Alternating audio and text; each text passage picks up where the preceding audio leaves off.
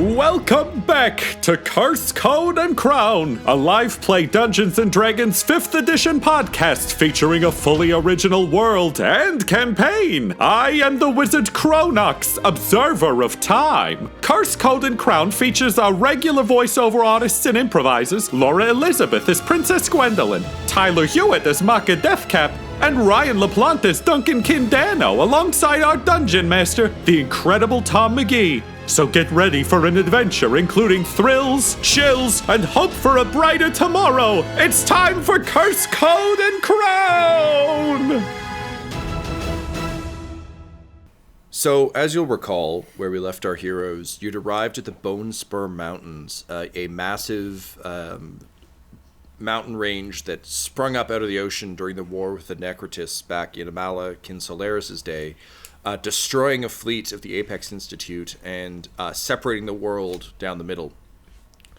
Now, in your timeline, you've arrived, having left the area of Byproduct and the former floating grounds of Orville, on your way to the Shadowlands, where you hope to learn more about the Shadow Mother and the assassins that have been hounding you since you left Orville, and that seem to be somewhat responsible for the attack there.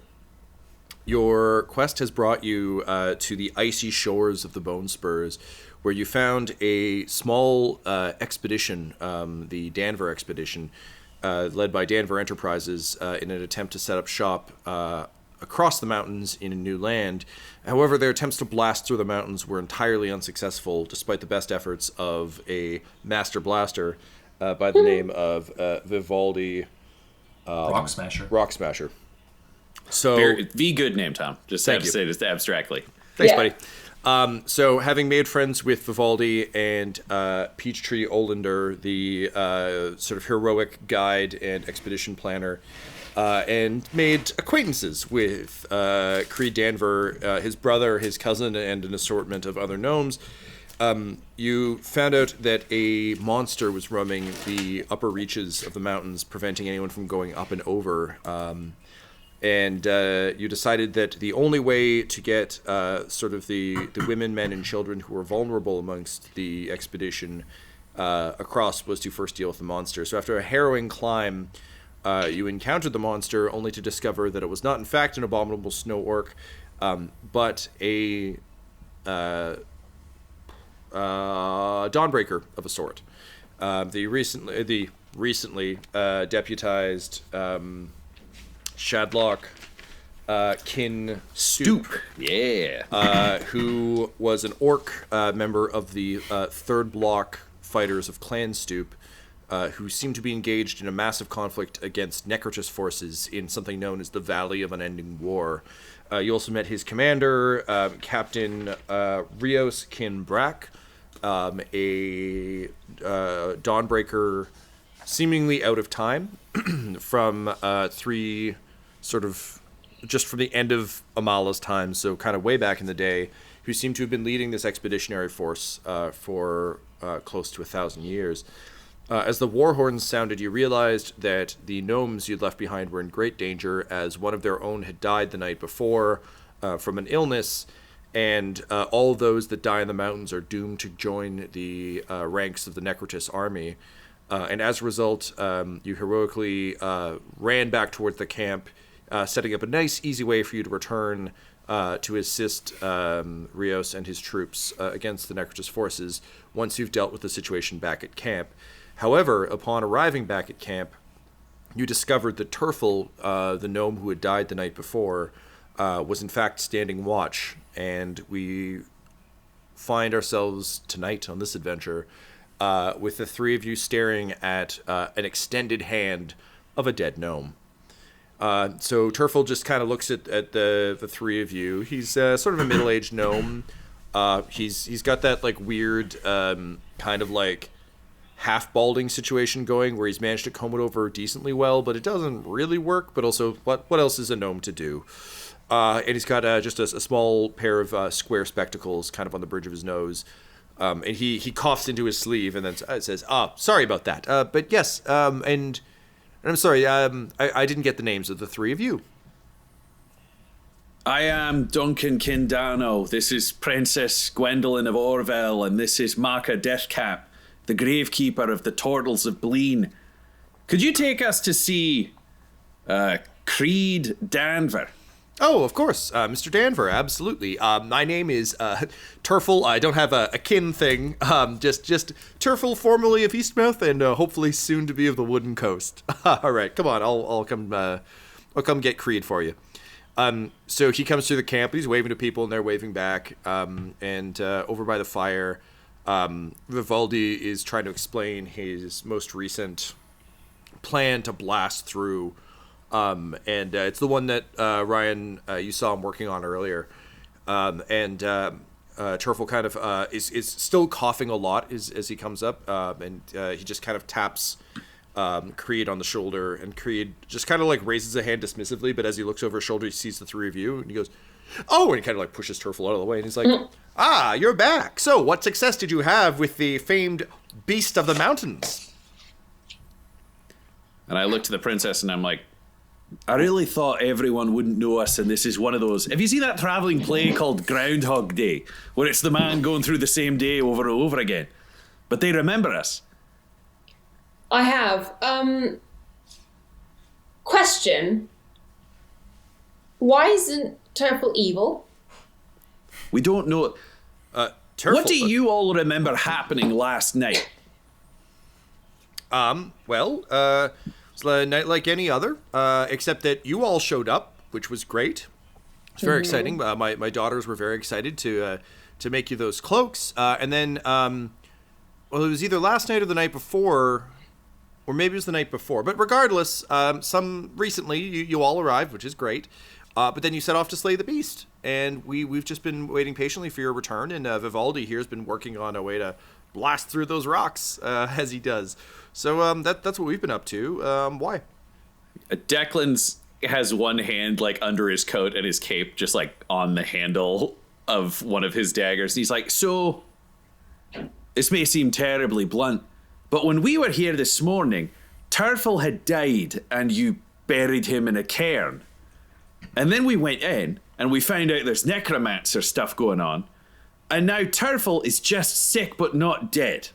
Whoa. I mean, Turfle's condition has been getting worse, but, I mean, look, he's been standing watch this evening. I don't see any problems with him. Why is it that you remember us leaving, but you do not remember Turfle's death? I can't tell. I mean, Turfle's fine, so I'm like he's right there. Yeah, but think really hard. And he just kind of looks at you and shrugs and says, "Yeah, no, he's right there." Okay, let me take a different tack here. How many years has it been since Amala Kinsalaris died? Amala? Oh, you mean that the lady from all the history stories that everyone's always on about, the Yes. human woman, right? Yeah, Right? how many years has it been since we overthrew the Necrotis? The Necrotis. Oh, that's such ancient. I don't. Hang on, Damon, you care about this sort of stuff. They have questions about history, and so Damon comes trotting over, and he like adjusts his tie that he's still wearing under his jacket, even though it's kind of ratty. He says, lady, gentle turtle, gentleman, what can I answer you about history? How many years has it been, approximately, I don't need exact, but how many years has it been since the Necrotis was defeated? Oh, about 1,000, although there is some debate about the exact date that Asher was defeated in single combat by Amalakin Solaris. You see, amongst the and he just starts like launching into the there are 4 sources that all report it slightly differently, but okay. Yes, So these people are our generation of people, which makes me think if they've been living here, but it's not death energy, I don't know magic. I mean, Makka, you technically are the only one of us who knows magic. Technically, Princess, I think you have the most magic in you, arguably, at the moment. Could it be that they're repeating, like, a battle over and over in the middle, and it's sort of just, like, lessening as they get further away? Dish. Your guess is as good as mine. I mean, maybe these folks just arrived. I would like to speak with Peachtree. Someone who leaves the gnome encampment on a regular basis. That is a wise choice. Alright, Great idea. Can we see her, Tom, or we'll be like, hey, go visit? She's kind of like out on the ice, but they can call her back easily enough. They they have to use a torch to do it, but they do the little mirrored glass thing, and then she kind of whips the dogs and comes back in, and she gets off, and she's clearly tired, like she's covered in snow. She's clearly been out there all day. But what's interesting is as you watch her approach, it's like pitch black out there. But as she approaches, and you can kind of see the lantern swinging off the dog sled, you can actually see that it's reflecting off of sort of massive dunes on either side of her that are much, much higher than you remember them being. Is it snowing? It is not. It's a perfectly clear night. There's no moon. Damn it. This is time dilation. I've heard about this. Time in the rest of the world might be going faster than the middle. You know how they think it's been 1,000 years? But out here, they're from our time. What if they haven't been fighting for 1,000 years? What if they've been fighting for like a week or a year, but it's been 1,000 years? So it's like 1,000 years out there. Like if we were to like look in here from the outside, they'd be moving in like slowly, like. No, they'd be moving really fast because they have. Oh no, really. I guess really slow. Okay. Actually, this is a hard concept to deal with abstractly. But you're right. I'm wrong. What you are describing does not explain Turfel. He died. Correct. Right. And all right. No one has any memory of it. Should we just tell Peachtree the whole truth about what's going on inside? Like, I don't know what secrets we need to keep. She is an explorer.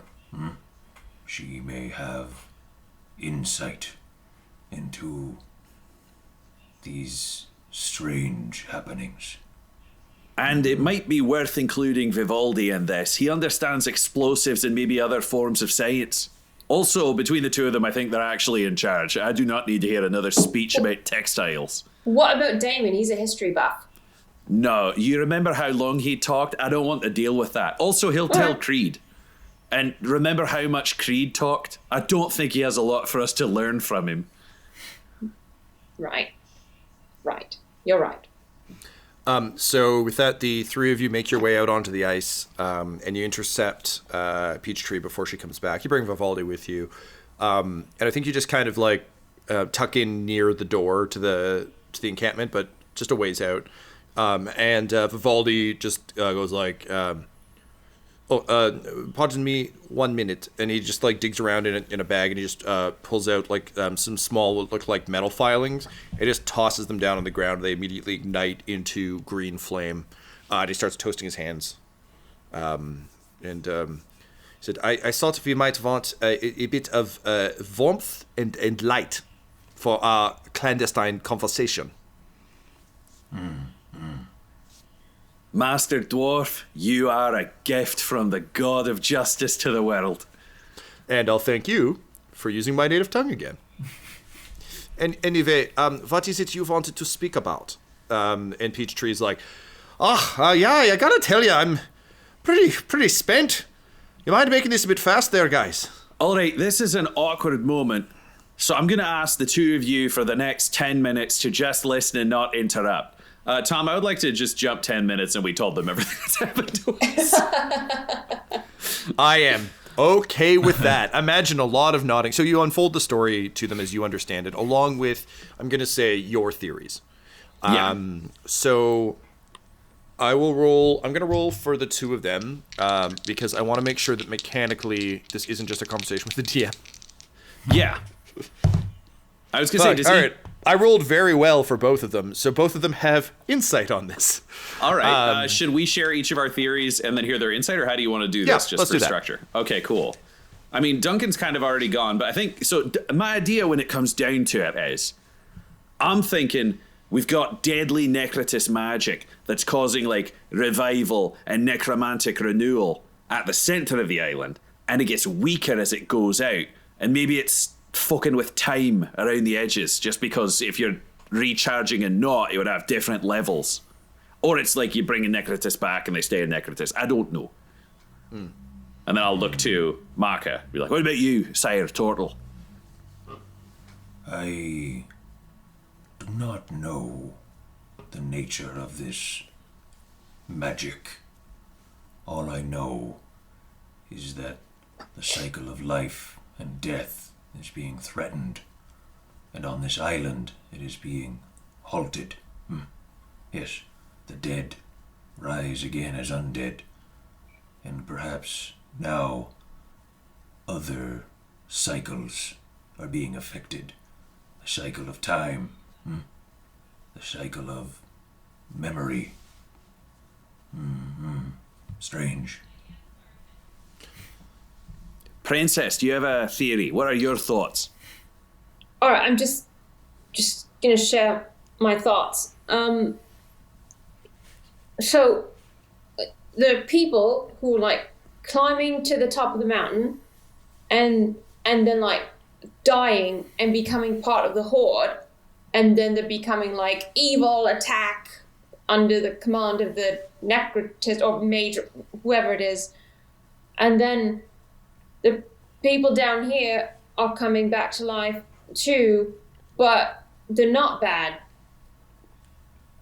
So are people just coming back, and it's only that like the people that whoever bad person knows about, they become bad too, and just I don't know. So if they're near the enemy is the one bringing them back. But if they don't know about them, it's the island bringing them back. Also, I'm just thinking they're just being brought back, no matter what.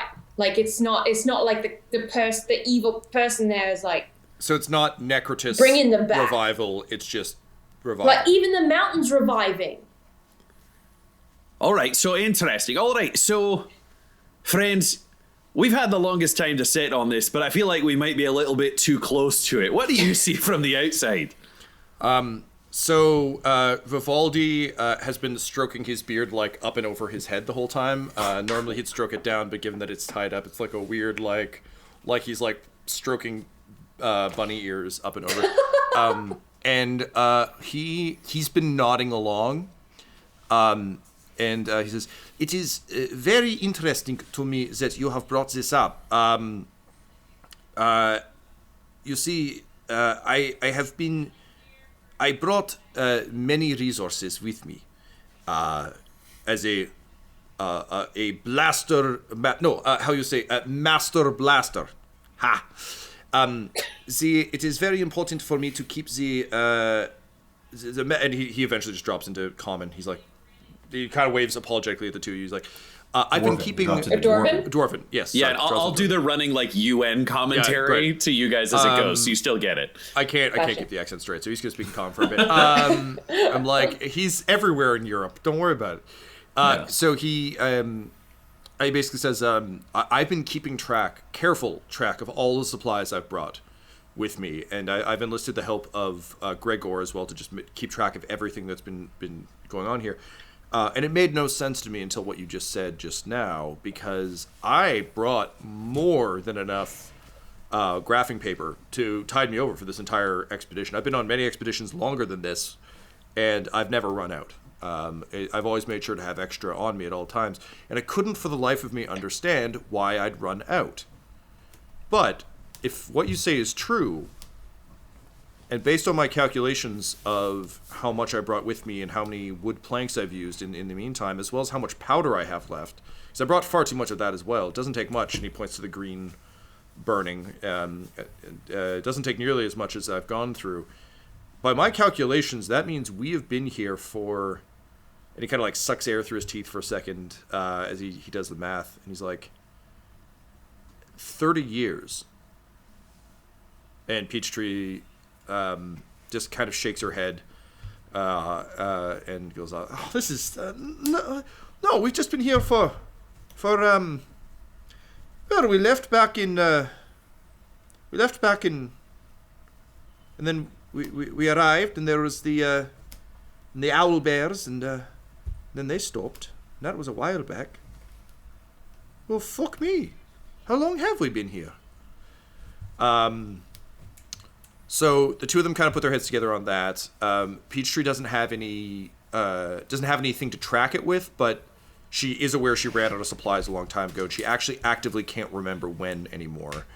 And she says, but about what the princess was saying, that struck a chord with me, because we've lost people. We've lost a ton of people on all these expeditions going up and over, and there was the beast and the winds, and they fell and they died, but I can't tell you who any of them are. And then she looks at the dog sled, and she's like, and we lost dogs, but there are 6. There's just enough to pull the sled. There's as many as we brought. But I know I've seen them dead. I remember. But there are 6. So they're both just completely vexed, but also don't think you're crazy. So something here is bringing people back and changing the way the system works. There is magic suffusing this island, according to Makka. There is a pattern that people cannot escape. And soon it would appear that even we, the newcomers, will be trapped within it. There is one thing we can change in these days, which is the war against the army of the Necrotus in the centre of the valley of unending war. If we can turn the tide and find the mage at the centre, maybe that's the only way to save the day. And here we have a master of explosives. We have the explorer and survivalist extraordinaire. The powerful magic is emanating from that valley. We should And go. the sword of Elos reacted to it and sang.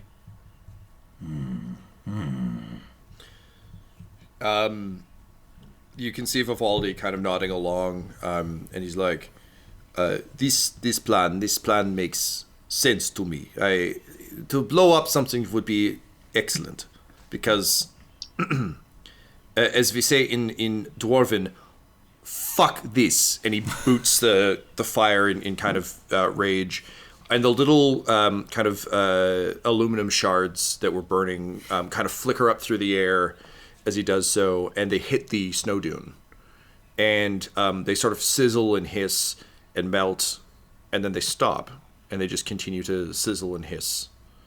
And as you kind of step forward to get a better look, you can see that underneath the dune there seems to be a small ridge made of stone.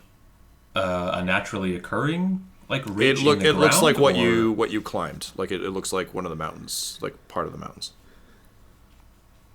Oh, damn it, they're growing.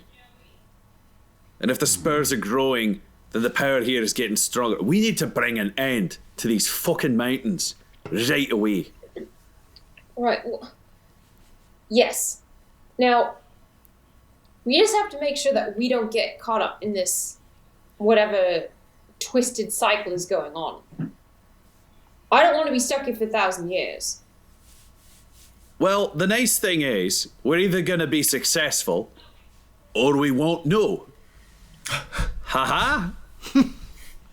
Yeah, I mean, it fucks the world right over, but...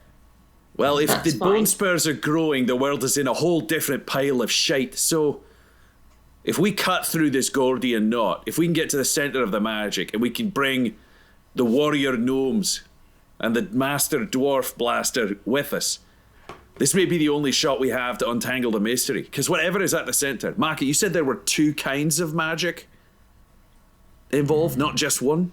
More than one. I can't say how many. I want to break this unholy partnership. I can kill one magic, deal with another, kill them both. I am ready to return to the orc camp. I am ready to face what is in that valley. And Makka will turn around and start walking. Well, guess I'm with the turtle on this one, but we should probably slow him down in case you guys want to bring anything. And I'm going to go after Makka and just be like, Makka, this is awkward, but can you heal Turtle? Because if we break this pattern, he's going to die tonight forever. He is unwell. He is sick. It may not be my place to save him. If the spell is broken and the cycle will continue, he will die and break down as he is meant to. It is good in its way. So you're saying that your healing philosophy includes combat wounds, but not illness?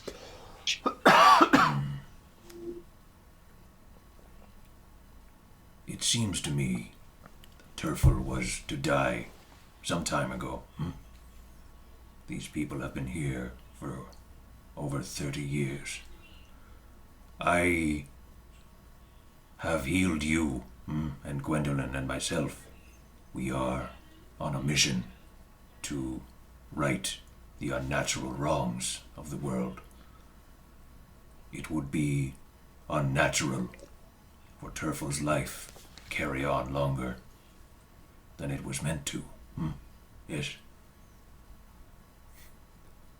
I don't know, Sire Turtle. I don't believe when we have science and we have the ability to help those that don't have the gifts that we have, that we can let it go. Hasn't he been cursed to live a life he should not have led for 30 years? And couldn't we just give him back the life that he deserved? The chance to be something more? The chance that they don't get to decide that he dies here? For we don't know where the Necrotis's involvement began. We don't know what this magic has caused. I will speak with Turtle on this.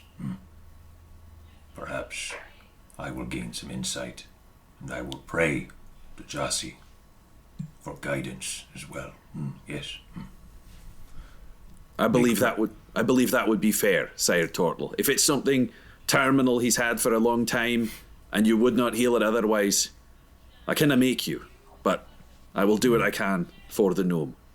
Make your preparations, Duncan Danno. For when I finish with Turtle one way or another, we make for the Valley of Unending War. And Makka will walk away. Sure. So we can count all of this as a long rest. Even though you're technically doing things, I feel like it's inactive enough that you can... maybe we'll call it a short rest? Short rest? Okay. Oh, damn it. So spend those hit dice. On the website dndbeyond.com, they say... Someone's saying, hey, Google? Google is telling me what hit dice are. Just gonna let this play out. Well, I gotta be careful, because I said the magic phrase in this room, and I've got one of those. Yeah. Incidentally, good to know D&D Beyond is hooked up through the device that I won't mention by name so it doesn't talk to me again. Oh. Cool. If this wasn't an audio medium, that would be super helpful. Yeah. And if anybody's wondering about sounds in the background, we all live with partners and other people in a quarantine environment, so you may occasionally hear people living their lives nearby. And that's just part of the circle and part of the cycle. You know, praise the cluster. Life The cluster goes of on. people living on top of each other. Yeah. Under a Can't call pandemic. them Leave a house. and cluster or home. on. Yeah. A pandemic that Makka would be fully understanding and philosophically and supportive. Yeah, correct. So, Makka, you make your way back into camp, and you see Turtle kind of back at his guard post.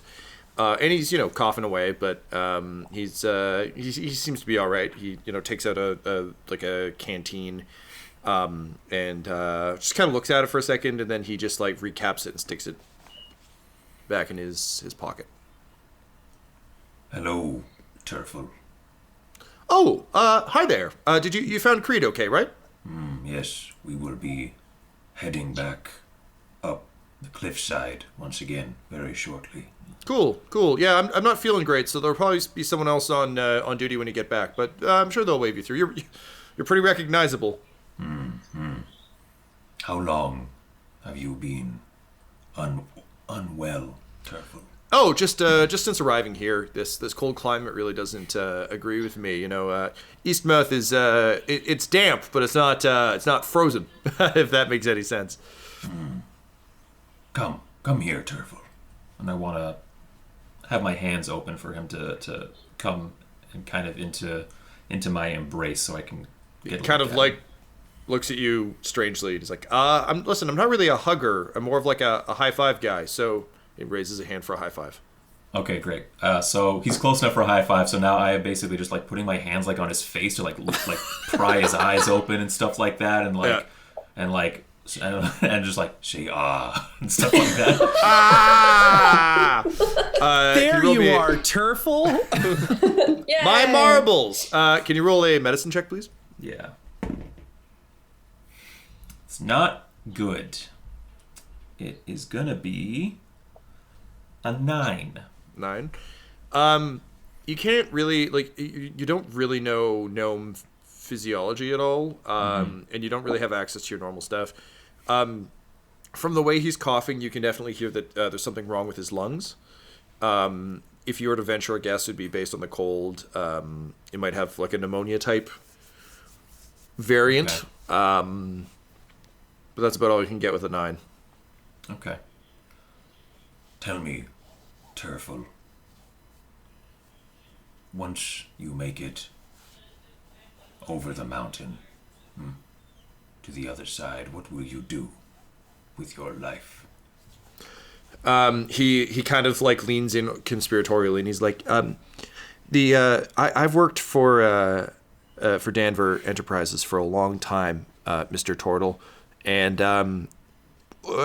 you may have gathered Creed isn't the most likable fellow, and quite frankly, our business suffered for it. So I'm looking forward to starting fresh and getting a chance to live life out of the shadow of Mr. Creed. If you don't, and he like leans in very conspiratorially, he's like, I don't plan on staying with the company once we get there. I'm gonna start my own business of some sort. I'm not quite sure what yet. I'm just gonna kind of figure out what the people there need, and then I'll just do that and hopefully start a family. But if not, at least I'll have left my stamp before I go.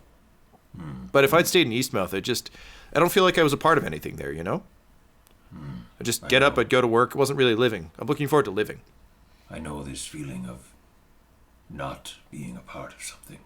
It is wonderful to feel like you are part of a collective. Yeah, that's kind of what I was missing. I just kind of felt like if I died suddenly, it's like they wouldn't notice, and they could just replace me with a sexy lamp or something, and it would be fine. It wouldn't change anything.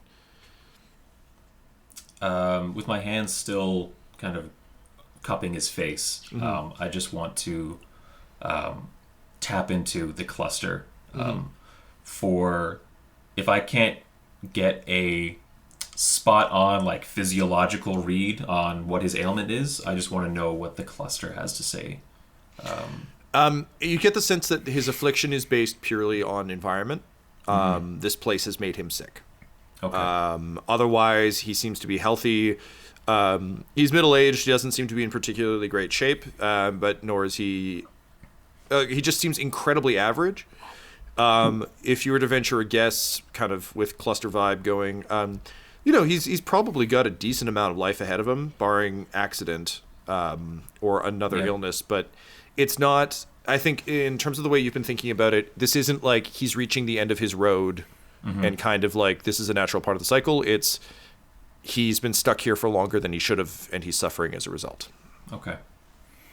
With my hands still cupped to his face, I'll cast Lesser Restoration to cure disease. So as the spores kind of fly into his face, he's like, "Oh no, I'm allergic to spores!" And he starts like coughing and hacking, and then he stops coughing very suddenly, and it's almost like surprises him.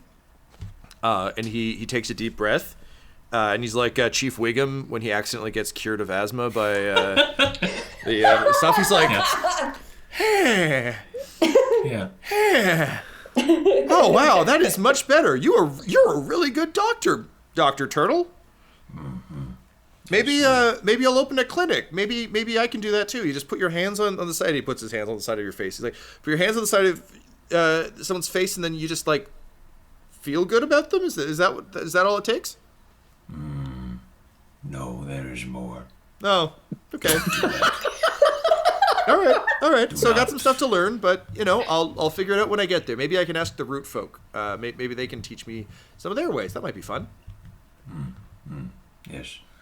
Do be sure to leave this place as soon as you can, Turtle. Oh, Dr. Turtle, I would like to leave yesterday. I feel like we've been here for ages. I just want to get out of here. You cannot get on with your life until you leave this place. I agree. I would love to go. This sucks. This sucks very much. What I can do to help you with that. Well, thanks. You just go put your hands on whatever side of the problem it is and just... You do your thing, Dr. Turtle. I salute you. No, thank you. No thanks needed.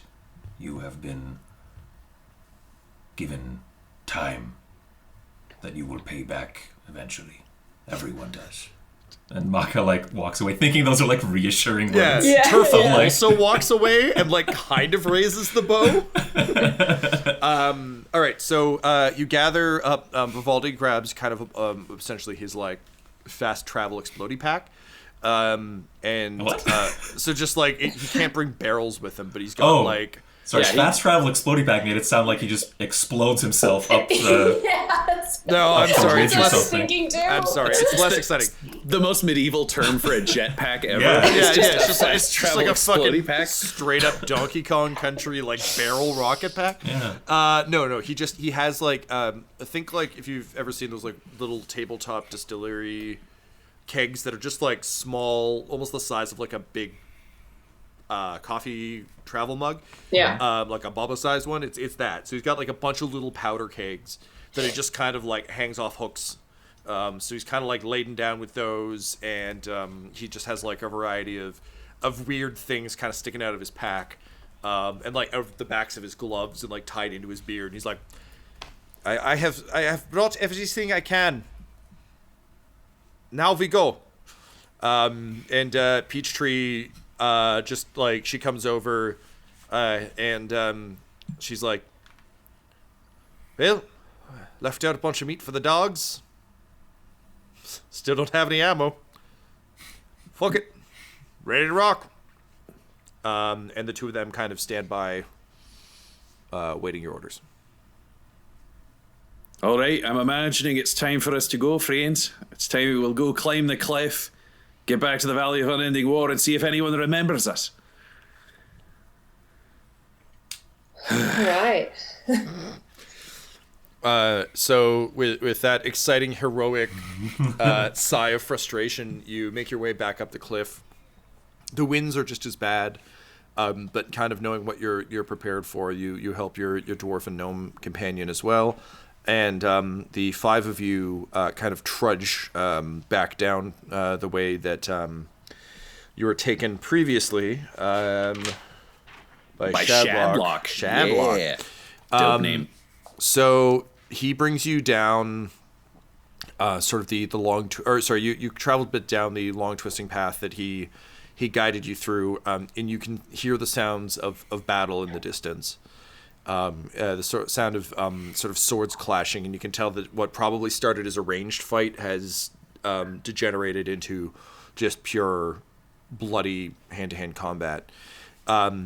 So what is your approach to this? As you approach the caves, you see that they're empty but almost look ransacked. Ransacked? Yes. Interesting. I guess we should, if they've been ransacked, we should try to clear the caves Or first. where the battle is. Should we go to the battle and watch from the sides to see if we can spot a mage? Roll me a perception check, please, on the cave. Or an investigation. That'll be perception for Makka. 16. Okay. It seems not like they were looted, but more like people have been rushing back, grabbing things, and then running back into combat. So, weapons racks are knocked over. Things have been, there's clearly like a field hospital in a corner that's been pretty badly turned over. But it looks more like people have been coming back all night. Like the fight's been going on since you left. Okay. And I think we're probably like early morning-ish now. We spent the evening making preparations. You're all tired, but still functional. Yeah, I don't know what anyone else is thinking, but we know they've said if you get into the battle, you can't spot the plague mage. They don't know what they're doing. What if we skirt it? We just stay far enough back we can observe and try to spot a commander or someone using a lot of magic or something. Is there a high point we can get to? The valley itself is actually very difficult to observe. You came from a high point and kind of followed a twisting path. From up there, it's just you can just see the broken trees. Like they unfortunately the trees are tall enough that they provide cover. You can see things moving amongst them, but it's very difficult to get an eye on it. But if you want to like circle around the valley, you could try and do that. It's just from where you were, you will have no luck. Well, I agree. We shouldn't just like march into the fray. So should we circle around and try to crawl up the enemy's arse? Yes. Very few people defend their arse adequately. Makka like points to his shell. He's like, I disagree. Okay, very few humans are prepared. A turtle-shaped exception to every rule. So you start making your way around the edge. Can you guys roll me, please, a stealth check? All three of you. That's a 12. Nat 20. Ooh. And I am a 17. Great. You guys are hella stealthy. I think you'll leave Vivaldi and Peachtree back, since like Peachtree can kind of give you some advice. She kind of like points to a spot across the valley, and she's like, "That's probably a best bet. I'd aim for there." And she gives you one of the little shiny mirror coins to signal her. So if you need them, you can signal, and they'll make their way around. I think you probably also have an order to Vivaldi. If it's just like, if it's this signal, blow up wherever you are. Like, set some bombs and run, and just foobar. Bye. So you make your way through the trees. You can still hear the sounds of battle and screams and injuries and war cries. Eventually, you make your way to the far edge of the valley, and you realize you're starting to enter Necrotist territory. The trees here have been cut away and turned into pikes, like a pike wall that is at odd angles and just very, very difficult to navigate. But because you have time and no one's guarding it, it's a little bit easier to navigate through. You can see that a lot of the snow has been melted away by fire to kind of set up a proper staging ground, and there seem to be almost like kind of like log cabins with kind of like dirt and stuff packed into the walls that have been set up. So you can still hear the sort of like sounds of battle when all of a sudden you hear a twig snap near you, just beyond the barricade, and as you with the scores you roll on those dice, you're like good to kind of drop into hiding spots. And you see your very first Necrotist soldier. They're wearing charred black armor, so it's like a burnt black, and have a distinctive kind of like essentially skull painted across their whatever their helmets are. It's a way of making non-uniform uniforms seem uniform, if that makes any sense. So it's each kind of dead soldier wears their previous gear, but they're all unified in like the skull marking, and then they seem to have kind of additional white rank insignia kind of painted on their arms. You see an orc in armor very similar to the and possibly a former member of the Third Fighting Block, kind of start to edge into view, and then you're surprised to hear what sounds like sobbing, and you can see the orc is dragging an elf who is dragging the elf by one arm. And the elf is similarly wearing charred black armor. Its helmet, her helmet's been like half scored off, and part of her skull is missing. And you can hear her kind of moaning in a strange tongue that sounds to your ears like several tongues speaking simultaneously. It's that kind of horrible mythos stuff. And the orc is sobbing as he pulls her back towards one of the cabins, speaking in this same voice. So the elf is also clearly Necrotis. It's not like dragging a captive. They're both Necrotis. In a hushed tone, Makka will turn to Gwendolyn and Duncan and say, this is not typical behavior of an undead warrior, no? Weeping. I mean, I've never met an undead warrior, but this does seem strange. Should we follow them? I've only heard myths, so I don't know if they're not zombies clearly, but I don't know what the Necrotis was like. This is thousands of years ago. All I know is dread hosts, and I mean the skull thing sort of adds up. All three of you are slightly alarmed to hear a soft singing sound as the Elos blade vibrates actively and begins to glow. Isn't the right term, but it's almost like an oil slick on water starts to kind of ripple across the blade. Sorry? Like shimmering? Yeah. Like just it's not that the surface itself is changing, but it's that kind of coloring running up and down the blade. Oh, damn it. It did that last time. I don't think we can actually hide it anywhere near Necrotis forces.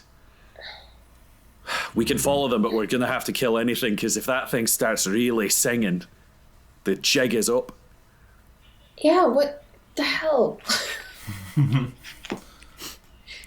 I would like a closer look. Stay here. And Makka will start crawling towards the cabin that this couple were dragged into, or this orc dragged the elf into. So Makka, you sneak up to the edge of the cabin, and you can see that weirdly it looks less like a hospital and more like a chop shop. Like there's saws and heavy metal implements, but also oddly body parts hanging from the walls. And you see the orc kind of like dump the elf onto a table, and he quickly like grabs a spool and starts like pulling out string, basically twine, and he chops it. And he quickly starts like looting through a box that seems to have fragments of bone. And you can see he's very clearly like looking for something to replace the part of her head that's been knocked off.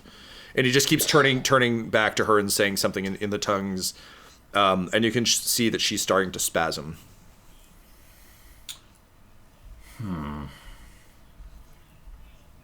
I am so confused by what I'm seeing. Can I cast detect magic on them specifically? Sure. Yep. So you kind of reach out and you get a bit of that reverb effect. They seem to be part of a cluster, but it's not yours. I'm just back watching him, waiting for a signal, basically. Yeah. So the orc finally finds something roughly the shape he was looking for, and he kind of locks it down over her head, and then he starts like rooting through what looks like just a bunch of fabric and leather, and finally finds a strip and starts sewing it quickly onto her forehead. I think I want to watch him go through this process. Okay. I want to see what the end result is. So you see him sew half of it on, and then he grabs kind of a paste, and he starts like rubbing the paste under the flap and also around the edge of the broken skull. It doesn't quite fit, but it seems to be good enough. And then he quickly sews it up, and then he rubs more of the paste around the edge, and he just kind of like puts both of his hands on her chest, and seems to be kind of saying things that you, I think, as a physician would understand are essentially the "Don't you die on me" words. And then the body rattles one more time and falls completely still. And he lets out just a wail and like punches the table, and just kind of like collapses backwards to a seated position, just kind of staring in frustration and disbelief at the table. I'm gonna sneak back to the group. Okay. Duncan and Gwendolyn, what do you think you were doing during this time? I think Duncan was just hands-on weapons watching, like, the area more so than anything else, because if somebody was going to walk up to end up on top of Mr. Tortle, then Duncan would have had to try to take them out silently. Sure, yeah, that makes sense. I think you've seen a couple of Necrotists at distance running up to various buildings. You saw one with a bow kind of limp into a building and then just like come roaring back out with like a fistful of arrows. It seems like they're in much the same straits as the third block, in that this fight's been going on all fucking night. But you see someone like yelling orders to a couple other people, but they just look to be another Necrotist. Like they're not wearing a hat that says Plague Mage, if that makes any sense. Is there like a fancy tent or a command tent? Because usually in military there's like a logic to excuse me, but like camp setup where it like you can figure out like there's the general, if there is one. You don't actually see anything that looks any finer than anything else, but there is some, like, there's clearly a command cabin just based on its positioning, but it looks no different than the medical cabin or any of the rest of them. But I think based on the way you can observe, if it's like, okay, well, weapons are kept over there, medics are here, that's, if I was building this camp, that's where... Okay, cool. So that's the Grand Poobah would hang out. I think that's what Duncan could realistically figure out in that amount of time. Great. Gwendolyn, your sword is singing. Yeah, I'm gonna like take it out and like I basically, are we on snow? Yeah, you're gonna right now. Yeah, just gonna shove it in the snow and see if that has any impact. Yep. It definitely deafens it. Like it's not an ethereal sound. It's a sound that's clearly coming off of it. As you grasp the hilt, though, in order to do that, you almost feel like an electric shock, and it kind of runs up the length of the blade and kind of throughout your entire essence, since you're soul bonded to the blade. Is it unpleasant or? It's just like a light electric, like a static shock. Okay. So just like a little jolt. And for a moment you feel extraordinarily excited and you feel a tremendous amount of anticipation. And as you stuff it into the snow, you think you hear the word finally. All right, Duncan? Yes, princess. I think the sword just said finally to me, or to itself, or but I feel really, really good when I hold it. So I don't know if it wants to like kill things or like go back to someone here. I don't know. All right, well, my guess would be the sword that's killed so many Necrotists is probably excited to kill more Necrotists. And my other thought is, don't give that sword to anyone. We don't actually know who's organizing what here. We can't really trust anyone. I trust you, and I trust Makka. Right. Somewhere Vivaldi's feelings are crushed. I like Vivaldi, but I cannot trust him because he's been trapped here for 30 years. We're the only people I know were real a week ago.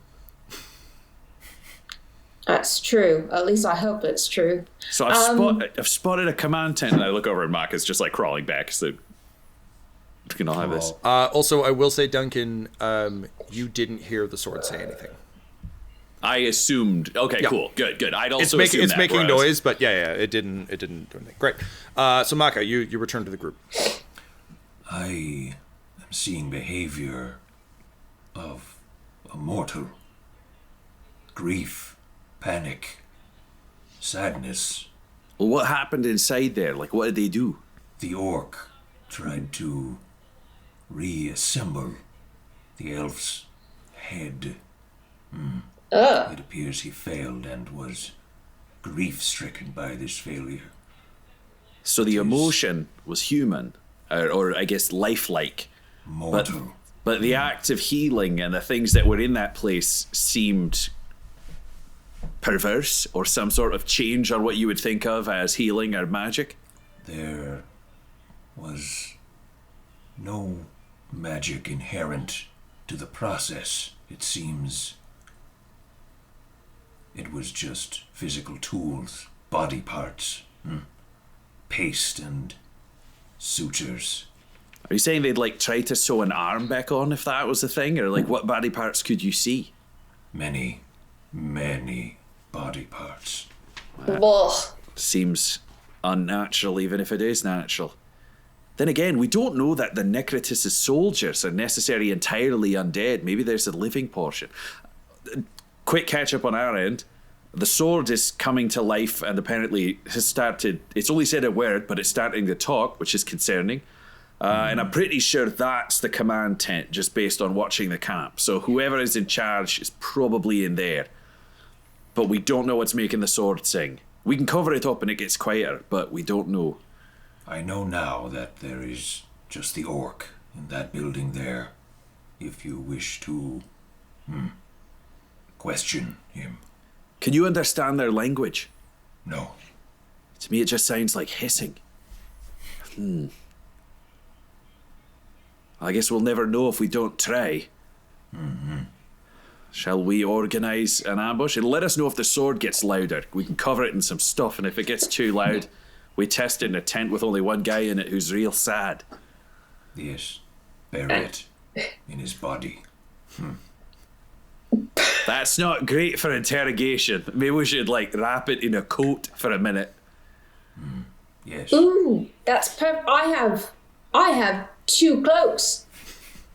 And I just like whip off my like outer cloak and like wrap it around it. You remember in your childhood, Duncan once gave you tremendous amounts of shit about your mathematics because you just hated the idea of like dealing with math and abstracts, and finally he just like drilled you on like, all right, if you have 1 cloak and I give you like you have 1 fucking thing and I give you another fucking thing, it's how many things? You're like 2 things. He's like, there you go. So weirdly, you're just like incredibly smug about having this second cloak thing sorted now. It's just one of those weird, like, you'll always spite your parents for something they don't remember, but you do. So it's like, I have 2, like, look over at Duncan, cloaks. All right, so wrap him around the sword. I don't know why this is taking so long. I'm doing it. So you wrap the blade, and now it's like a quiet hum. Like a phone on vibrate that is still audible, but not as bad as a ringer.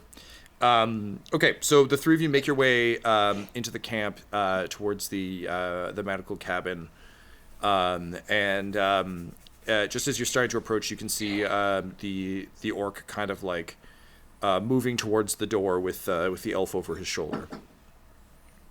If he's coming to the doorway, Makka will just charge at him and just like try and tackle him back into the building.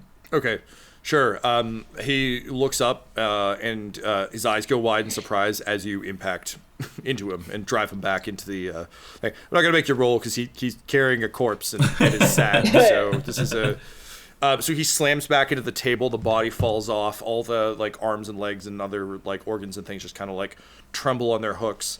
And he kind of like reaches for, I guess, the closest thing's probably a needle that he was using earlier. So he grabs the needle and he tries to like jam it into the side of your head. What do you do?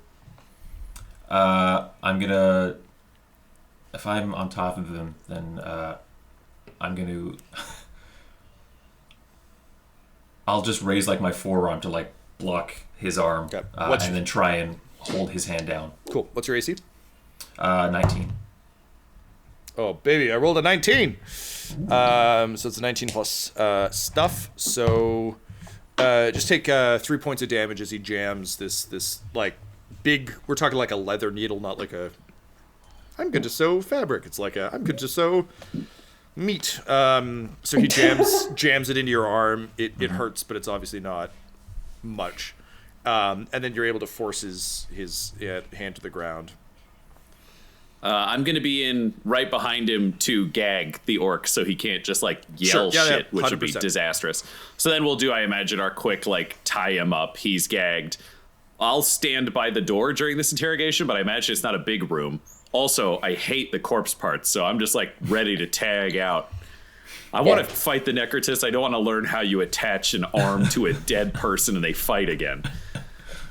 Yeah, if I don't know if I can feel sick to my stomach, but I feel like I'm kind of like.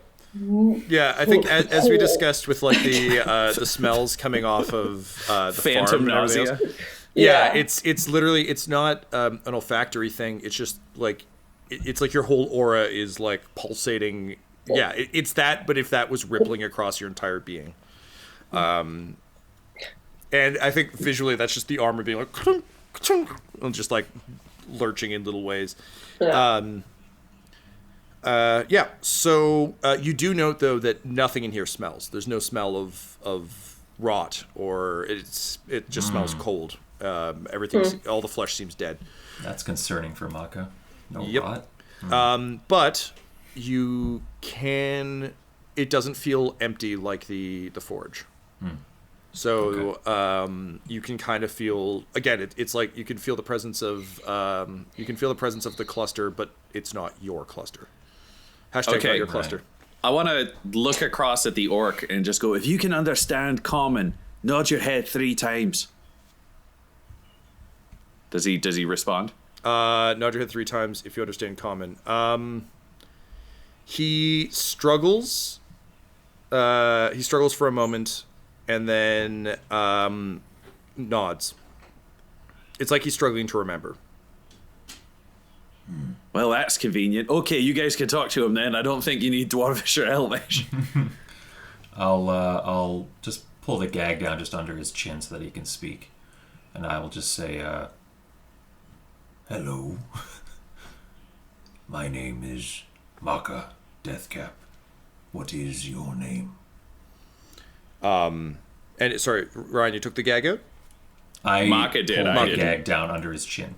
So it can seem kind of like work his jaw a bit, and he's like, this one's name was Johannes Vandermoot. And you can still kind of hear the echo of multiple voices, but it is distinctly common. This one. Is this who I am speaking to now? Am I speaking to Johannes? Yes, the Necrotis is a collective of a sort, but we have regained our intelligence. I have not needed a name in some time. Johannes, we come to the Bone Spars to cease this endless war.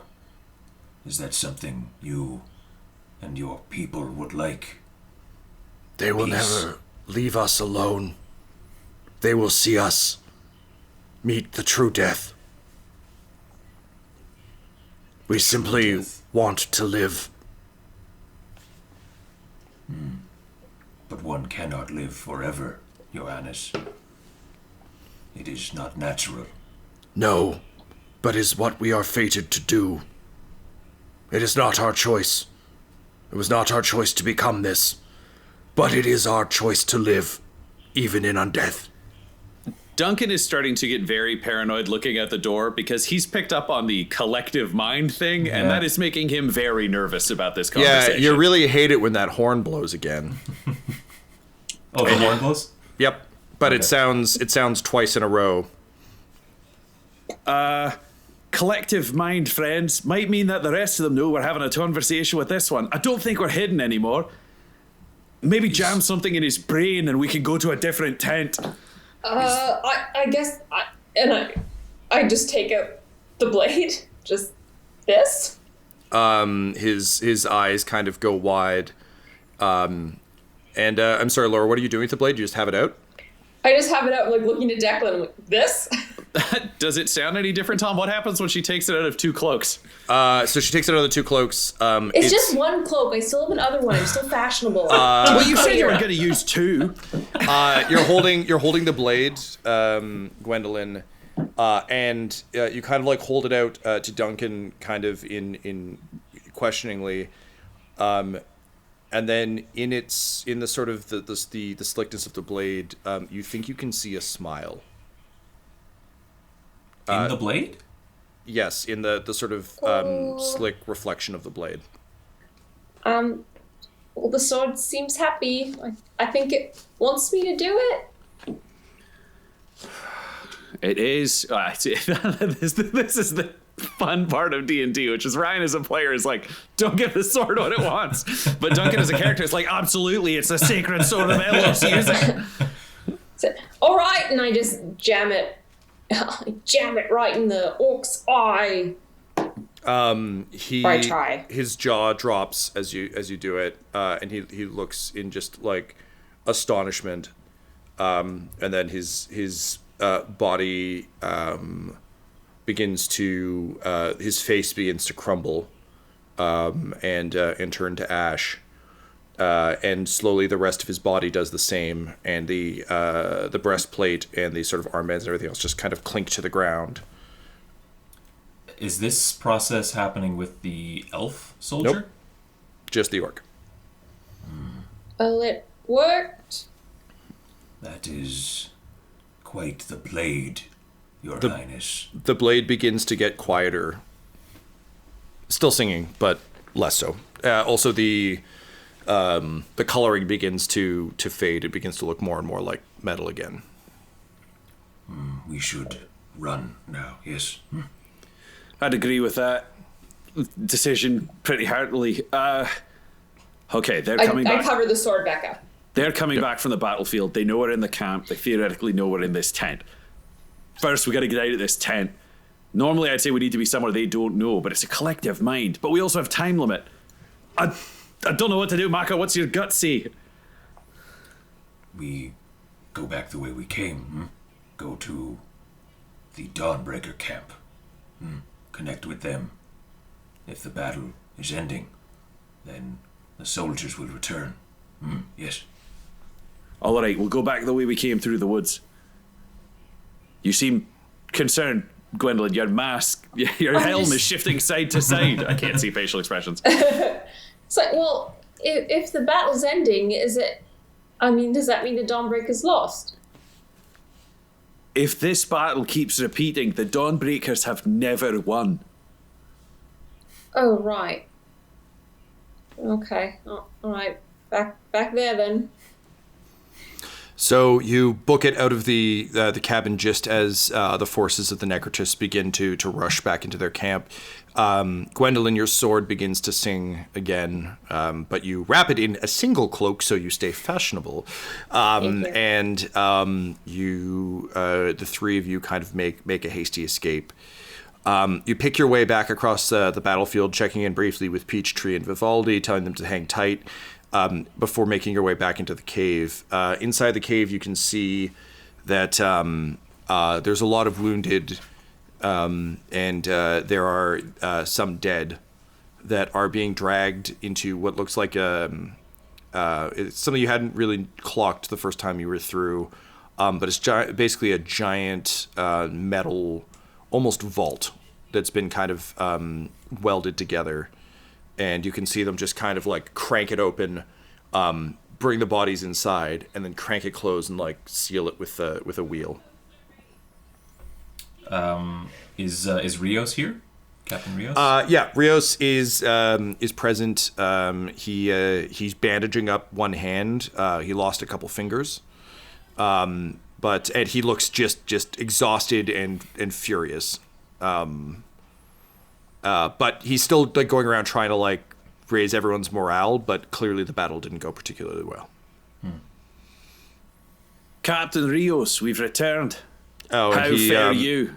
He like is in the middle of pulling his bandages tight, and then he sees Gwendolyn, and he kind of like drops into a bow, and then you see him wince as he gets back up, and you can see his knees a bit fucked up, and he's like, "Highness, Sir Turtle, welcome back. I fear you've come a bit too late. The battle is lost.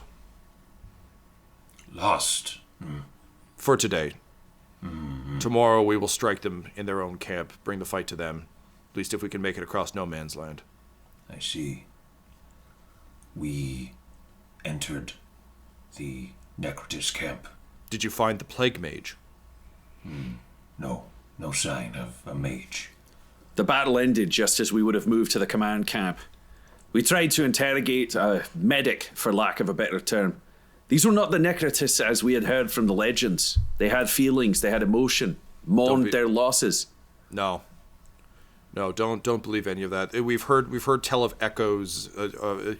Those who believed things in life occasionally bring them with them into undeath. This medic, was he an orc like us, like these orcs? He was an orc, yes. Was his name Johannes? Yes. How do you know this? Rios is just like crestfallen. He's like, he was our cleric. He was the one who helped us prevent the dead from rising. He clearly carried his care for the dead into unlife. Did you end him? Did you set him free? Quite Was that the same spectacularly. question? Yes, that is the same question. Then yes. Good. No one should live in undeath. He appears to have made a choice of sorts, that he wished to continue living. I do not agree with for everlasting life. The Necrotis claimed to have a collective consciousness. Were you aware of this? A shared mind, as We've heard rumors that's how Asher was able to control all of his forces simultaneously. They were all born of his will. He was the one who raised them, and he created the Necrotis itself to try and overpower the world. It's we don't have exact science on any of it. Some people speak of it almost as though it's an infection. Others speak of it as though it's magic. We've never been able to do an autopsy on them. The damn things fall to ashes when they die. Well, you killed one. Not all of them. We found an elf Necrotis corpse. Are you certain it Not was dead? fall to ash. Yes. Yes. Well, it had been stapled and pasted back together in the head. It wasn't moving, and the corpse of Johannes, or whatever he was, mourned it. This makes no sense based on what we know, but regardless, you did the right thing. It's a shame you couldn't kill more of them, but one is a start. And then he taps the safe, and he's like, and there's 3 more they won't get of ours. And Makka was going to say, like, what is this?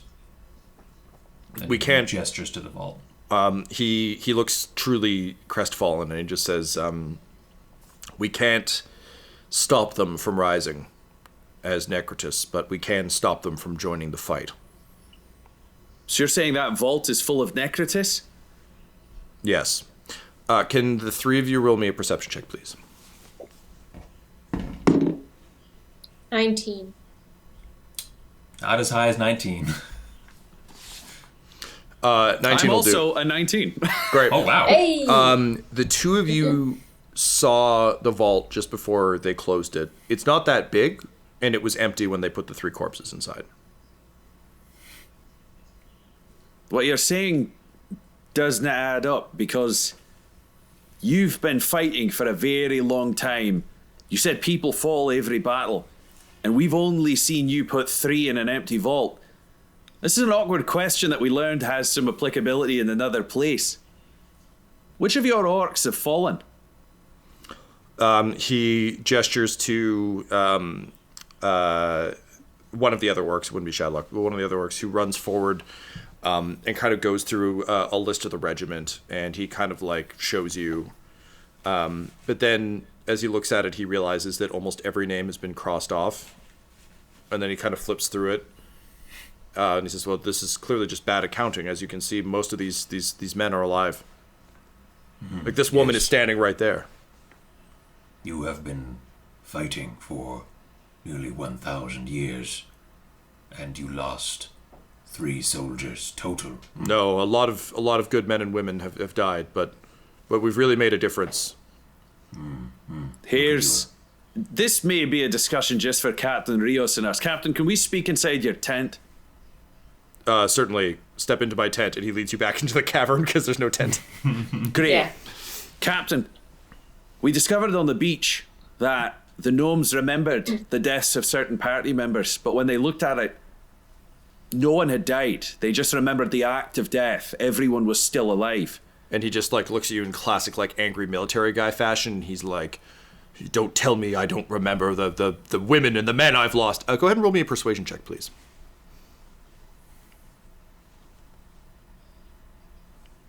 That is a dirty 20. Ooh, nice. He gets real mad at you, but as he yells, he starts to like yell his way into believing you. Where it's just a lot of like, no, like I remember the face and the name of everyone who's died under my command. There was Brigitte who's there, but there was also, and then as he starts listing off names, he's seeing all of them, and he's like, and Shadlock, and then he, like, you almost see him freeze up for a moment, and then his fingers twitch a little bit, and then blood begins to run out of the tear ducts in his eyes, and out of his nose, and out of his ears, out of like the nose plate, and he just kind of goes, and then as he lurches forward, he just kind of grabs the front of your tunic with his 3 remaining fingers, and he just looks at you and he says, "You're right. They live." And then he collapses and starts foaming at the mouth. Damn it, that's not good. Sire Turtle Makka, can you heal him? What is this? Yeah, I can I can use my last 2nd level spell slot for 1 more round of Lesser Restoration. So I lay my hands on him, and the spores do their work. You tell me, Tom, if it's in vain or not. But I attempt to reverse this condition that he's under, this seizing and bleeding out of every orifice. The spores do their work. They do exactly what they normally do. Mm-hmm. There doesn't seem to be any effect because all body function in him has ceased. Is that another way of saying that he is dead? Yes, but also like alarmingly like almost like he's like he hasn't petrified or anything, but like all when like a body shuts down, it shuts down piece by piece. Sure. His entire body has simultaneously shut down. Everything's done. So there's like no living bacteria. He just went to 0. Just full stop. Like it's not like his heart is like pumping out the last. His lungs aren't doing the thing. His eyes aren't flickering. It's just full on like done. What just happened? His entire body just stopped. I have never seen this. I think we should wait, see what happens. Yes, the dead, when they fall, they rise as themselves, or yeah. Yes, this is the captain, you called him. Yes, a leader to those out there. we should keep him in here for now. You two remain here. I'll take control of the camp with Shadlock to keep them functioning as normal. And then we will see what awaits us in the morning. I will bind Captain Rios and just kind of prop him up against a wall in the cavern away from the door, the opening. So as you begin to bind up the body, again, it's just pure dead weight. And as you start, you tie up the hands, and then you go to tie up the feet, and you go back to tie up the hands, but the hands are gone, and the rope is just kind of in his lap. And as you watch his sleeves begin to sort of slowly sink, and his whole body seems to be kind of sinking into nothingness. And it's like every time you blink, he's just a bit harder to see. And eventually, as you watch, his face kind of almost crumples into itself. The nose plate falls off. The two eyebrow rings kind of clatter off his armor to the ground, and then the whole armor kind of sinks into itself, and there's nothing left. There is literally nothing left? Just what he was wearing in his gear. So the gear is not pristine, but it did not degenerate in any way like his body did? No. Okay. Yeah. Wow. Makka's like at a loss for words. He just doesn't understand what he's looking at.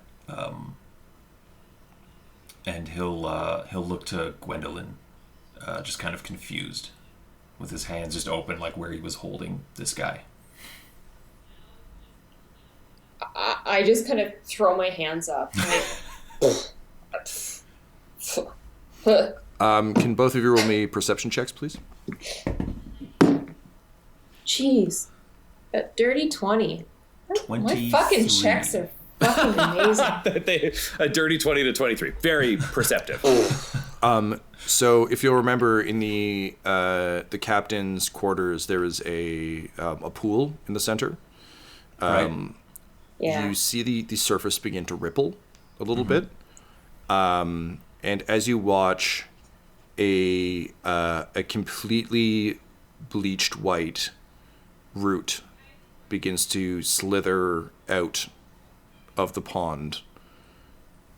And as you remain perfectly still, you see it start to spread into kind of small branching, almost veins, gather his gear, and start pulling it towards the edge of the pool.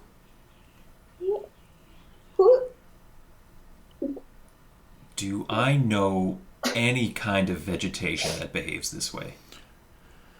As someone who can summon vegetation to do your work, you're fully aware of magic that would do this. Okay. This is not a natural thing, nor does this look like the root of any sort of living creature you've seen. I see. It actually looks like it's roughly the same texture as the mountains. The same texture as the mountains. I'm going to...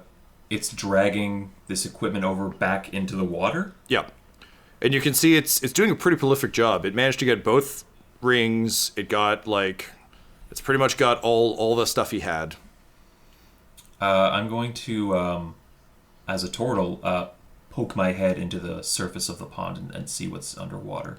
You can see that it seems to go deep. Like there's for I think most non-aquatic people it'd be hard to notice, but there's a crevice that seems to lead further down. It's roughly like the size of a manhole cover. It's natural, like it's a natural break. Mm-hmm. But it seems that this thing is linked to kind of an under mountain network of some sort. I'm going to submerge. I want to go down and check out this crevice that it's coming out of. So I think keeping a safe distance from obviously the roots, you see them pull it, and you can breathe underwater for like an hour, right? I can hold my breath for an hour. Right. So I think we'll say that you kind of push yourself through and follow this down a ways, and you can see that it connects to kind of a small system of tunnels that leads down and away from this chamber, kind of deeper and deeper into the heart of the mountain. The magical energy you felt is pulsing stronger and stronger the deeper you go.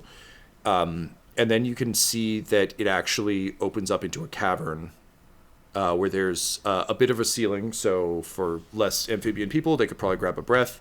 And there's a waterfall that seems to lead off the lip of this. That kind of basically this pond maintains it dips and comes up in the same way that you can keep kind of steady water in a pipe. So the pond remains level. There's kind of a U-shaped, it opens up into a cavern. It filters off into a waterfall of some sort that is in a much larger space. It seems to be an entire sort of massive cavern. Okay. That's as far as I'll go without my friends, and I'll dip back under and climb up out of the pond. Gwendolyn, the root, it collected Rios's belongings, everything, brought it underwater. There is a deep network. I came to a cavern and found a waterfall. I went no further, but I think this is where we need to go next. I think this is what's causing everyone to regenerate in a way.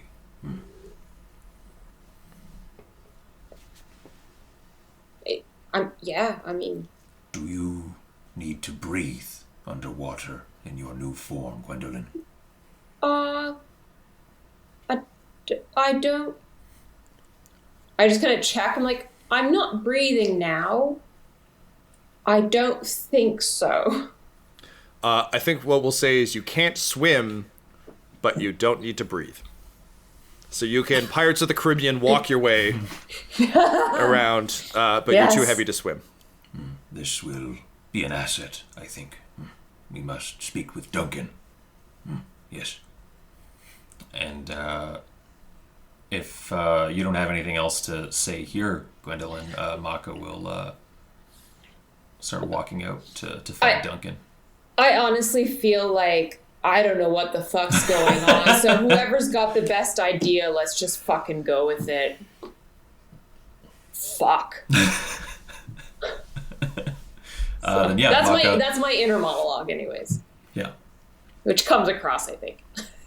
Makka goes to hook back up with Duncan, fill him in. Yeah, so you'd see like Vivaldi and Peachtree would go past you towards like the captain's tent. And then you'd probably find Duncan with Shadlock literally just getting like a list of the weapons that are available, where the troops are billeted, like the lay of the land, so that he could command theoretically the next day if the captain doesn't show up. Just entirely hypothetically, right? Yeah. Well, because, I mean, for him, he's like, he comes back a zombie. He comes back not knowing and takes over. He comes back tied up. I have no idea, because for me, that would just left them with a dead captain. And it's also like, I need to keep everybody busy. 100%. Because if they go in and just find a dead captain, we're going to have a bad day. Well, also, you told one person the truth and then their brain exploded. And he was the smart one. So... Yeah, and it did not true when we talked to the Necrotist, so... Also, Necrotist real? Duncan having a real weird day, deciding to focus on action. All right, so you guys hook back up with Duncan. I think you fill him in pretty quickly. Duncan has the appropriate amount of horror reaction. It's beautifully acted. Being a man of action himself, and as you've just stated, Ryan, your intent being like, let's just get this shit done because me no likey. Would the intent be to just dive in? Like the three of you explore this cavern? I can't breathe underwater. So there's, I can't breathe underwater, so there's a concern there. Also, I would want to try to see if we could bring as much explosives as possible, because if there's something at the core of this we can just blow up, then we should do that. For the purpose of role-playing, I'll say Vivaldi can follow, but he can't come with you right now. Cool. I would have had a question for Vivaldi of just like, Sure, yeah, go ahead. gunpowder. Can the gunpowder get wet? It can't. But he's got some solutions. Just gonna take some time. And he takes out a bunch of candles, and he's like, "This is an old trick, but a good trick." And he starts like melting candles over his barrels, just stopping up all the gaps. Oh, just He's waxing like, them? Okay. It will take a while, but it works. Trust me, I blow things up. And then he just like sits down, looks at like the stack of candles and the stack of barrels, and he's like, he takes another candle in the other hand, and he's just melting two simultaneously. It's one of those things where he knows that time's of the essence, but there's no way to speed it up. So it's just like, Yeah. I'll just be like, well, if you trust Peachtree, she can help, but what do we do about my complete inability to breathe underwater? So based on what our friend the turtle saw, as long as you swim quickly, you can get to a pocket of air. It just like it's one of those weird cave diving things where if you don't swim quickly, you will run out of air and it will be very unpleasant. But if you swim quickly, you will get to a pocket of air. It was fresh water that I wait. was swimming in, Tom? Yes. Okay. So, wait, if we got Vivaldi, is there like a small barrel that would be like head-sized? He I see what you're doing. Okay, yeah. he takes his like barrel off his back and he's like, "This is my favorite barrel. You take good care." And he looks at it. And he says, "Oh, Bertha." Mwah.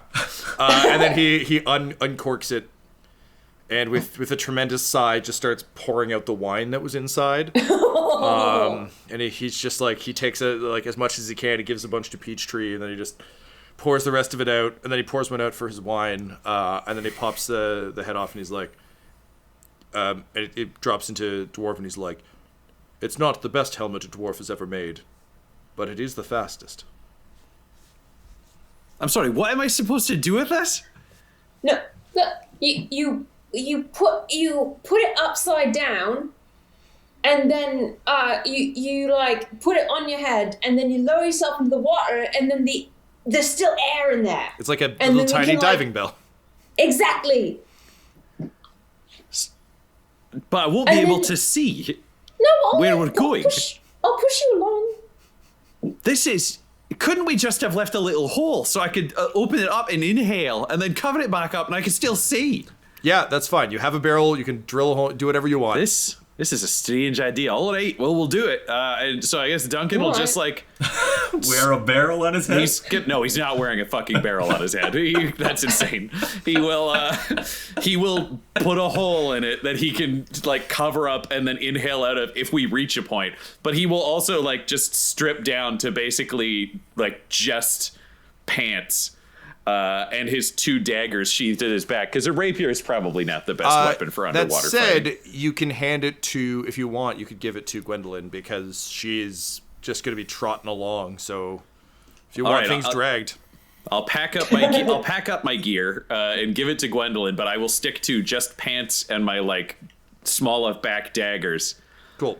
This is where you get the big reveal, and he's got a body like an Olympic swimmer. Like he's just I was got. gonna ask, like, what's his torso like? Yeah, it's good. It's good. It's a Michael Phelps situation. I was going to say, like- though, have you been cupping? Like, do you have weird little suction cups no, for trying to get your blood flowing? no. He believes in science.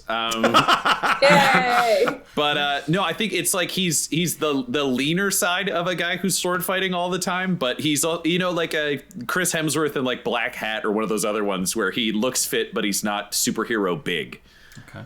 Maybe Honestly, like it's a Chris Pine shirtless, if that makes sense. Just a shirtless Alright. The Witcher Ooh, I from the dig video it. game The Witcher. Just thin Yeah. but cut like crazy. Yeah, maybe even a little thinner than Geralt.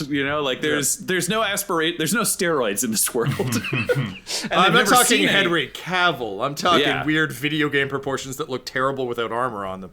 Yeah. Cool. All right. So yeah, just a ropey, like lean dude. And together the three of you take the plunge. So you make your way through the murky water. It is very cold. You're in a spooky ice mountain. But bracing. Ryan, can you roll me? I think it's still gonna have to be athletics for swimming. That said, it is less vital that you make this in one roll because you have the bucket hat. Oh, good, because I rolled a 6. So You it lose is the barrel. it is much colder, much colder than you hoped. But luckily, you're able to take a gulp from your air bucket, and you remember long ago hearing a tale of a number of Dawnbreakers making a daring escape from a corrupt lord's manor, and they had to sneak out through his like sewage system. They did it with this, and you always thought that sounded real cool, but also highly impractical. And yet here you are, sucking air out of a barrel, just like your heroes. It is not cool at all, and it is very impractical, so I was half right. Advantage is you're not in sewage, so this is still net win for Duncan. So the three of you make it, waiting kind of on Duncan, who has to take his time with the barrel and the swimming and such, into the sort of out of the flooded part and into the small beginnings of the small cavern. You can see that there's water dripping down both sides that seems to be kind of refilling this, leading to the waterfall situation. And basically beyond there, you can see the cavern gets deeper and wider. It's much, much bigger. And you can hear the sound of some commotion in the distance. What is visibility like? Visibility, it's dark where you are, but there is a large kind of pulsing light in the distance. So I know I'm not doing a great job of explaining this, but basically, U-shaped tunnel. Mm-hmm. So the water levels remain solid on either side. Starts However, above water, goes it's underwater, back comes up back to up. air. It's a plateau. That plateau is fed by more water that's dripping down the walls. So as a result, it's kind of it's not like a massive waterfall. It's just like there's water trailing off. Okay, cool. This is a little tiny broken up cavern. The waterfall is kind of the edge of it. So if this were video game terms, you walk out onto the ledge. There's enough ledge for all three of you to stand, but not much more. Beneath you, there's sort of a massive drop. You can see there's more water where it's kind of pooling at the bottom. But it opens up into a much larger space. You can't see into that space from the angle you're at, because this is like almost another little pocket, but if you were to descend, you'd have a nice clear view of the entire cavern. The cavern itself seems almost like a massive cave system. There seems to be a lot going on under this mountain, which doesn't come as a surprise, given the amount of magical energy that our boy Makka was feeling. Following this route, when I initially came down here by myself, did I see which direction it carried... Down into the main cavern. The captain stuff is down in that way, no other direction. Okay, so that's where we got to go. Yeah. I would like to use our climbing equipment to try to build an Adam West rope line that we could follow down so we 100%, could get yep. back out again. Great. There's no immediate urgency on any of this. So yes, this isn't like before we have to go up. This is going down, so you're able to very easily take your time to do it quietly. Also, there's rushing water next to you, so it's not like you're in a deadly silent space. And you're like, yeah. tink, tink. Just hear a bunch of henchmen be like, what's all this then? So using the water to mask the sounds. Also, there does seem to be commotion. You can hear the occasional clanging of metal, and there's sort of a greenish light that keeps pulsing. You begin to rappel down as quietly as you can, but again, you're in a dimly lit space, and no one's on high alert. So... as you drop down, you can see that there's a massive, full-on, like, giant cave structure, stalactites, stalagmites, the whole deal, all in this sickly white, sort of bone white of the mountains themselves. As you descend down, in the distance, though, you can see that a large part of it has been hollowed out, and the walls have been sanded completely... flat, Like smooth. Yeah. So there's a massive sort of circular section that's entirely smooth, and you kind of glimpse it over your shoulder to make sure there's no immediate danger. But there's something off about it, and you wait until you're kind of down on the ground level to actually take a good look. And when you do, in the distance, you can see a massive greenish, fleshy set of lungs that reach down from the ceiling. They're huge, probably about 10 feet tall, And there seem to be veins running up them and into the ceiling. And you can see them kind of slowly expanding. Just very gradually, but definitely pulsing and expanding. Meanwhile, lining the circular wall of this chamber, you see a number of skeletons that seem to have these same greenish veins kind of wrapping around them that all kind of link back up to the ceiling. And all of them seem to be moving, doing tasks almost in place. They're kind of suspended, but all of them seem to be kind of moving around. And there's a significant number. There's probably about 200 of these skeletons moving. Most alarming of all, though, is in the center. You can see a figure floating just above the ground, wearing long, very fine robes that even from here you can see are a brilliant purple, with sort of a very smooth gray head and long tentacles stretching down from its face. And to your alarm, it seems to be moving its hands almost rhythmically like it's conducting. You're about 100 feet away from this, still in darkness. What do you do? Wow, that's a lot. I was going to say, we all stay very quiet. Yeah. Do we see anywhere to go up or down? Duncan would be looking at this scene going like, okay, we've got lungs and we've got evil people.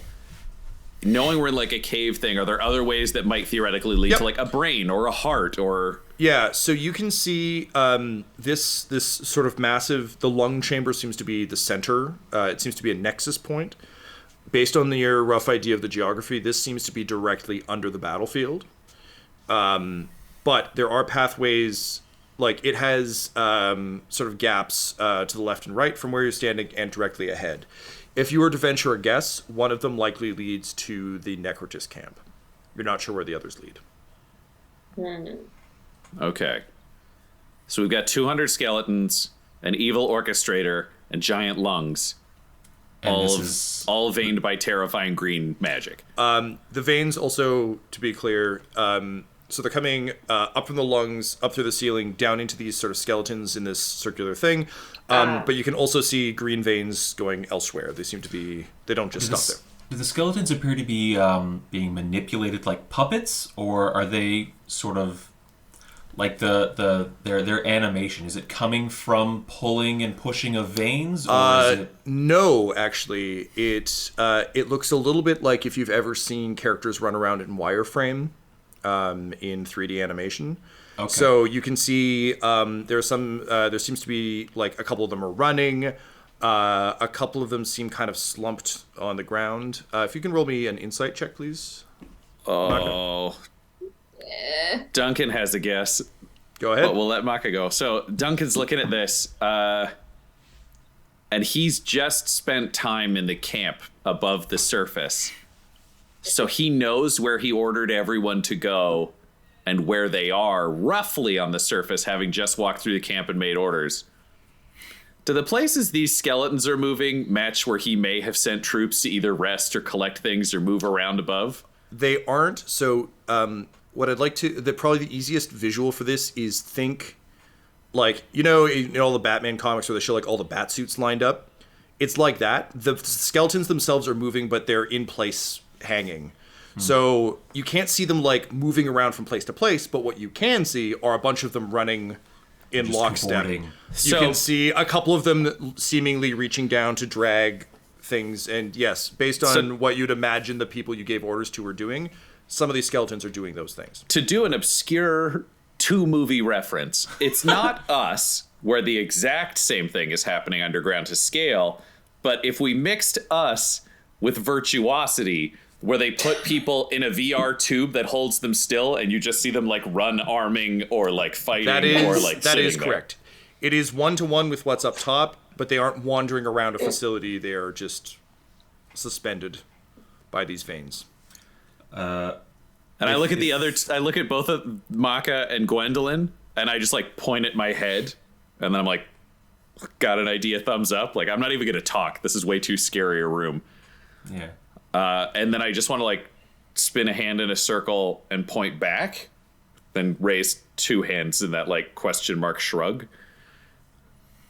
Makka will nod. He's way over his depth here. Way out of depth, yeah. I'm listening to Duncan, so I give a thumbs up. Okay, then we figured out the lungs. Could we get to any of the other entrances, Tom, or we'd be within sight of skeletons if we started You'd have to go exploring through this the network? central nexus.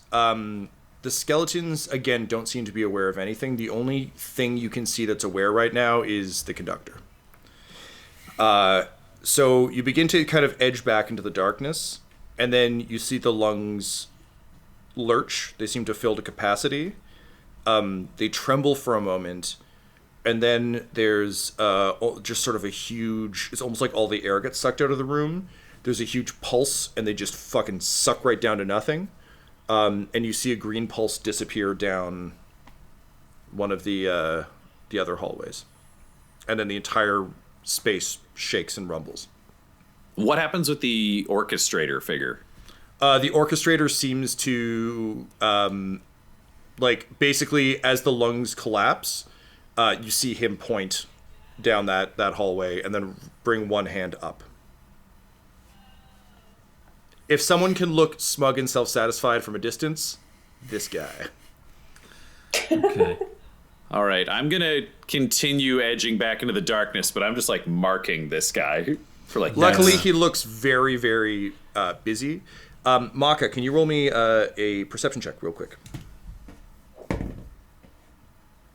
12. 12. You see the vine, like the sort of vine thing you noticed earlier, drag the gear into what seems to be a pile of gear that's kind of lying in a corner, and it very neatly stacks it. So pile's probably the wrong term, but there seem to almost be like essentially kits set up. So it just kind of neatly deposits it in its own little space in a line with a bunch of other sets of charred blackened armor with necrotis markings, orcish armor, and what looks to be some of the very pristine gnomish parkas. I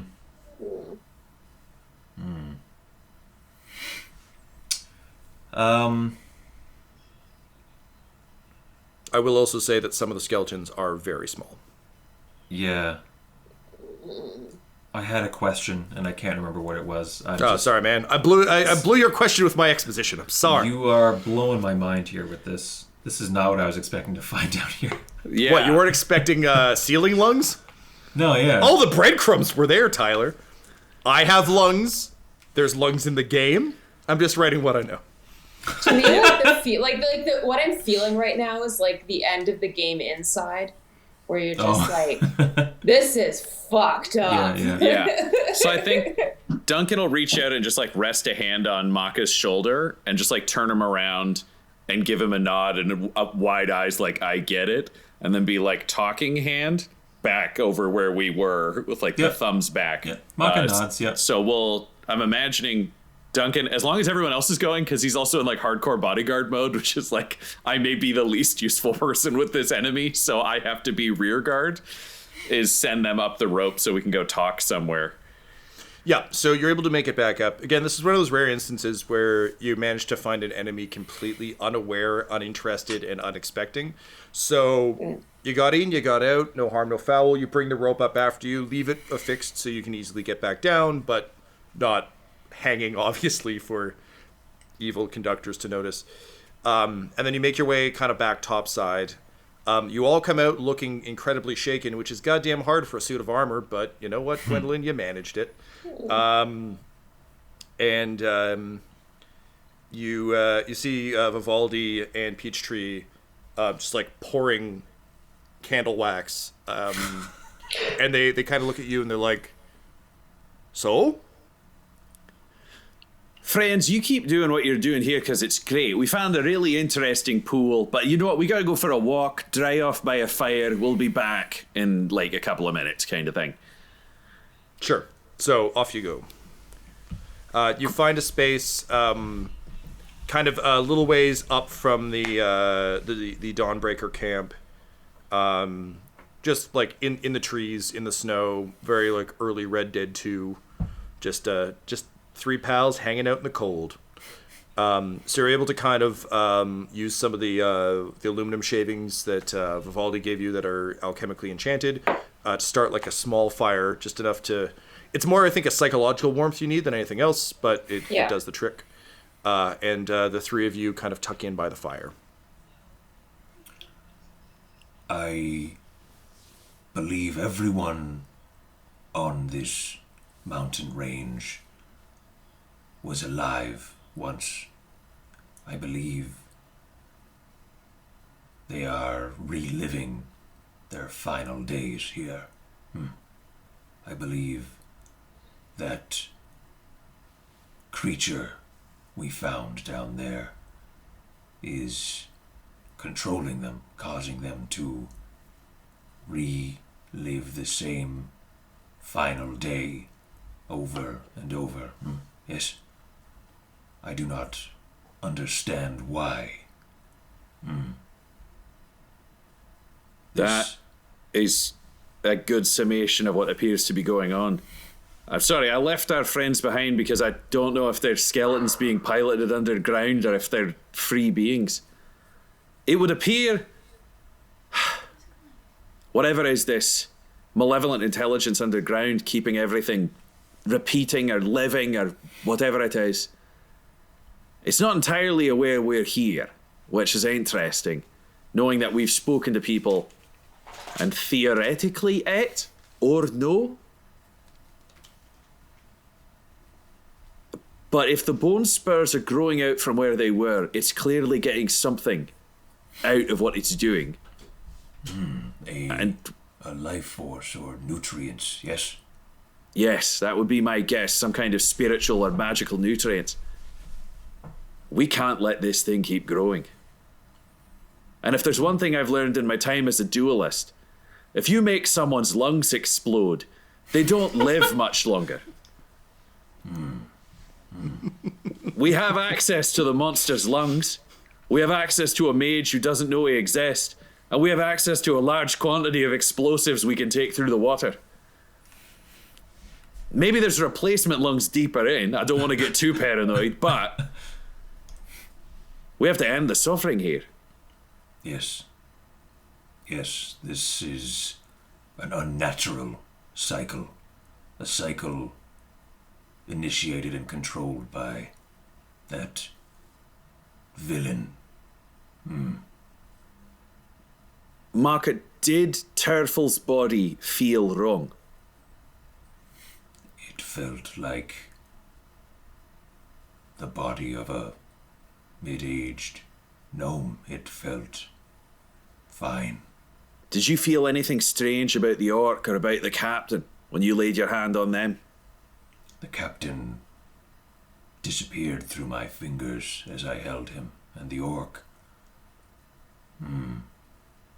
seemed odd, but I thought it was a result of being raised from the dead.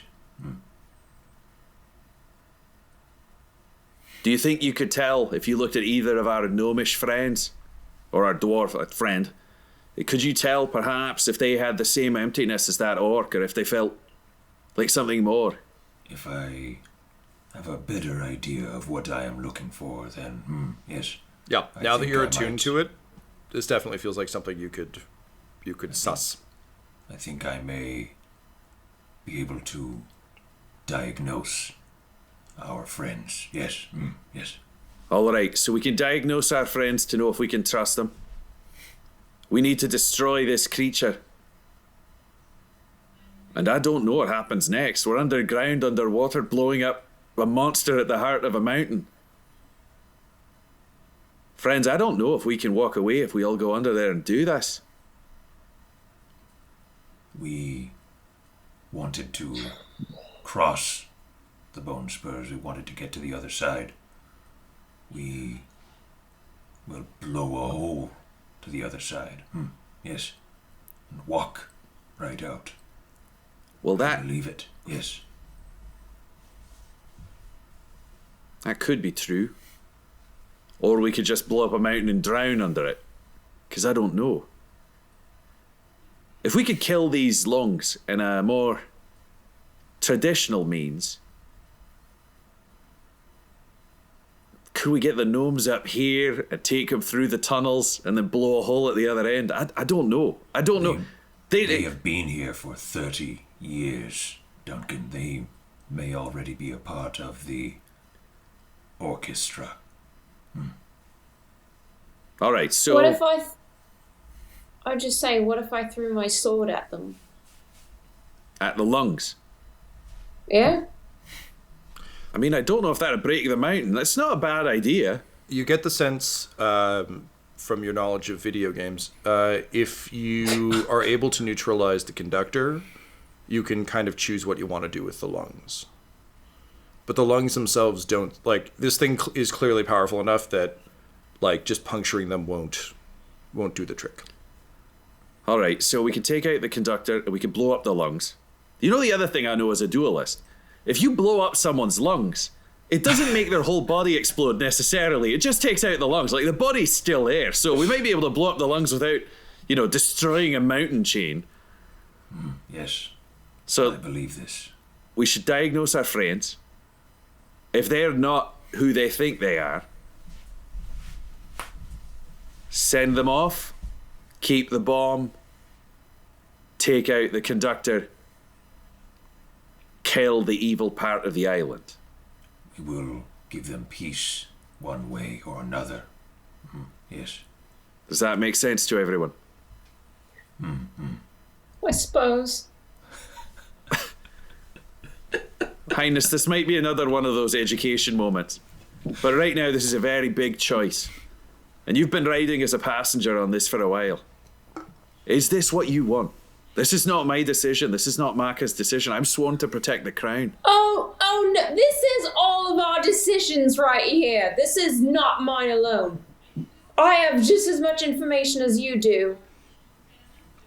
Highness, I am sworn to you as a ruler. I'm legally and oath-bound not to make decisions for you. I'm not an equal part of any decision. Yes, you are. Highness, you can't free me from these oaths. They're sworn to a code. If you It's want in me the to title.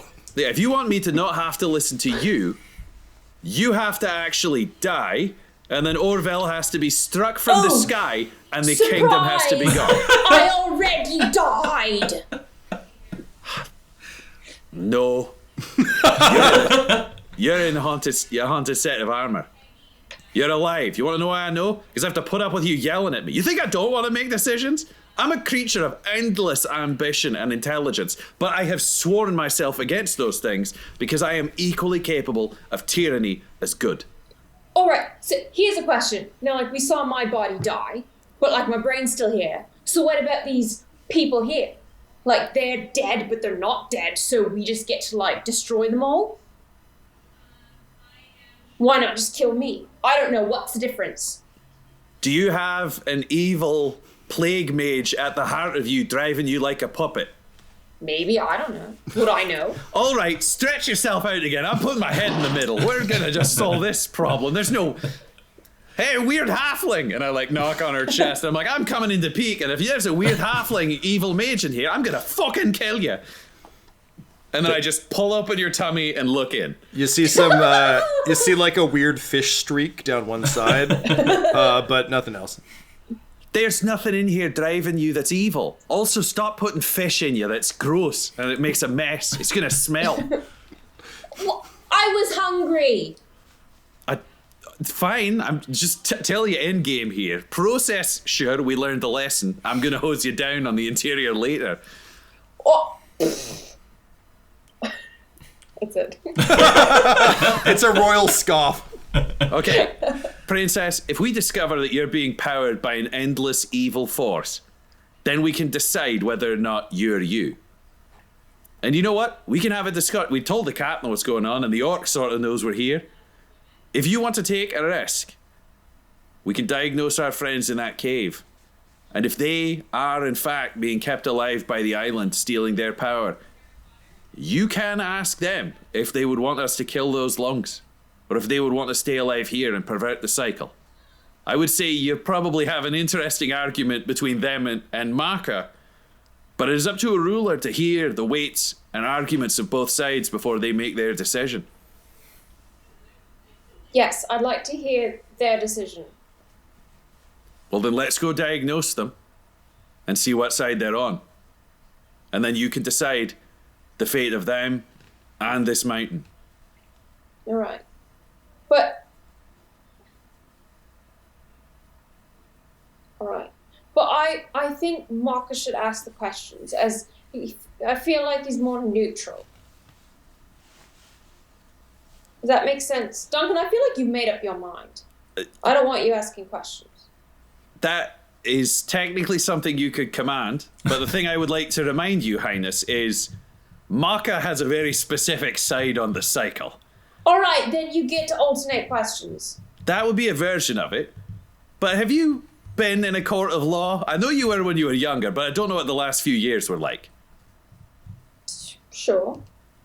Have you noticed that the judge gets to really ask questions and kind of do what they need to do to learn the things they need to learn?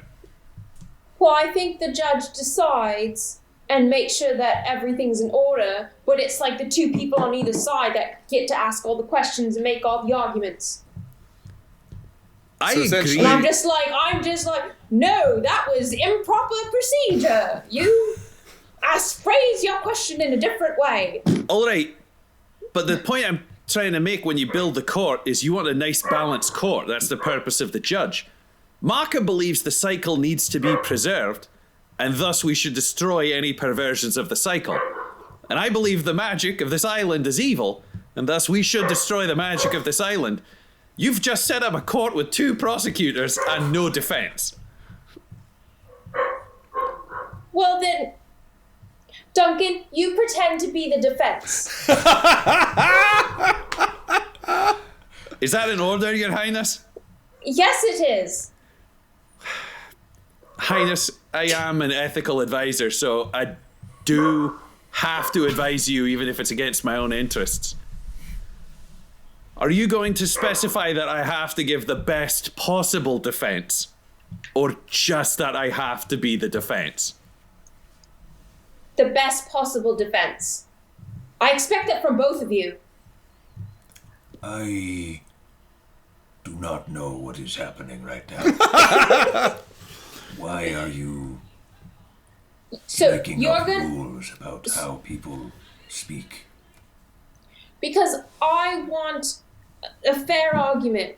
I want someone to speak for people who maybe they want to live, and I want to hear those arguments as well. The princess has to make a decision, Sire Tortle. For she has made an interesting point, which is you and I are working with her, a haunted soul trapped inside armor by we know not what, and we trust her to be herself. But this Bone Spur mountain is covered in people who we have believed to be themselves, but now we know are being animated by a force. And ultimately, if that force continues, after, I think we're all in agreement, we kill the floating man who's trying to force people to fight for eternity. I'm not really one to debate that one. That I'm not debating at all. He's a prick. But if they continue, afterwards, this force animates these people and they are still powered by themselves without an evil force. Do they have the right to survive? Exactly. So you and I both believe the answer is no, and that we should destroy that force because it destroys the cycle. Yes. But by that argument, we should both be destroying the princess inside this armor. Which I just want to be clear, if you try to do that up front, you and I have to duel to the death, so please don't start down this road.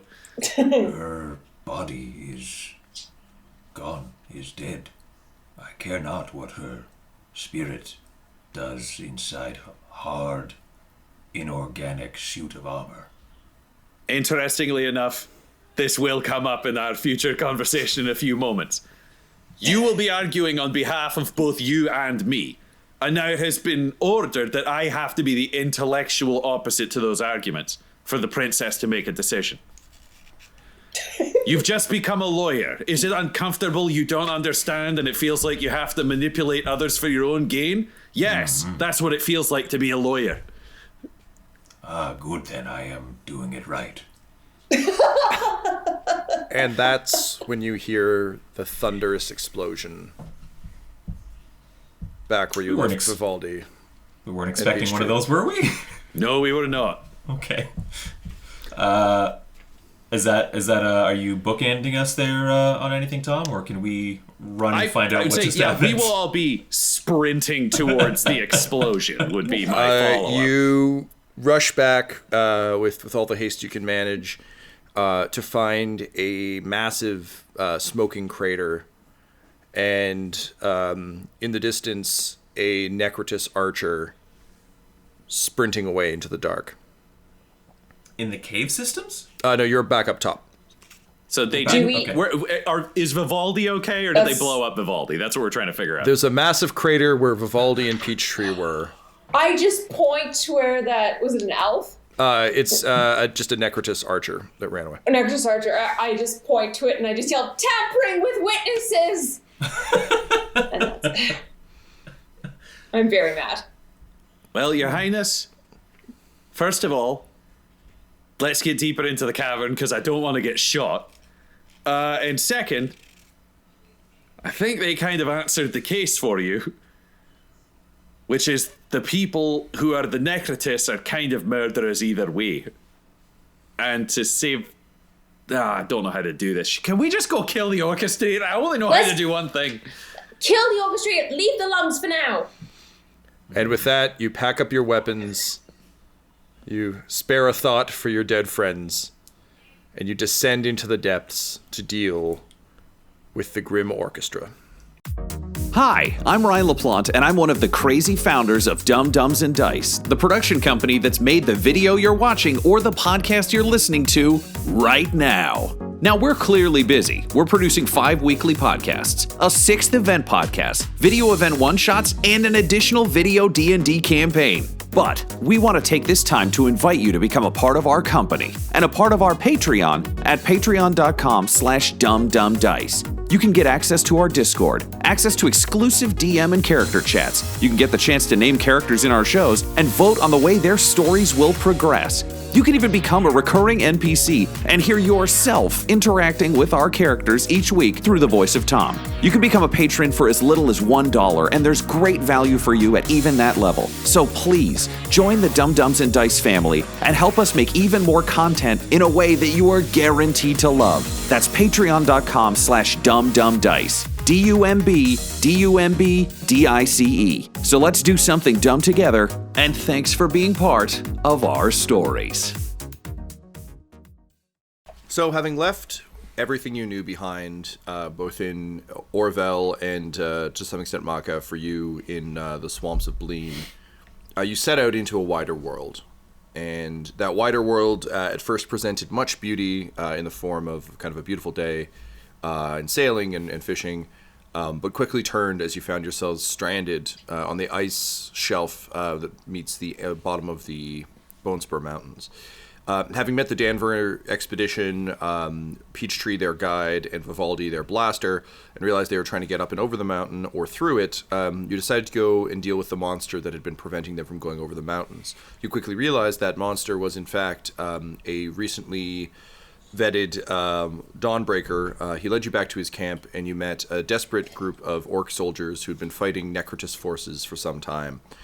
After further investigation, the Necrotus proved to be slightly different than what you'd imagined, but before you could truly investigate that mystery, the captain died as you explained what you had realized was going on, dead people coming back to life, some kind of stasis, something drawing from these people, you weren't quite certain what. His gear was dragged down into a secret underground cavern where you found a room full of horrors, a massive chamber with a sort of large circular room in which suspended skeletons with green veins kind of reaching into them went through the motions of daily life that matched with the motions of the people you'd seen topside.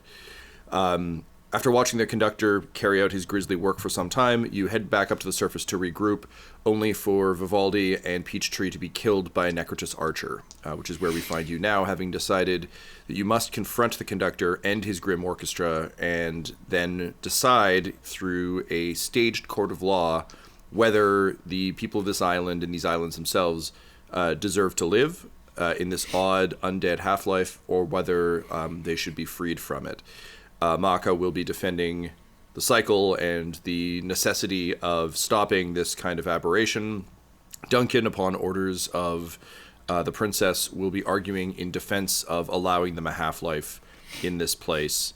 However, all parties agreed that some consultation with the affected parties was required. That said, the princess, being the regent of the area, technically, not really, but sort of, will be the judge and will render the ultimate verdict on whether or not the Bone Spur Mountains will be allowed to continue to exist in their current form. Which brings us to today. You are staring at a blasted crater that is already beginning to heal itself, where your friends once stood. You get the sense that this wasn't a targeted assassination so much as a stray archer finding exposed enemies in the field. All that remains of your friends is a half-melted candle that has been blasted into the side of a tree.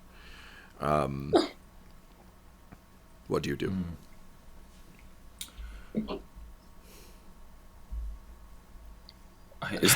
Is there any gear left or anything, Tom? Like if we saw the weird Vivaldi brought a stone hand ton grab things? of no, he brought a ton of blasting powder, and it was enough to completely annihilate the entire zone. So there's no gear left aside from this one half melted candle. And you've already kind of made the decision that it's time to go confront the conductor. That said, you can take a long rest, kind of here or back in the Dawnbreaker camp, if you so desire. Makka could definitely benefit from a long rest if we're going to take on a big bad. He's pretty tapped out of spell slots.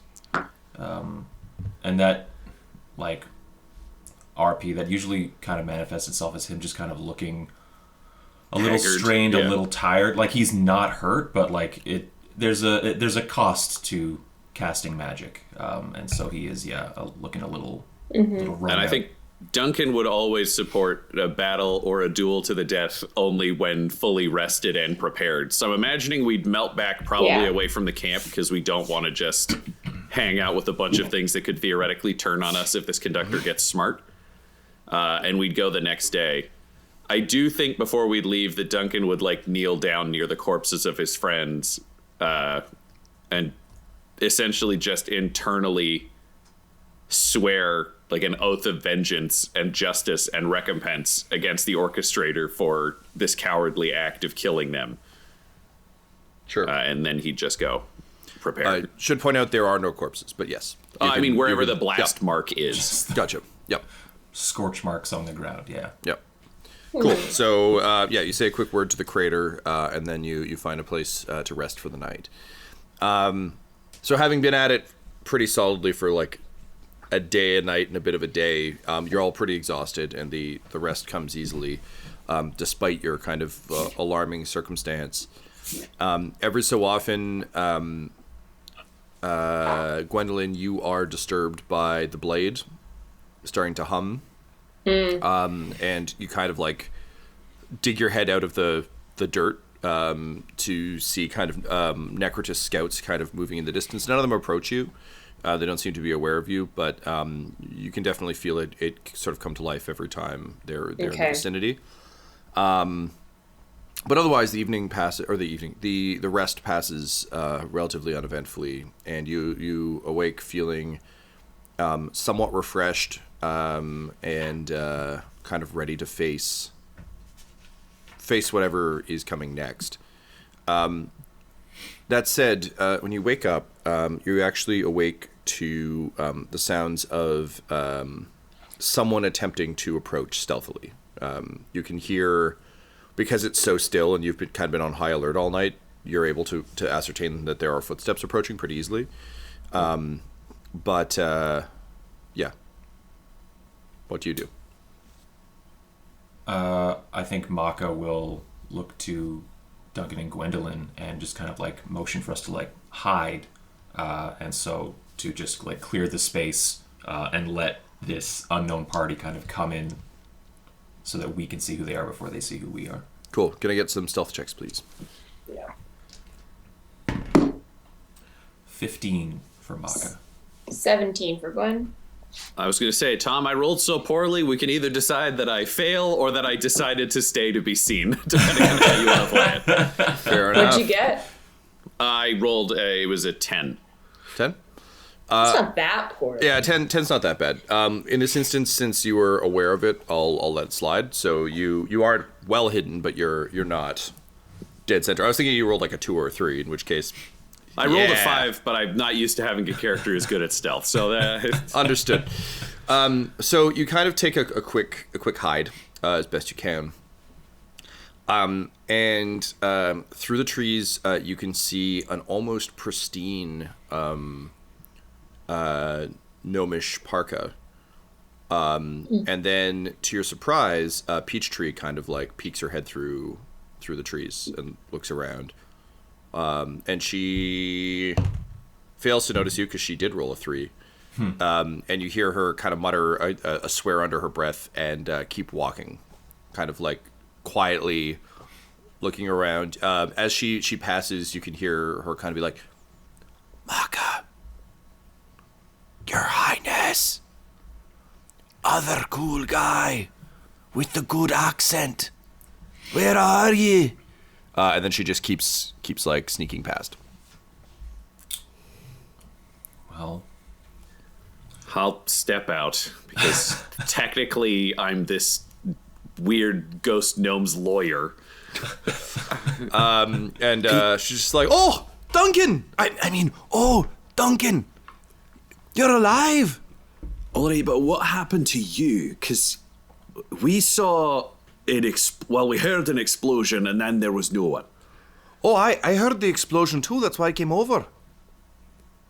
But wait, how's your parka so clean? Because you had a right shit one the last time we saw you. "Oh, yeah, I found this one out on the ice. Must have been lost from our early expeditions. Isn't it nice?"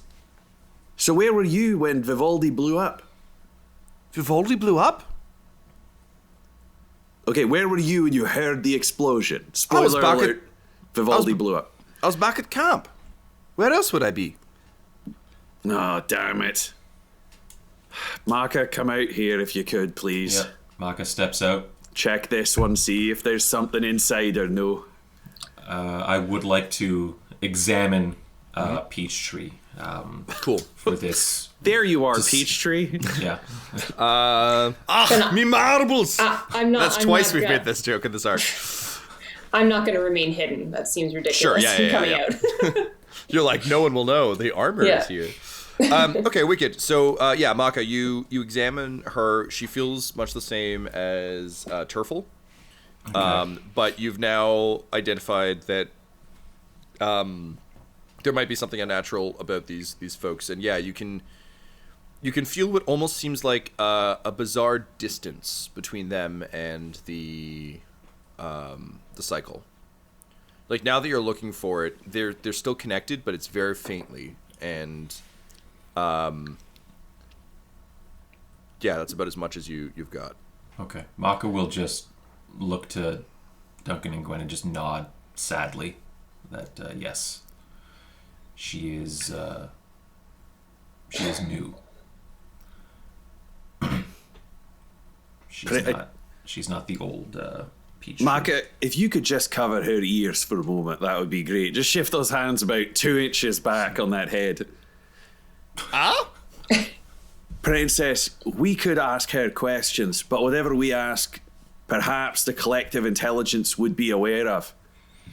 If the orchestrator is tied into that, he might know. He might not know, because frankly, if I was him, the Necrotus should have attacked us and we'd be dead.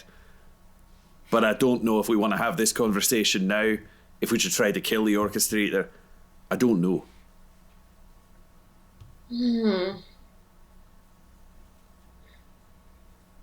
I mean, we might as well talk to Peachtree about it. To be clear, Like, she even if no one is else one is of here. them. But But I mean, we spoke with oh crap, what's his name? Rios about it. And then we went to see the floaty guy and he didn't attack, and so assuming he would have heard that if he could hear. The revelations that we revealed to Rios caused him to lose his mind and caused his fake body to shut down immediately. Well, then what if we present it as like a theoretical argument? Okay, that deals with the one problem. The only thing I'm saying, if we're looking for a metaphor here of what I'm talking about, if you've got an evil wizard inside a very large house with a large number of windows, and you break like one window with a stone, there's a chance the wizard might not hear you break that window. But we've broken like 3 windows, and this might be window number 4. So there's a chance we could get noticed due to sheer continual breaking of windows. Or maybe the wizard's deaf, and I don't know which. One thing I'll add to this stew of ideas that's kicking around. Makka, I will say the feelings you've gotten from these people and their kind of faint connection to the cycle that's present but kind of masked in a weird way is different from the feeling you got from the Necrotis. The Necrotis felt as though they were part of a separate cluster that wasn't part of yours. These people feel like they are part of yours, just at extraordinary distance. I think the shared consciousness is part of the Necrotis. I do not think it is part of this new false life that this mountain range seems to provide. All right, so we can kill the orchestrator and the Necrotis, and then maybe the gnomes will be okay. Yeah, if they aren't connected, just do it. What I am saying is, I don't think the wizard knows we're breaking his windows. I don't think he can see through. And he like looks into Peachtree's eyes and says, these windows. All right, so theoretical arguments with Petrie. See what she wants or would want, and then if you know swords start swinging and we start fighting and I don't know, have to like destroy a bunch of stuff, then we either worry about preserving something like the lungs or whatever, or we just blow it all to hell. All right, so Peachtree's here. We can have our case. If we want to do it now, it might be worth going down there. Maybe there's a brain with a mouth on it that's like, hello, I'm the mountain. I think you shouldn't kill me, because I'll just kill those Necrotis guys, and that would be great. Narratively, I would suggest having the debate after you've dealt with the conductor, because right now this is kind of like, how will we divide the dragon's gold? It's like, before... How are you going to deal with the dragon? dragon? I want to buy a house. No, Let's the talk dragon about thing the will real sort itself estate out. rates. That's kind of where Duncan was trying to head with this, yeah. Yeah. All right, then we kill an arsehole and then come back here. All right, so we can kill the conductor, and then if the mountain has an asshole, we can kill that, and then we'll have back here for this. Okay, so I guess Peachtree, and I'm like, Makka, you can let Peachtree's ears go. Her ears are like Oh, red. finally. My ears can breathe again. All right, we figured out who the evil person is, and we know where they are. All right. So we're going to go kill them. Sounds good. Do you need help? I don't think we can afford to say no to help, can we? I look at the other two. Every No, I don't think so at all. This is her right to fight. yes. All right, so we're all going together, apparently. Peachtree, are you a good swimmer? I'm all right. Not the best, not the worst. Fucking now All she's right, then. Australian. God damn it. I can swim. There we go. It is It's all right. And now she's better at swimming because I can't say the other line in the accent. So she's say good your now. Shrek line, Tom. That's how you'll get into it. Donkey, I can swim. And the dog. That's what I always yell at me. Donkey, the dog fucking comes out and dogs. is like, and then goes away. Yeah, exactly. I told him not to follow me. We can swim under. Now, normally I'm a duelist on the scale of villains.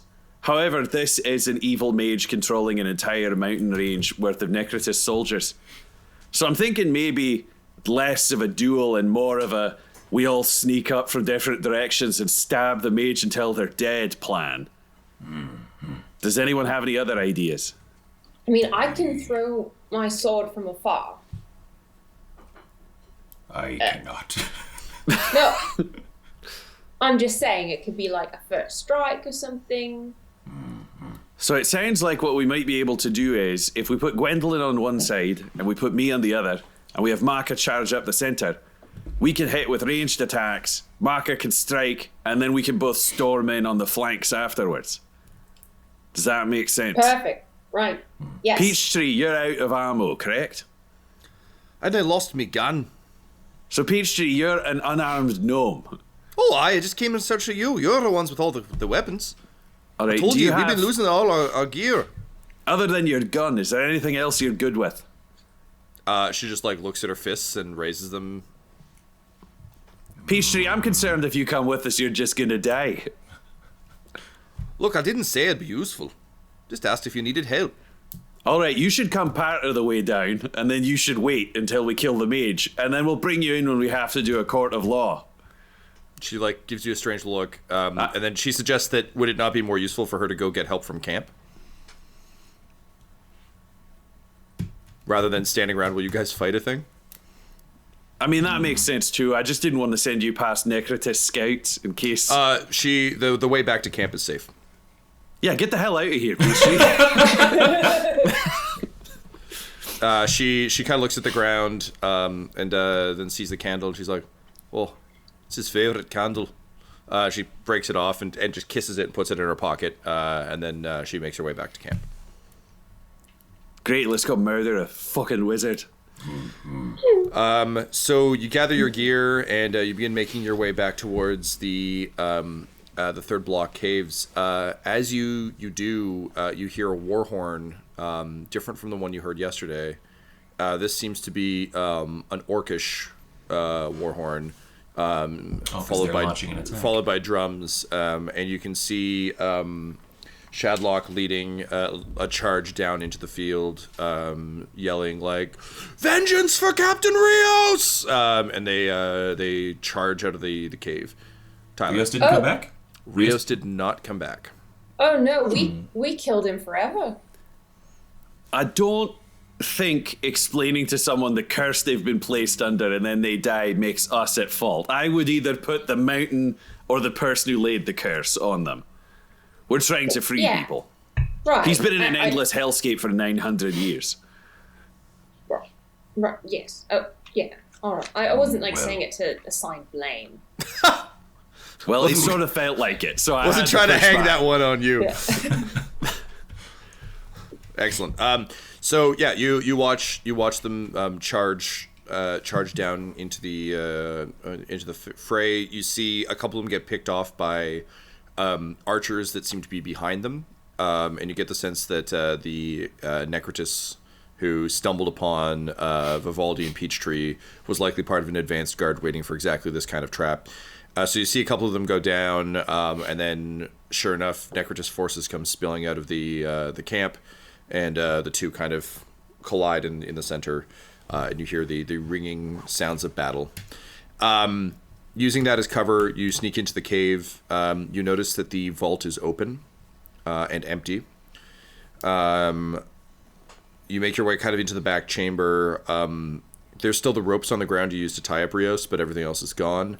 And you make your way to the pond. Is there anything you want to do before you go on? Okay, yep. Back. Sure. I just waterproof my gear and pack it up for Gwendolyn to carry again so I can swim down with the item I am now, from what I remember, calling the barrel that is Bertha, which is my breathing barrel. I will call it the breathing barrel of Bertha. How exactly do you breathe out of it? He's currently filling it with air, Yeah. then corking it, and then cover the creating a seal with his mouth over the cork. Popping the cork, creating a seal over it, breathing some of the air that's in the barrel, and then recorking it. To lean into the hook idea, remember that scene where the Right. mermaid exhales into his mouth? You gonna kiss this barrel? I'm going to kiss that barrel. Okay. All right. To be clear, it's not Okay. good for very long. It's good for Yeah. exactly this amount of travel, and I feel like you have even to then, swallow a lot of water too. he's swallowing water, and every time he opens it, he loses like half the air inside. Guys, I am so stopgap. dexterous. I swallow no water. It's good that you. It's good that Stay you waterproofed- hydrated. It's good that you waterproofed your gear, like flintlock pistol powder and stuff like that. Because I have in my inventory now 1 pouch of Vivaldi's explosive blasting powder, and then in parentheses, wet, ruined. Yeah, mortal very words. funny. Yeah, you really didn't take to heart that keep your powder dry thing. But also, desperate times, etc., etc. It's almost like I didn't want you to have god power blasting powder all the time in this campaign or something. I don't know. Cool. So you swim down and under, come up into the small platform, kind of at the highest level of this cavern. Using your rope, you rappel back down. So you reach the ground, and as with last time, you're at a fairly good distance from the orchestra, and you can see the conductor, and he seems to be tapping repeatedly on the skull of a skeleton that is hanging limp. And can you roll me a perception check, please, if you're interested in what this is? Yeah. 18. 5. I am a 13. Makka, you can see that the skeleton is missing a couple fingers, and is definitely, from your understanding of human anatomy, human skeleton. The only human skeleton amongst the bunch. Right. And then you see the conductor just kind of shrug to himself, he kind of like rips the head off the skeleton, and you can see the kind of green veiny material kind of like reaching around looking for it. He then cracks it against the wall, pulls the top off, and you see him suck the brain out of it. It's still got a brain after 900 years? Weird. Okay. And just in all of your minds you hear, delicious, if slightly overdone. And I don't fucking care for that at all, so I just like tap Makka on the shell and point him in, and Gwendolyn give her like the around the circle flanking thing, and I'll go the other way. Okay. And then I look at Makka, and I'm basically I gesture like, you raise the club, we trigger finger and throw. Thumbs up. Makka gives a thumbs up. I'm gonna cast Symbiotic Entity right now, so I don't have to waste a turn doing it. So I'm juiced up. I got 20 temporary hit points, and I hit harder Cool. with my spores. Nice. Okay, so I need all of you to roll me a will save, please.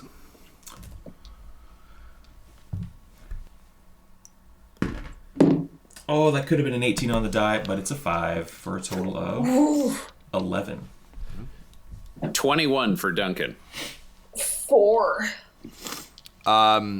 So, Duncan and Gwendolyn, Duncan, this is such a horrific aberration, and such a perversion of everything you kind of believe in, that I think you're good at quieting kind of the horror that you feel about this sort of stuff, but it's definitely it's a process. It's not like, I'll just ignore this. It's that kind of monk discipline. I know you're a druid, but like monk discipline of going like, okay, I'm witnessing horrible things. And Gwendolyn, for you, this is... I actually got a 6. Sorry, if that makes any even difference. worse. Don't care. For you, this is like in the horrors of kind of like the farm and everything else were at least somewhat understandable, because they were seemingly perpetrated by humans. but now you're in a much larger world, and things are much scarier out here than I think you'd anticipated. So both of you have pretty loud minds, which is a bit of a bummer, because as the conductor finishes his meal, he just kind of turns his head and seems to stare directly at you, the two of you, and he just kind of like does that like classic like tisk tisk tisk like tutting thing, where it's like, such busy minds are very loud, and I do prefer to work quietly. So roll for initiative. Duncan, he is unaware of your presence. 16 for Makka. 13. 14 for Duncan. Gwen, what was yours? 13. 13 for Duncan as well. Okay. Did I get 13? That's what I got, right?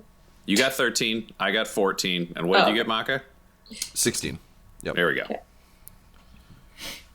Hopefully we're just all going to get to go in a row. Okay. So, conductor is up first. Oh, of course. And then we have Makka, Duncan, and Gwendolyn. So, top of the round, the conductor sort of turns full body towards you, just lets the skull roll out of his hand, and you can already see that skeleton being lowered to the ground by the veins. And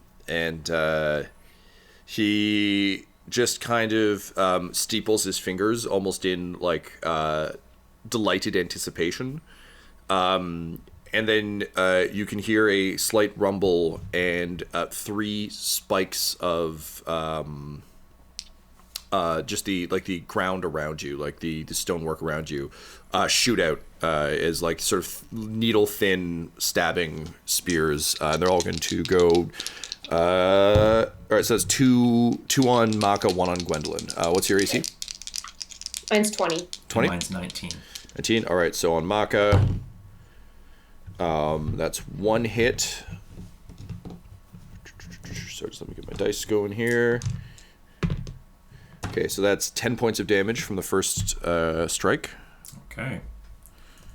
And Gwendolyn, on you, will not hit. So basically, like, just sort of terraforming out of the ground, these things just shoot up. Gwendolyn, it just kind of shatters against your armor. Makka, one kind of pierces you in the shoulder, but you manage to get your shield up in front of the other one. And you see him kind of nod a little bit, and inside your head you hear, "Curious. Oh, more capable than the last ones. That's nice." Which brings us to Makka. Makka, I think, hearing this thing in his head and just that it delights in its sort of abominable nature, I think enrages him. And so part to keep the focus off of Duncan and to kind of stick to the plan, but at the same time, like, just kind of like really stirred up by this, Makka will like raise his mace and just run at this enemy, screaming like a war cry, and will try and bring it down on him. I'll cast Shillelagh as a bonus action for some bigger damage on the mace, and I'll take a swing at him. Okay, go ahead. So that's 15 to hit. 15. You feel like it would hit, but as you swing, he kind of opens his hands, and sort of a crystalline energy force appears in front of him that the shillelagh bangs off of, and you feel the energy force dissipate as you do so. What the hell is this? Some Devil May Cry 5 bullshit? All right. That's my turn. I'm up there in his face and ready sounds to rumble. good. All right, Duncan, you're up. All right, so Duncan, having seen the shield, is like, fuck. And he'll basically, he's going to fire Mr. Bang to try to hit him, which is a 21 to hit. You barely hit. Yes, you see the shield, like his hands are still up, and even though it doesn't appear to be there, the bullet hits it and then just manages to force its way past, but it definitely slows the velocity. It's like Magneto stopping the bullet in X1. Cool. But then it forces through and pings him. So go ahead and roll your damage. It does 10 piercing damage. Fuck, not bad. I rolled Nice, nicely on that one. And then what I would like to do, Tom, is because I'm imagining are we like relatively all in front? Or we've got like bad guy 3-3, like we're around, or are we all kind of in the front arc? Because so basically, if you think about this, you've got the central sort of large arena almost with the skeletons lining it. He's kind of moved to the sort of front and center of that, closest to you. You guys were a distance away. You didn't get to move into your flanking positions because because of the failed wisdom saves. Fuck. But we know what you mean, Tom. I know, but maybe the audience doesn't. Tom's brain lives in 4th edition, everybody, and I hate it. So you're basically, the three of you are lined up at essentially the end of this cavern. So if you want to try and sneak off or peel off to the sides, there's going to be some fast footwork. Can I get in among the skeletons? Is it close enough? I'll let you get to the edge of the skeletons, and then next round you can get in amongst the skeletons. Yeah, either in amongst them or I could charge him. Cool, I'll do that. Basically, Duncan is aware. He's heard rumors of all the big mythical wizard things, which are like fireballs and meteors and all that shit. So he's just like, I don't want to stand right by my friends. Understood. And if I stand near the skeletons, maybe there'll be some hesitancy to just blow up all of its minions. Right, gotcha. Okay, great. That brings us to Gwendolyn. I am going to immediately just hurl my sword at him. Just straight jab right through him. And that's a nat 1. Hey, Makka, go ahead and make a dexterity save, please. That's 14. Okay, so, Laura, please go ahead and roll your damage. Oh, fuck.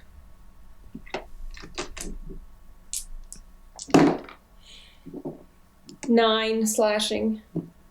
All right, so Makka, that's 9 slashing as Sorry. the sword crashes into your back, which unfortunately knocks you forward into the conductor, whose tentacles begin to wrap around your head. All right. Well, I still have an action. Oh no. Okay. Yeah. Go ahead, Shit. Laura. Do your action. Can I reach the conductor? You can run up to, like. Yeah, you can run up to, like, Okay. Makka ran up, so I'll say you can run up as well. Okay, I want to run up and do a slam attack Okay, to go the ahead and roll. conductor because I can't get my sword and attack him. And that's 18 to hit. You run up to chest slam him, and you just hit that invisible wall and bounce off. Damn it! All right. Shield's a bitch. All right, which brings us to the conductor, who rolled a nat 20 on grabbing your face. So say goodbye to that sweet, sweet brain, old buddy, old pal. Yeah. If I haven't taken any damage yet, I You have have one not. temporary hit point left. Yep. Which means that my symbiotic identity is like still active. As soon as I lose all my temporary hit points, it's Oh, gone. interesting. Yep. So at least for this portion, he has to make a 14 DC 14 con save. It's another crit 20. Well, all right. He is God very damn. much not affected by the spores. He eats the brains of your spores. They grow Oh, a no. brain, and he eats it. All right, I rolled very badly, which is good news. Good news for Tyler. So that's so that's 19 points of damage. But it was off 4d10, so because he rolled a crit. So good news is I rolled about as badly as you could roll off 4d10. Bad news is I now need you to pass a strength save. Okay. Nat 1. You are grappled, you are stunned, and you feel an intense pressure inside your skull as the conductor begins to start to force your brain out through your eyes and nose. Jesus Christ. Please help me. Makka, What if I could? it's your turn. Stunned. I don't know what I can do. Sure, 1 sec. I'm restrained as well? Yeah, you're stunned and grappled because his Grappled, okay. face tentacles have wrapped around your head, and he's in the process of extracting your Mechanically, brain. gameplay-wise, what is that? Yes. So stunned means that you are you can't move. You automatically fail strength and dex saves, and attacks against you have advantage. That said, you can still take your actions. You just can't really go anywhere. And trying to break out of this grasp is bad news bears right now because you automatically fail because you're stunned. So you do need some help, possibly from the suit of armor who's next to you. I can take an action. Yep.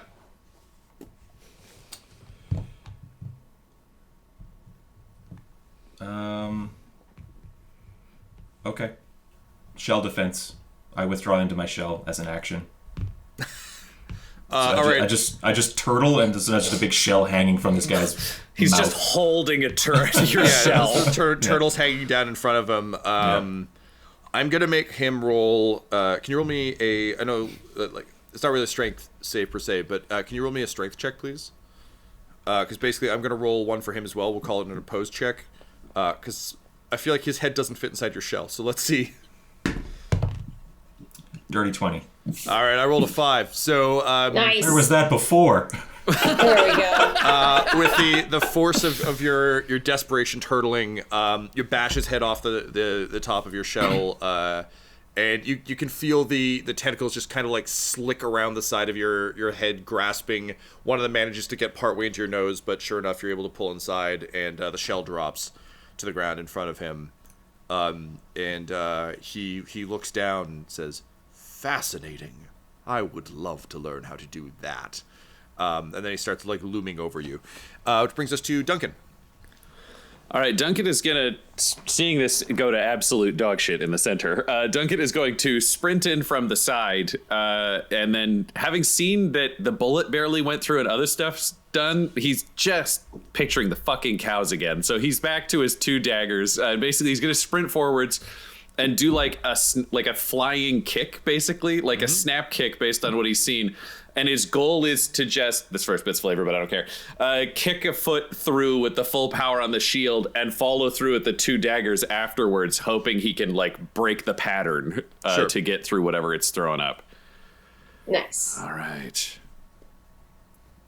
So the first dagger does not break through the shield because I rolled a 9, but the second dagger goes through with a 24, the big dirty. So that one I hope hits. Yeah. So Okay. you come in, you swing the dagger, and you see him turn and kind of throw up another shield. But with the second one, you punch through it into his palm. Great. And Tom, I don't know if this is allowed or not, so I want to ask for flavor purposes. I do have a swashing ability to disarm someone. Instead of doing damage to this wizard, could I attack the tentacles holding Makka to try to get him to drop? He's fully dropped the turtle. Yeah. Oh, when, then fuck it, when let's Makka just- pulled into his shell, it like he failed the strength challenge. So, because I was thinking about the logistics of like if I'm full face crabbing someone's face with my face and they bash me off the top of their shell and hide in it, I don't feel like my head gets to go in there and be like, oh, like I can't Zoidberg my way in. Yeah, that makes sense. Yeah. So instead, I'm just going to try to stab him in the face, Cool. and I do 5 piercing damage. All right. 5 damage. Very cool. Okay. That brings us to Gwen. All right, Tom, remind me, is picking up my sword an action? I give it Always to you as a forget. bonus action. Okay, cool. In that case, I want to pick up my sword from where it's fallen near Makka. Stupid sword. Is it humming or anything? No. Oh, weird. No. Okay. All right, just curious. And I just want to do like a sideways slash, like Sure. right into his head, just kind of following on Duncan's lead. Mm-hmm. Oh my god, I'm rolling like shit. 9. Even though the shield appears to just be in front of him on Duncan's side, as you swing, your sword bounces off of it. You get the sense he's burning a lot of spell slots to keep doing this, but When in Rome. Excellent. So yeah, sword Just wearing bounces him off. down. Okay. Bringing us to the top of the round, the conductor. With all three of you on him. He's got to make another con save. Oh, so he does. What's the DC? 14. 14. He squeaks by with a 15. But you can see that fighting three people isn't exactly his favorite jam. What with being a spellcaster and all. So just need 1 second here.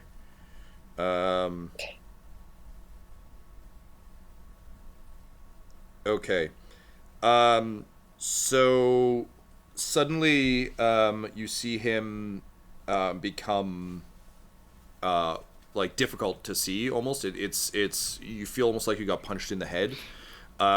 He becomes incredibly blurry. And proceeds to kind of like throw his arms up and just like fly backward. So Duncan and Gwendolyn, you can go ahead and take an attack of opportunity, but please take it at disadvantage. Okay. I'm imagining I only do that with one dagger, right? That I don't is know the correct. rules. Great. No. Nah, it's not going to work either. Okay. So you both like swing and stab at him, but again, it's just it's a little bit like the Agent Smith blur, where it's just like his body seems to kind of be everywhere at once. So he fucks off right back to yeah. So he fucks off back a ways. And one moment. I'm sorry, I don't play spellcasters very often, so just gotta do my readings. That is right. So yeah, he flies back like about 30 feet, and you see him kind of drop to the ground, looking concerned. That'll be his action. Brings us to Makka. You're inside your shell. Yes. Okay. How far away is this fucking gentleman? 30 feet. 30 feet? Okay. Great. I will emerge from my shell. That's a bonus action, and I will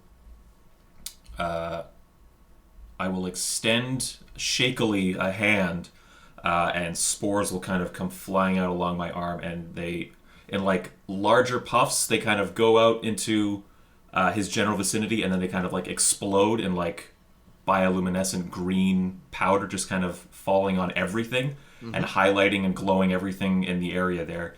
I'm casting Fairy Fire, and he needs to make a DC 14 Dex save. Oh man, wise call not trying to attack him directly, Will. He's so blurry. Well, this will help with that too. Fuck, I rolled a 2. So Okay. he adds a Dex save, so total of 3. Okay, so he is now covered in this glowing, these glowing spores as well.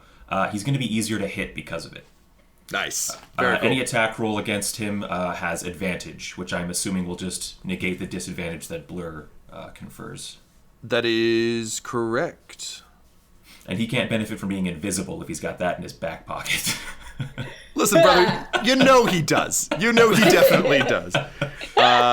Okay, wicked. Nice. That's great. And I will use my movement actually to run in the other direction. Just like, I will be right back. just kind of hike Yep. like 30 feet the other direction. You're not feeling good. And sorry, one moment. I just need to check concentration to see if that kicks anything out. He doesn't take any damage, so I think he's Oh, okay. Yep. Great. Right, taking damage, incapacitated, killed. Cool. Amazing. All right, good turn there, sir. Duncan, you can see this motherfucker at distance. He's kind of like just past the lungs now, or is it actually probably like near the lungs because it's a big chamber. And he's glowing with bioluminescent energy. Great. Duncan's just going to be sprinting straight at him, like especially if he's visible now. But along the way, Duncan just like swirls his cape kind of up and around, and there's like a spin in the middle where you can't really see what Duncan's doing. It's like a windmill.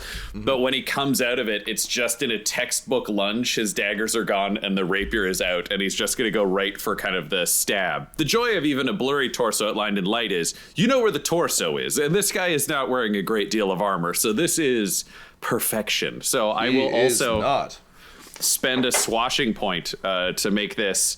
I'm going to call this like a textbook assault. So you can picture it as like one of those perfect fencing pictures. Yep. Great. That is a 17 to hit. That will hit.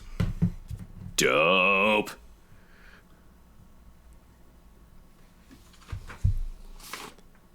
And that is 12 piercing damage. 12. All right. And hopefully that affects concentration. When you put a sword in a man, he thinks that's good. Yeah. Unfortunately, he is a very accomplished spellcaster. So you stab him, and just in your head you hear, that is irksome. But he remains blurry, but still bioluminescent. Just like he basically right now looks like an after image from like a flash. Like you can see him, but he's blurry as hell. But like he's clearly there. Cool. Wicked. All right, Gwendolyn. I guess stab, flying sword. Because Sure. what else am I going to do? Actually, I'm going to take an action first because I can do this as a bonus action. So I'm going to increase my strength by 1. Mm-hmm. Burning some essence points. Yeah, burning that essence, baby. And 11. No dice. Guys, I have not rolled above a 10 Shit. for like any hits. Today. You throw the sword, and as it goes, he just kind of blurs to the side, pulls Duncan with him, and Duncan's cape just kind of in its flourish of leaning into stab knocks the blade away, and the blade clatters off to the side. God damn it. Top of the round, Conductor. So again, things ain't going so good for Mr. Conductor Man. So you just hear in your heads, you hear rise, and suddenly forms begin to kind of shamble out of the ground, made of the mountain itself, and there are two sort of. I'm gonna call them stone golems. They're not. Actually, no. Sorry. We're calling them bone spurs. So 2 bone spurs climb out of the ground. And enter initiative order. Man, another 20 wasted on initiative. All right.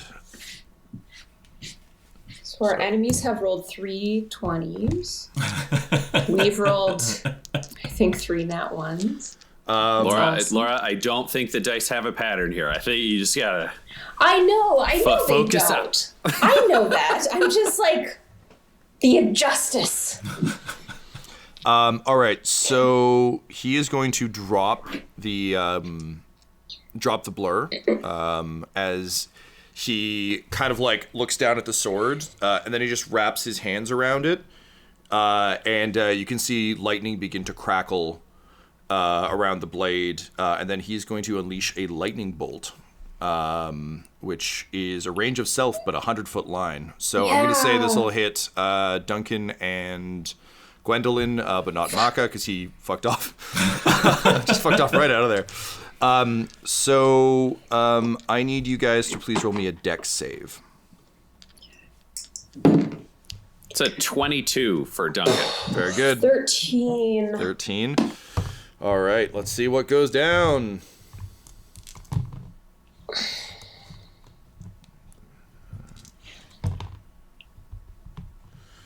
All right, so that's going to be 22 points of damage. Duncan, you're only going to take 11. Cool. Like, their wires aren't made of copper. It's not conductive, right? No, but the rest, yeah. It's fine. You're good. You're built for this. And Laura, I'm going to say you need to make a con save on your turn, or take further lightning. We're going to treat, since you can't really be set on fire as such, we're going to kind of treat lightning as your fire. So you are technically on lightning. Okay. You're electrified, if we want to use a... On lightning, damn it. Great. Which brings us to... I rolled a 20 with that bone spur, so I'm going to give him a roll, even though technically he's... now that he's in initiative order, he's above the conductor. No, it'll take him a turn to get up. Fine. Makka, go ahead.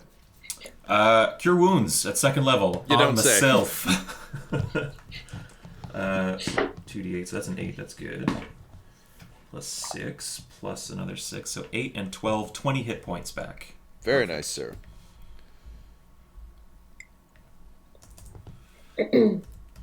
I will, since I'm a fairer distance away now, because he fucked off and then I fucked off the other way. So there's a good amount of space between us. Where are these golems rising up? They're rising up where you would have been, so where you were previously, so kind of like in line with Gwendolyn. Okay. So I'd have to get past them to get to you guys. But also, I should say that right now they are literally dragging themselves up out of the ground. So if you feel like you could probably, like, they're My still movement being. would just bring me to them. I couldn't go past them in one turn. That's true, but they also won't be able to take opportunity attacks because they're still forming out of rock. Yeah. I'll hang back and cast spells. Yeah, I'll hang back. Okay. Which brings us to Gwendolyn. You have 2 bone spurs forming on either side of you, and your sword is over by Duncan and the conductor. Yeah, whatever, fuck the bone spurs. I need my sword. So I am going to, as a bonus action, I will make the sword fly to me. Mm-hmm. And then as I'm like running up to the conductor to do an attack. Okay, go ahead. He's glowing. You've got advantage. Yeah. Yes! He's no longer blurred. That said, Laura, I also need you to roll a con save, please. Oh, okay. Because you're on lightning. What? You're on What do lightning. you want? What do you need first? Con save first, because you're going to take damage if you... Okay.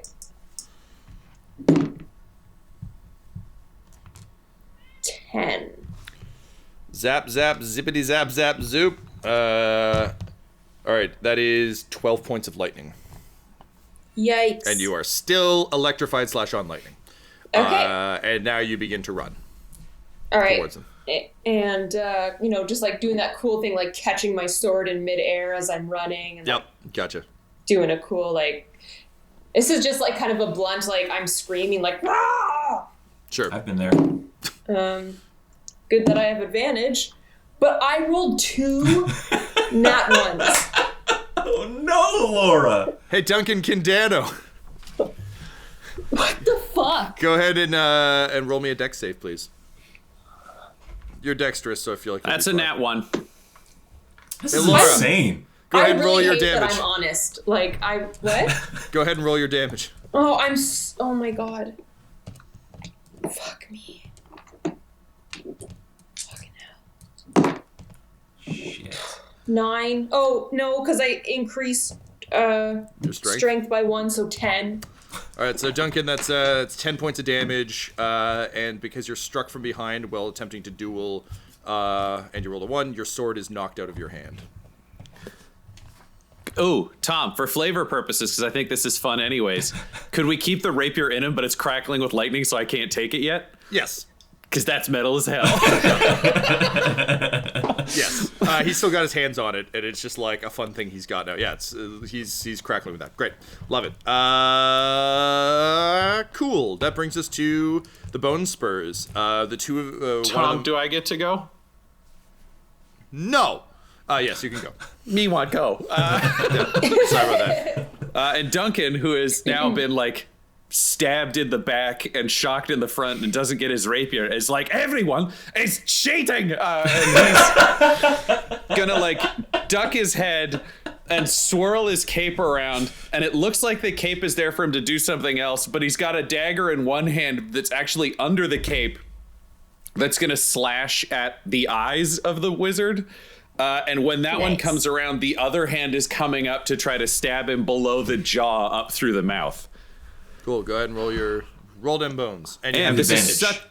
this is such a train wreck that I'm also going to use my swashing point to make these assaults. Come on. So you get advantage, right? You get Yes. Okay, so the first one is a 25 to hit, and the second one is a 22 to hit. You feel the shield go up, but with the sort of flash and flare, you manage to get your daggers past it. So angry. Cool. The first dagger will do 7 damage, and the second one will do 4 damage. Okay. For the purposes of flavor, he loses his concentration.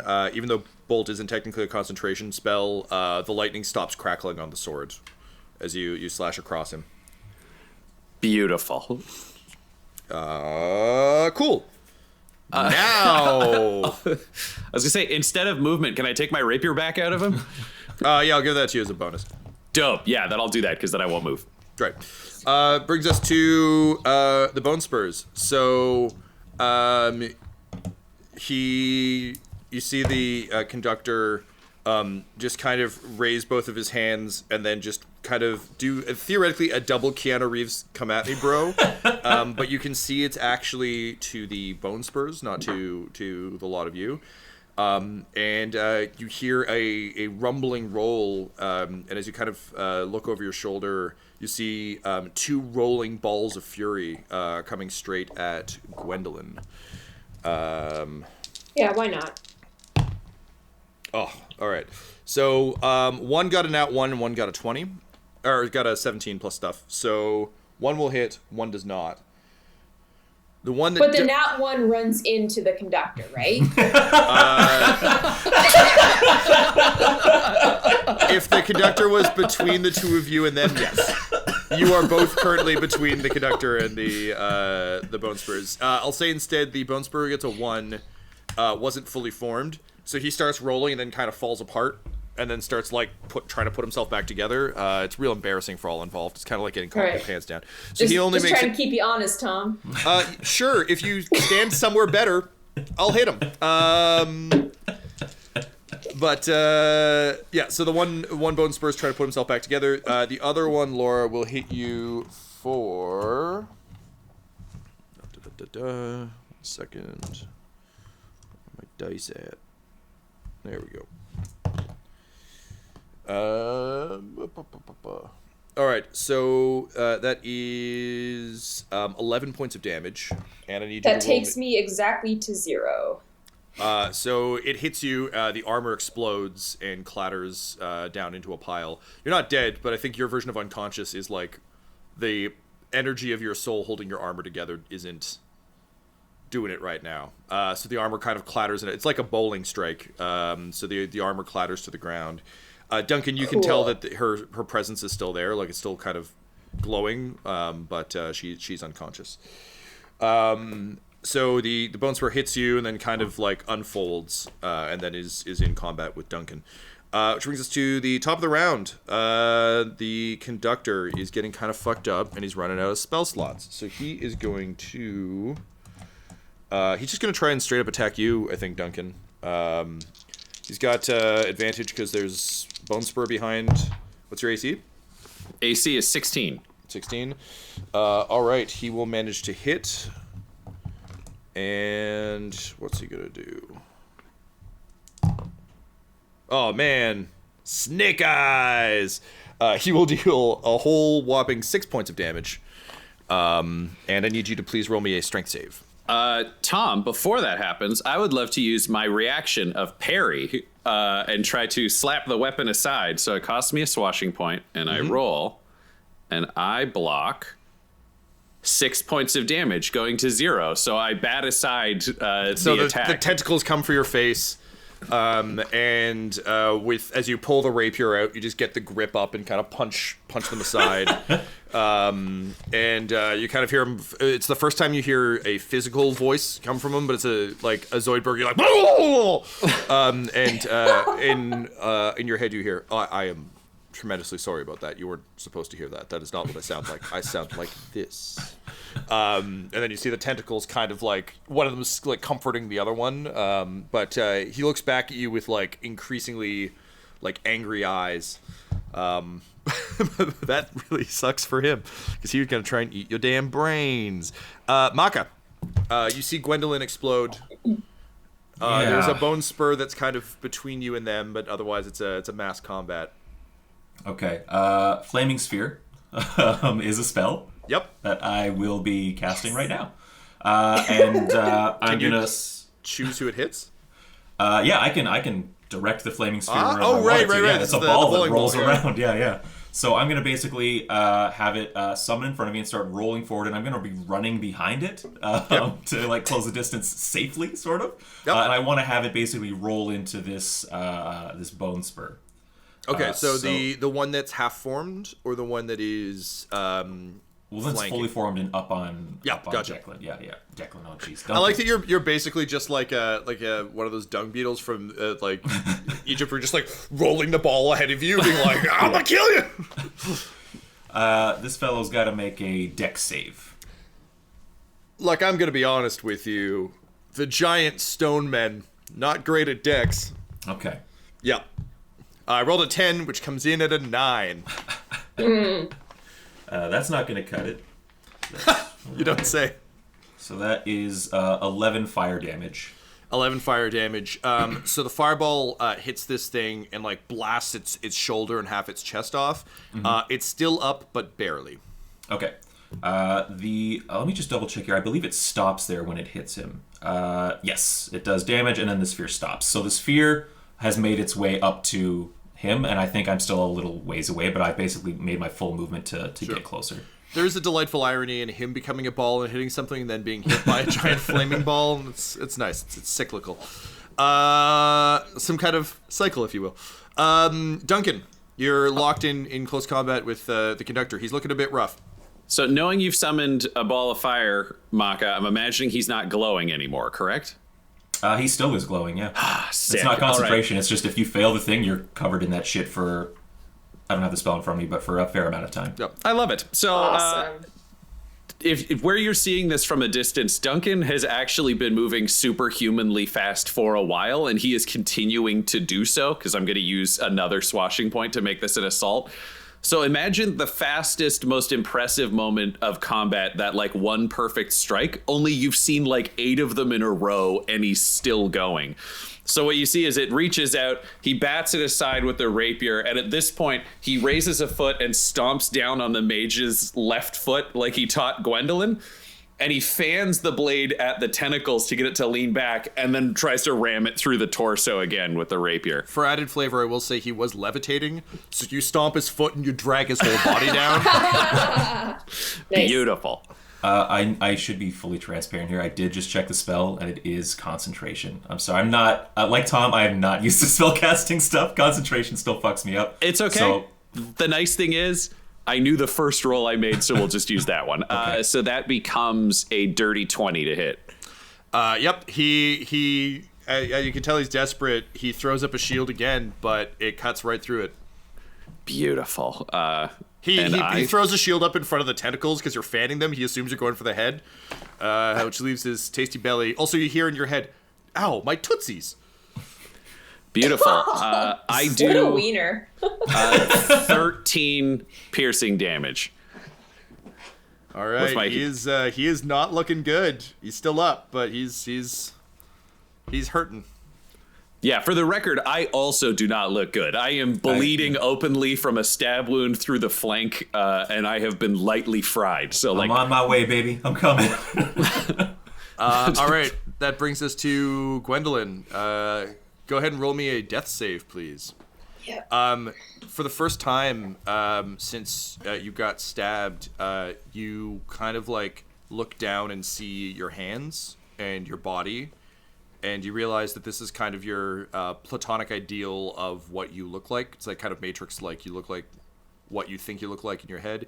And you feel that same kind of sense of weightlessness that you began to feel when you first were stabbed, as your body begins to slowly evaporate. Go ahead and roll. 10. 10's good enough. You just need to beat a 10. So you start to decorporealize, but you just know you have unfinished business, and you didn't die once to die now. That's real stupid.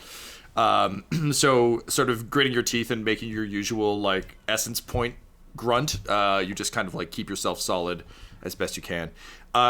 Cool. Brings us to the bone spurs. The one who is half formed does not succeed in forming.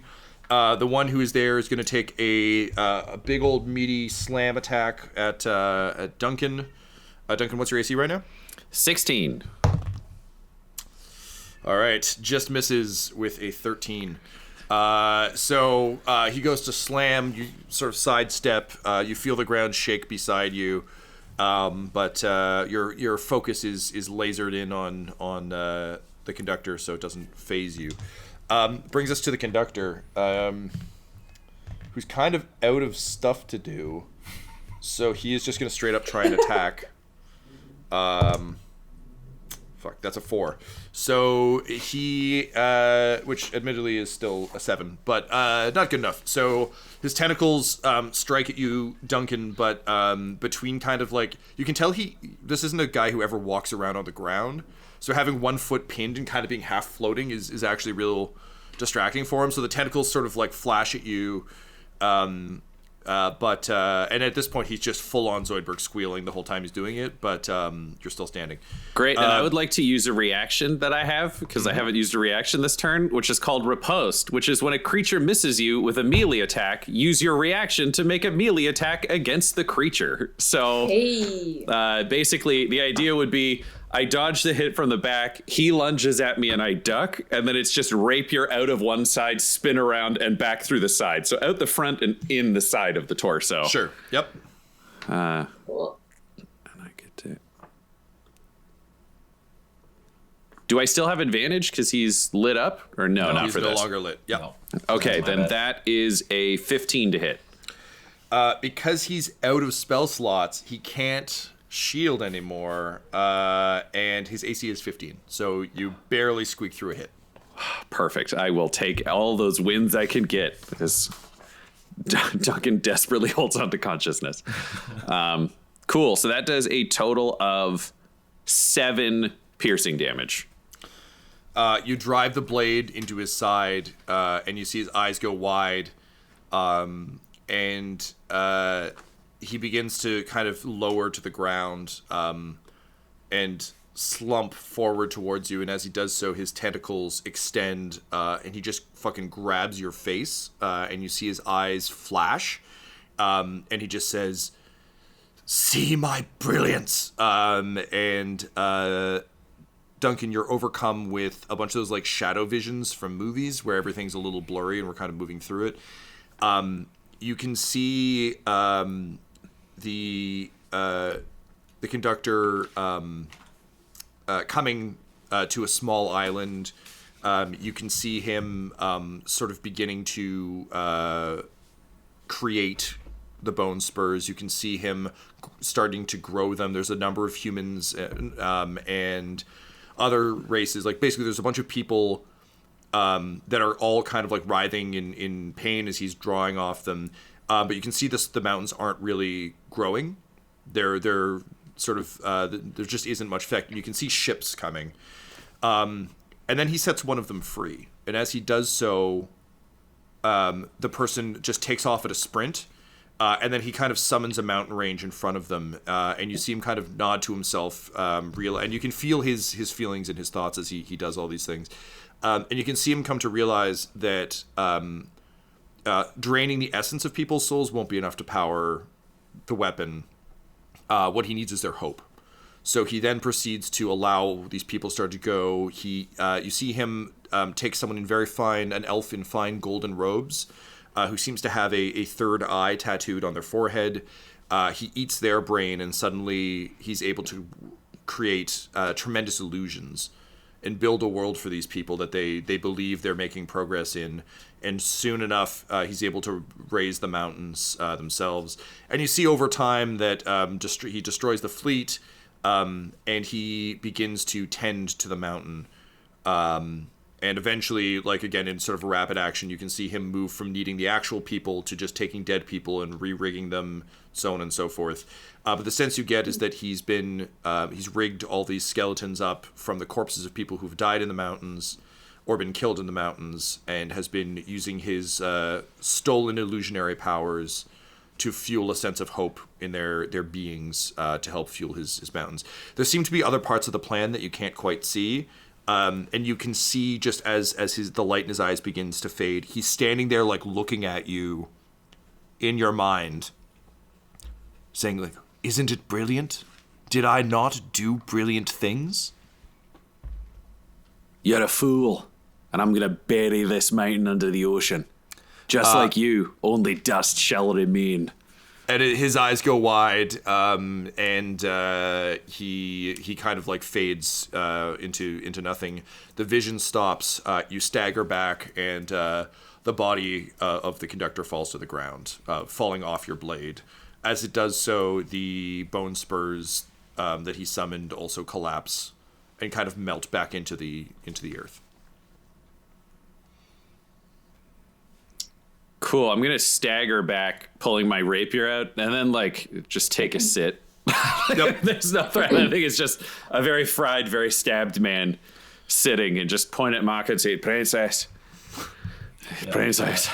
Makka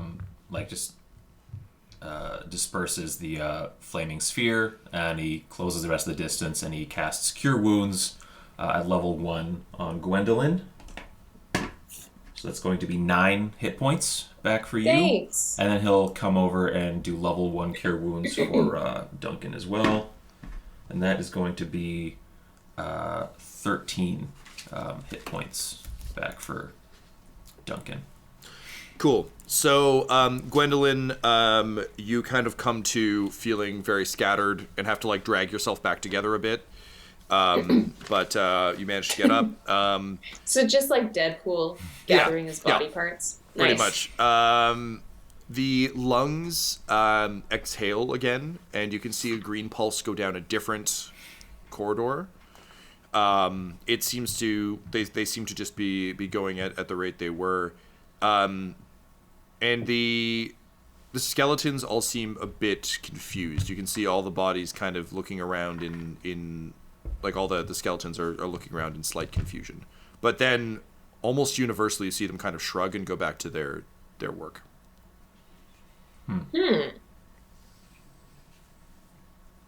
Makka helps Gwendolyn to her feet, helps Duncan stand back up as well. Thank you. And says, You spoke with this creature, yes? It rammed itself into my mind. I think I understand more of the nature of the island. Tom, I'm going to try to paraphrase this, but feel free to correct me if I don't interpret things right from a Ryan perspective. Yep.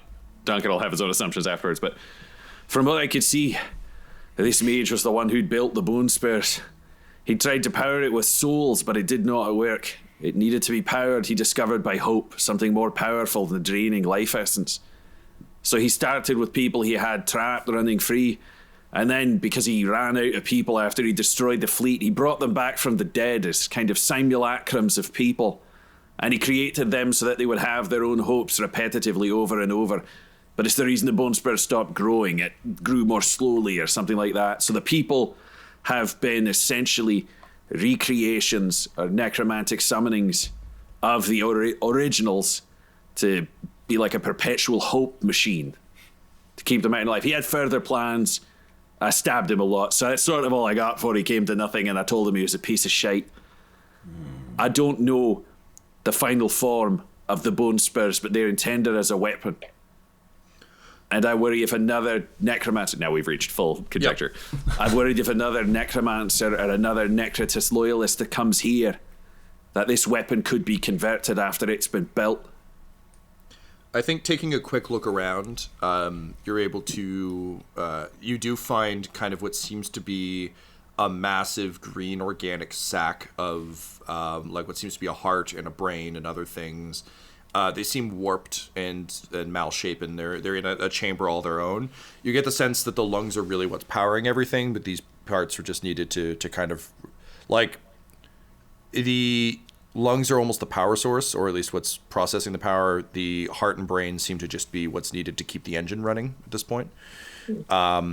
But when you go to the chamber that you saw him initially send his pulse to, you actually find alarmingly like a massive chamber filled with pods, and the pods seem to be a small green glowing pair of lungs, a heart, a brain, and kind of encased in the same material as the bone spurs themselves.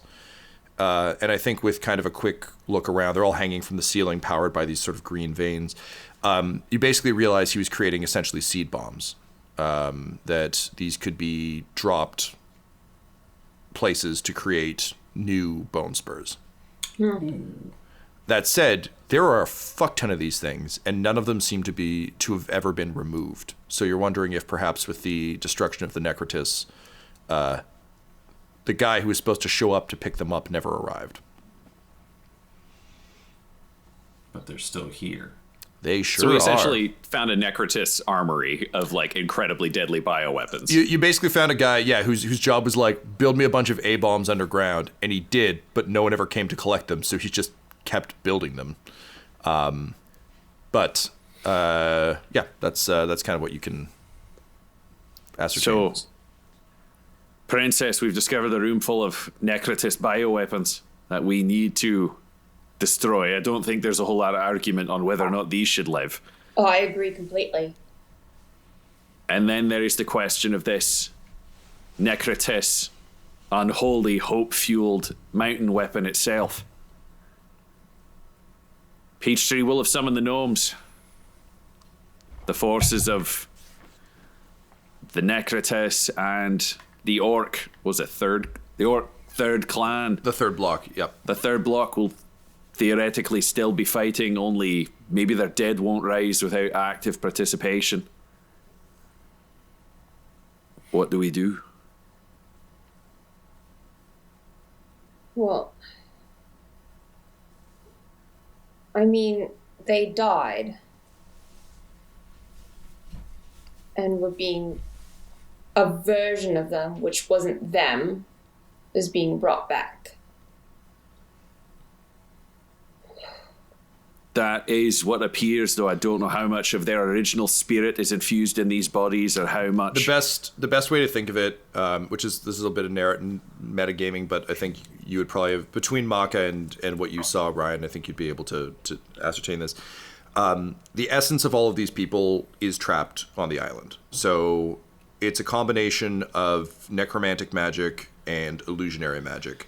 So basically what he was doing is, in whatever forms their brains are left in, those are all in the skeletons themselves. The skeletons are rigged up to the island.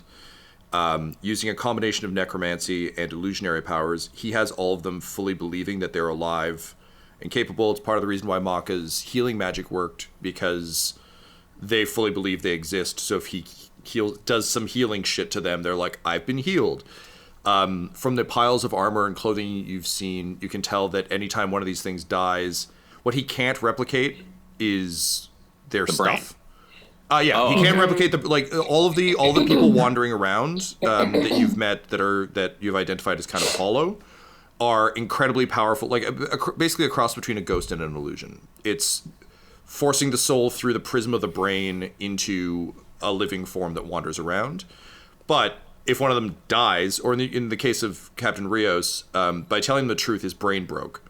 So the brain fizzled out here, which meant he couldn't be resummoned, he couldn't be drawn. So he served no purpose to the conductor anymore, so he ate him, because tasty, tasty brains. So all their souls are still trapped on this island. The people that are up there are connected to the essence of those people who are trapped in these skeletons. So basically your options are kill the island, disconnect all of them, set them free, or destroy the bioweapons, leave the island, let them continue to exist in this form. So we'll assume we talked our way around to that understanding. Yes. Mm-hmm. Duncan, what's your argument for keeping them alive in this form? I'm already leaning one way. I would argue logically towards a form of keeping them alive. I think the Necrotis forces above need to be wiped out. That is an army that would only use anything they can for evil. And if we can strike them down, they will not rise again if we shatter their brains. But the forces of the Orc Third Block and the families of the Gnomes are not people who were a part of this conflict. They are essentially victims to an ongoing war, specifically the Gnomes. They are people who are trapped here. Maybe they could create the bone spurs as a form of textile sales. Perhaps they could use the military forces present to be able to establish the Bone Spurs, such a key economic and political force in the world, as a place that could be crossed and could be taxed and could be a way to allow the forces for good and the forces for light to pass through, and to provide a barrier against the forces of darkness, and ultimately to use these undying souls as a way to protect both themselves and the world from another evil force taking control of the Bone Spurs. I don't like killing children. That's the core of the argument. I don't like children living eternally as children, but I really don't like killing them.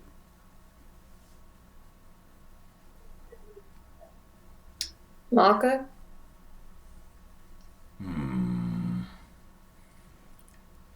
Should the people of this island not know of their origins?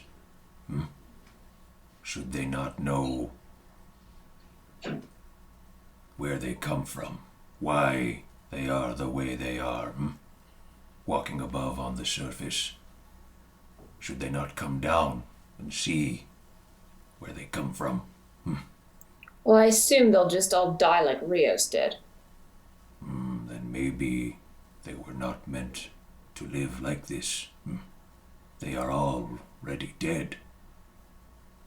All right, so I'm just thinking, if we were to let them live this strange life, how do we prevent a new necrotist from coming here and taking control of this apparatus? One thing I should point out is the brain of the Bone Spurs itself, like the weird brain sac, seems to be maintaining whatever illusions the conductor created. The conductor was controlling those illusions. Now he is not, obviously, because he's dead. So theoretically, you could just leave the island to run. But they won't be trapped in the same cycles they were, because they no longer have someone conducting them into hopeless situations that seem hopeful. The only way we could, with what we have here, Highness, would be to leave Shadlock, who I could swear is a full Dawnbreaker and a protector, for eternity, along with the third block and the gnomes. And they could fortify the cliff face in this valley so that they could protect this entrance and live their eternal lives here. But we would be leaving an honor guard that cannot leave the island to protect the island forever. And if some force could overwhelm them and figure out how to use this bone spur to recreate others, we would have to trust in Shadlock and the orcs of the third block to not allow that to happen. So then perhaps we should give them the option then of,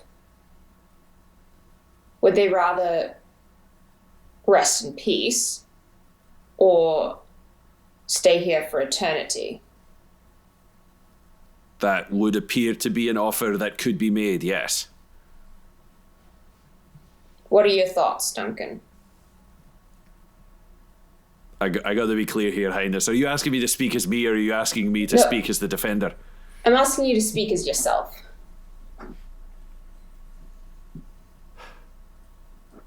This is a challenge of morality and ethics. This island is a weapon, and we can destroy this backlog, but we know that our foes can live longer than us, and that the battles can continue forever, and we leave this as a blueprint of a weapon to come. The orcs are part of a war that they signed up for, and this is the fate that has come from that.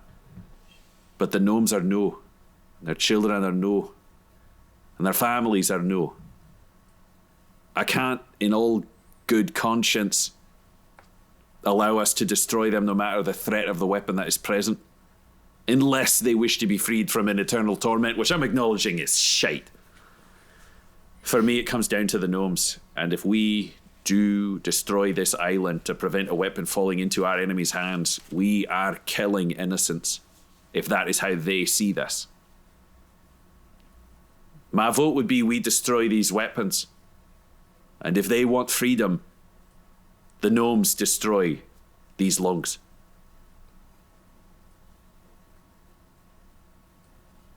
That seems fair and just. Thank you, Duncan. Then shall we destroy these creations? Tom, the seeds, are there few enough of them Seeds. that we can just walk around stabbing shit, or do we need to blow this chamber up with the powder that's left down at Gnome Camp? The powder's probably the easiest option. It's pretty.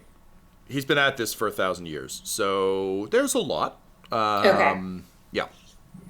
Great, then we'll probably go get gnome powder. I mean, Peachtree was bringing them, so I'm imagining it might be brought here.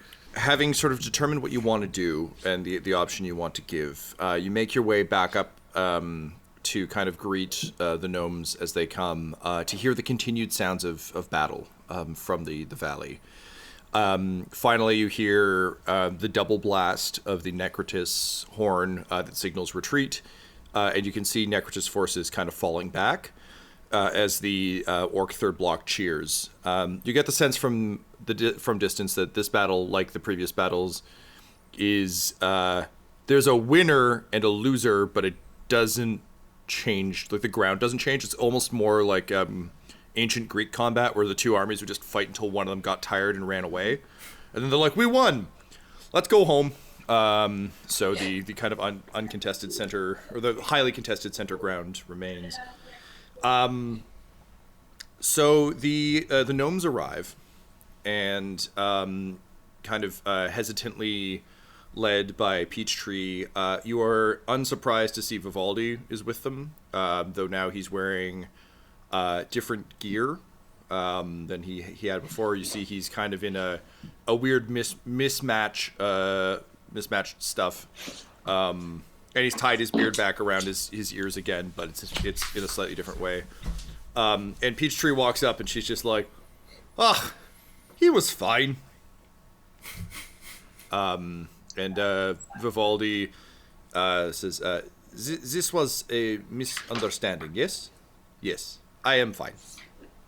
And they all kind of gather here. Oh, again, you're a ways away from the battlefield. The battlefield is visible at distance, but it's kind of a small clearing where you can have this conversation. So Creed comes out and says, "Okay, well, clearly you dealt with the Yeti threat, so bravo, excellent, that's great news. But Peachtree said you might need some assistance from hardy gnome folk in solving a problem. So we are here to solve that problem. Isn't that right, Cousin Gregor?" And Gregor holds up his clipboard, and he's like, "So we are at your service. Do you need more history advice from Damon? What can we do?" Actually, so good news, we defeated, Duncan? I don't think this story adds up to good news, and I don't think good news, bad news is necessarily the way to break this. Oh, all right, you want to take a shot? Makka, you are the one most in tune with life and death, and honestly, I think you have the best bedside manner of any of us. Could you explain what has occurred to these gnomes? Mm-hmm. Yes. Gnomes, you have been here for longer than you think. It feels long. Yes. That is because you are living false lives. You are living in a cycle separate from the great cycle of life and death. You are on an island, both physically and metaphysically. And we come to you asking if you wish to live out the same life forever on this island, or if you wish to be reintroduced to the greater cycle of death and life in new forms, with new consciousness. Tyler, can you roll me a nature check, please? Normally this would be a religion check, but I feel like for you, this is the explanation of nature kind of falls under this. Let me bring up that nature modifier. Mm-hmm. +3. So that is 11. 11? So there's some confusion and some kind of panic, particularly amongst the families. So the men and women who are partners and were along for the ride on the expedition weren't themselves, and of course concerned for their children. But generally speaking, after some kind of debate and explanation and clarification, they kind of understand what you're saying, and because you framed it in this way rather than kind of more bluntly, and because there isn't a conductor fighting them while they understand this news, no one's brains explode. You get the sense that was likely the conductor's influence kind of shielding anyone from understanding what was happening. So now that force is gone, if we're using Matrix terms, you can understand the Matrix now. You couldn't before. So before your brain just would not accept it. Now there's no one actively forcing that blocker. I'm gonna say based on that roll, there is kind of it's a 50-50 split. So half of them would rather sort of pass on back into the cycle, but some of them, like Turfel and certainly the Danver, like Gregor and Damon, are 100% in on the idea of this. Peachtree and Vivaldi kind of have a little tete-a-tete and kind of both nod to each other as though they've made a decision, and they both just kind of give you like a small thumbs up. But Creed is incensed. He is furious, and he's just stomping around, and he's like, how dare you spread these ungodly lies about the situation here.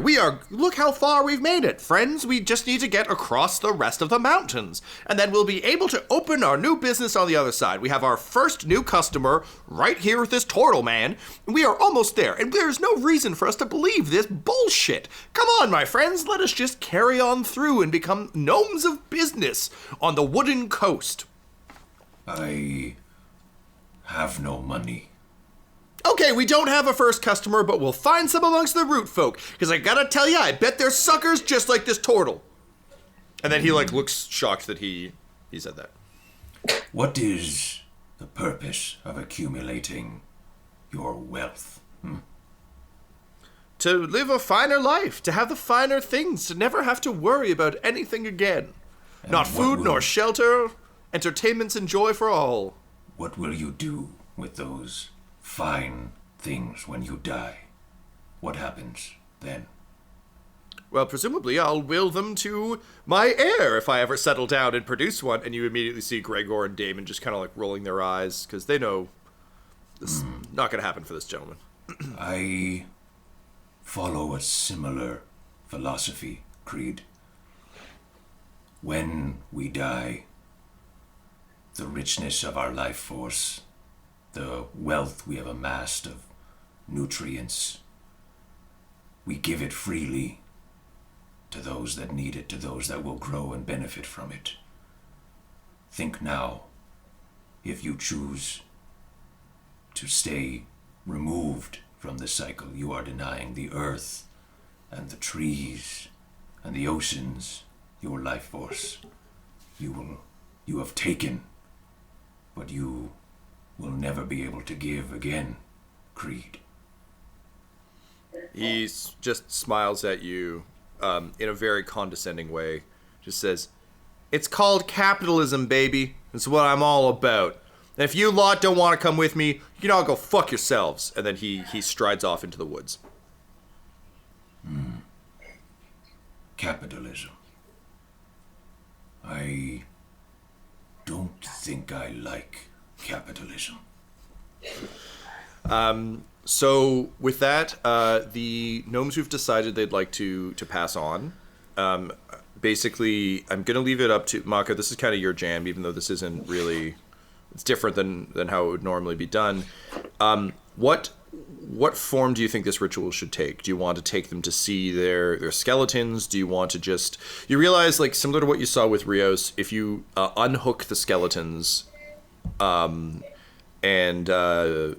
if you just unhook the skeletons, they'll drop out of the thing. The brains at this point are really just kind of like withered. They're basically almost like a focus for what these people were. It's not like there's a squishy, tasty brain, which is why the conductor wasn't too thrilled with the taste.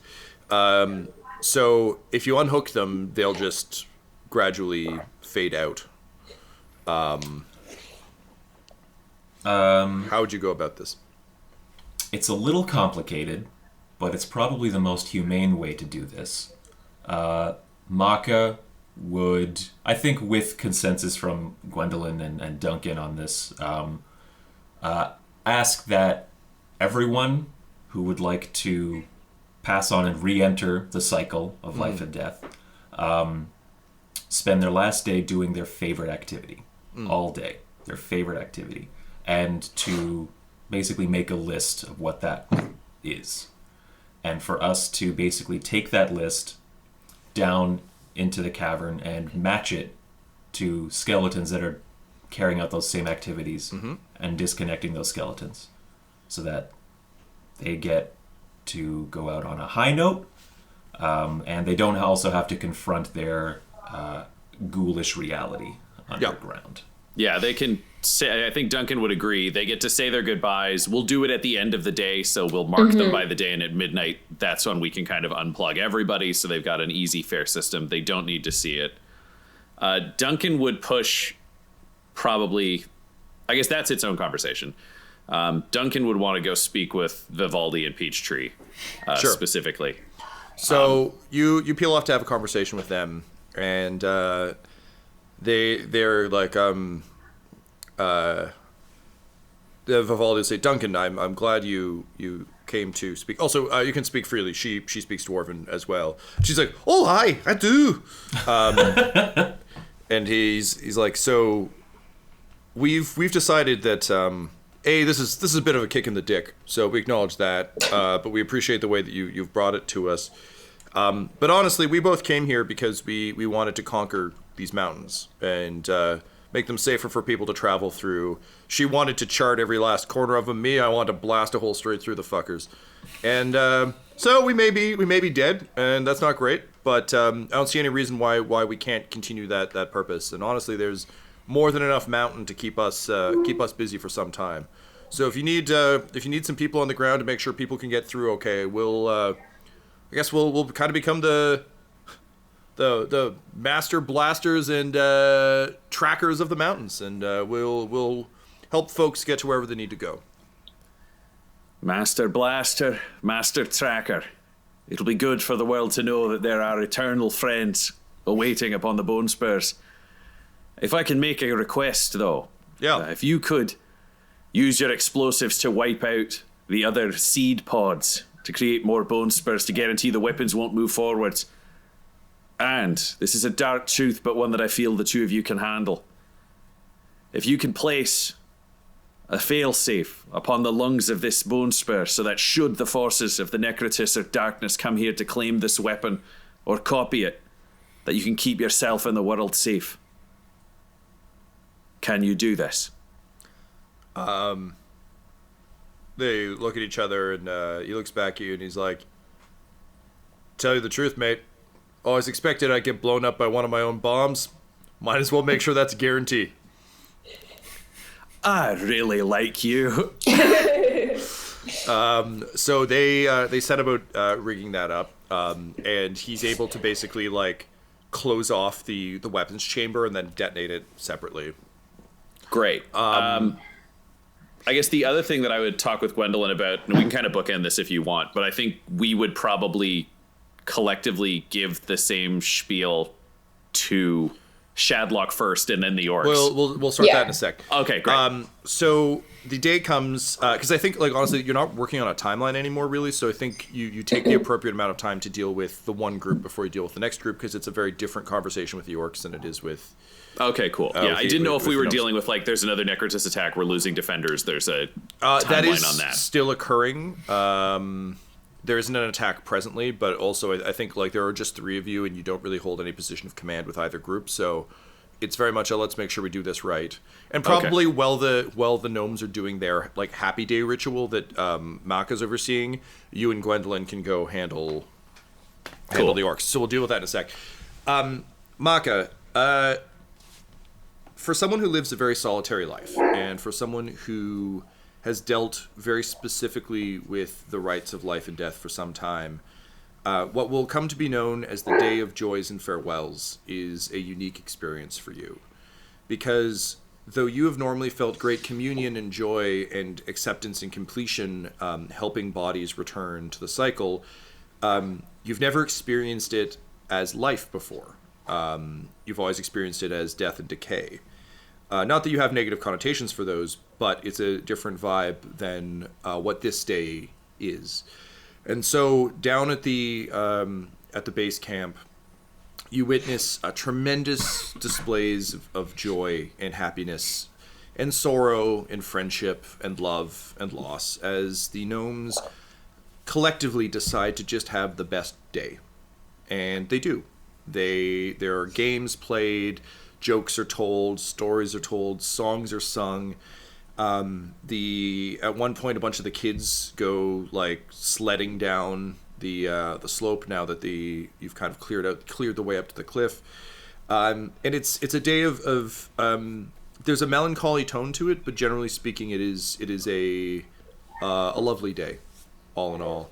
And as the sun begins to set, and everyone kind of gathers around a massive bonfire, you see people kind of say their farewells to those who are leaving. A lot of people are just kind of like saying, like, see you in the morning. And then gradually everyone kind of collectively, almost as though it was a spoken agreement, decides to just bid each other goodnight as they would on any other night.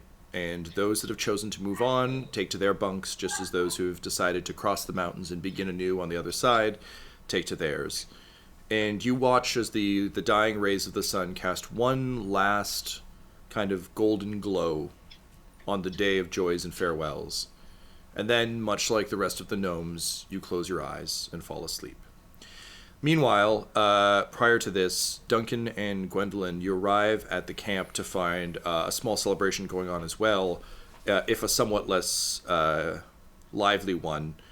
The troops are celebrating a minor victory, forcing the Necrotist forces away. As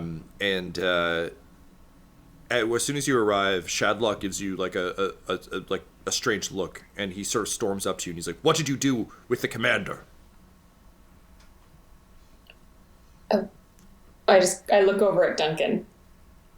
The captain was eaten by the mage of the Necrotist forces, who is underground manipulating this conflict and has been using necromantic energies to force attacks endlessly to fuel these islands. But he has been defeated. That is hard to hear, but it sounds as though the captain in his own way helped, even if it was just to alert you to the presence of this plague mage. So, should we assume then that the Necrotist forces are destroyed, now that their plague mage is dead? We can now know that if you shatter the brain of a Necrotist soldier, it will not return. But we have darker secrets that must be shared and must be spread out. Would you rather know first, or should we tell the army as one? He kind of looks nervous. Again, he's very young, if a very old, very young. So he gives it a thought, and then he says, "It's my responsibility as the sole Dawnbreaker and the Third to give them the news. So I ask you, Captain, to inform me so I may inform my troops." Friend, this island is fueled by hope. And the mage at the center of it knew that force is fighting for the future, the nobility of the Third Block, the strength of you, and the incredible bravery of Captain Rios were an endless wellspring of hope, because nothing could break you. So that mage trapped you in an endless cycle of combat that would not end, that could not end, and could fuel the bone spurs and the production of weapons for the Necrotus. However, because the Necrotus had fallen, those weapons were not delivered. There was nowhere to go. They're in a cache underground that we are in the process of destroying. But what that means is your souls have been trapped here in these bodies, and you will live as long as the bones spout mountains, unless your brains are destroyed. So there are choices to be made because you have lived and fought the battle of heroes, and it has been won. Which is you and these orcs can free yourselves and be removed from this cycle once we defeat the Necrotus. But be removed from this cycle and go on to the next part of life. Or you can stay. And you can live eternally until your brains are destroyed. There are gnomes who will remain, and there is the beating heart of this island, which is created from darkness but could be turned to light. And at the same time, it will need defenders.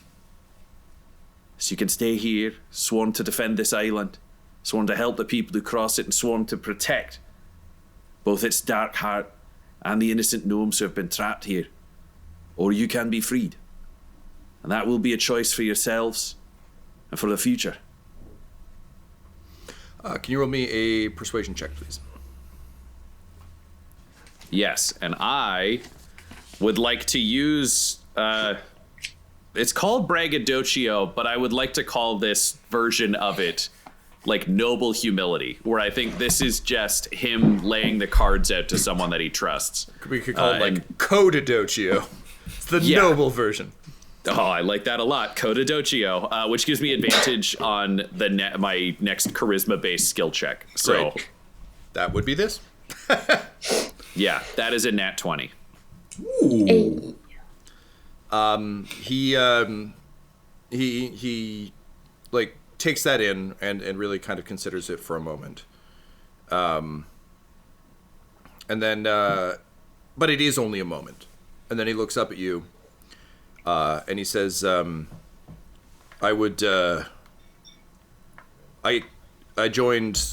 was convinced to join the Dawnbreakers by watching the heroism of Captain Rios, the lengths that Rios kin Brack went to protect those who needed him most. We've always been strong fighters, but there's something to the idea of fighting for something rather than just fighting. I would have a request of you. I will bring this to my men. I personally will stand guard. I will rise to the call of the Dawnbreakers. But I think we could do more good here, not as a fighting unit, a detachment of an army, but as Dawnbreakers. And then he takes off Rios' gauntlet. And he says, I would ask you to divide this amongst my men and women and swear them in. I know that I don't know all the codes and I don't know all the rituals, but I feel like if we're wearing these and we swear ourselves to a code that's above simply fighting to survive, we can become the guardians of these mountains and make sure that ghost gnomes or not, people who are here, who are innocent, are saved. Friend Shadlock, we're thinking along the same lines. And I'll clap him on the shoulder and say yes. And for those who are willing to pass on, ask them if they'd like to have one last battle against the Necrotus where we could bring an end to the monsters in the dark. And I'll take his gauntlet. Cool. So I think pretty easily you're able to kind of sort out how to do this. There's not enough copper on it, but you also have the other gauntlet from downstairs. So you use those, and I think rather than getting proper bracers, they all get like a bracelet. Cool. But it's enough. And as you're starting to realize in this new world, there might be something to the idea of new rituals. That said, the Dawnbreakers all swore an oath to Amala Kinsolaris, and you happen to have with you Gwendolyn Kinsolaris. So the decision is made that they will swear their fealty and their code to you. Gwendolyn, what are the inspirational words you give this kind of new unit of Dawnbreakers that will theoretically defend these mountains for the rest of time?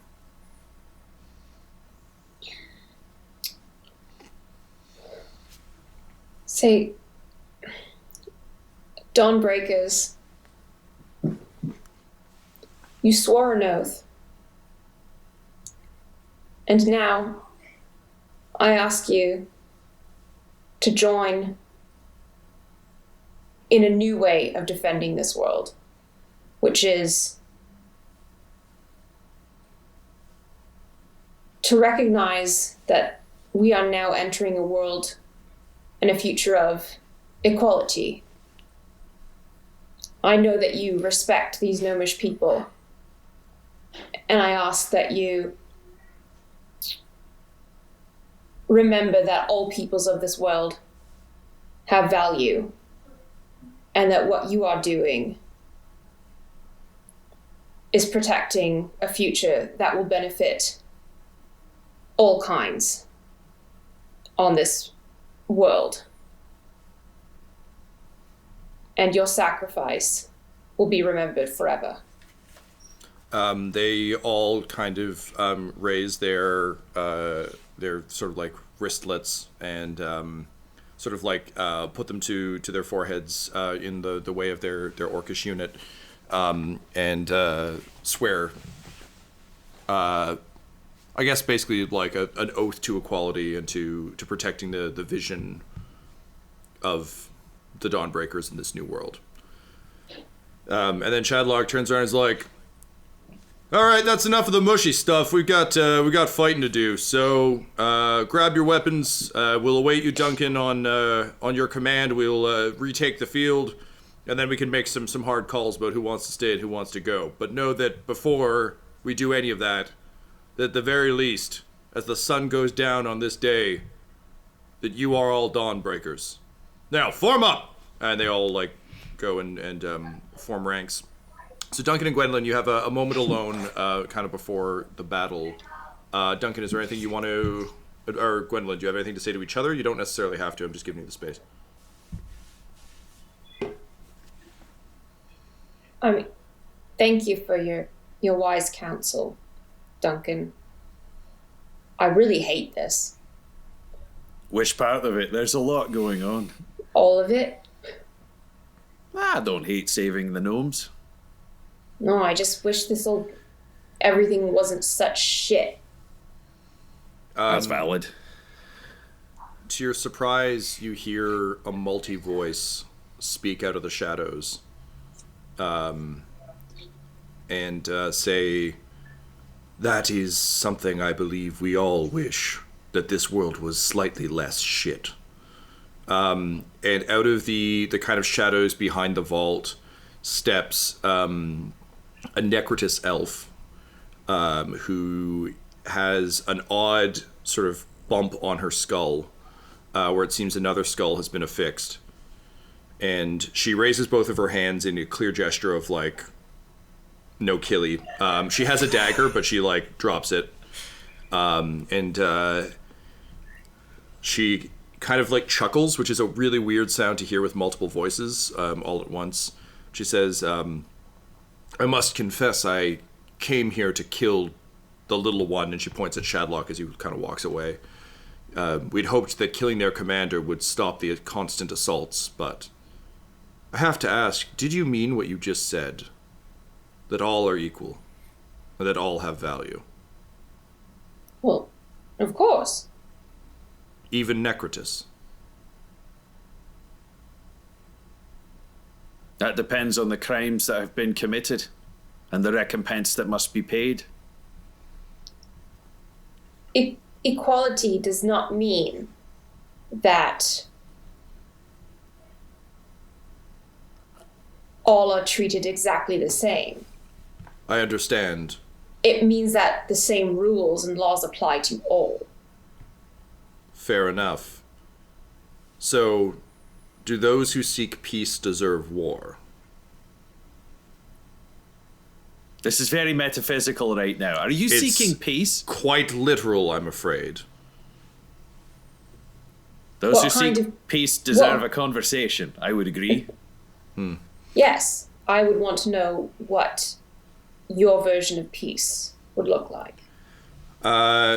So she just kind of nods and seems to be making a kind of a hard decision. She says, "I would ask you to come with me and to see something. And if your opinion has not changed after you've seen what I can show you, you are free to lead your troops against mine tomorrow.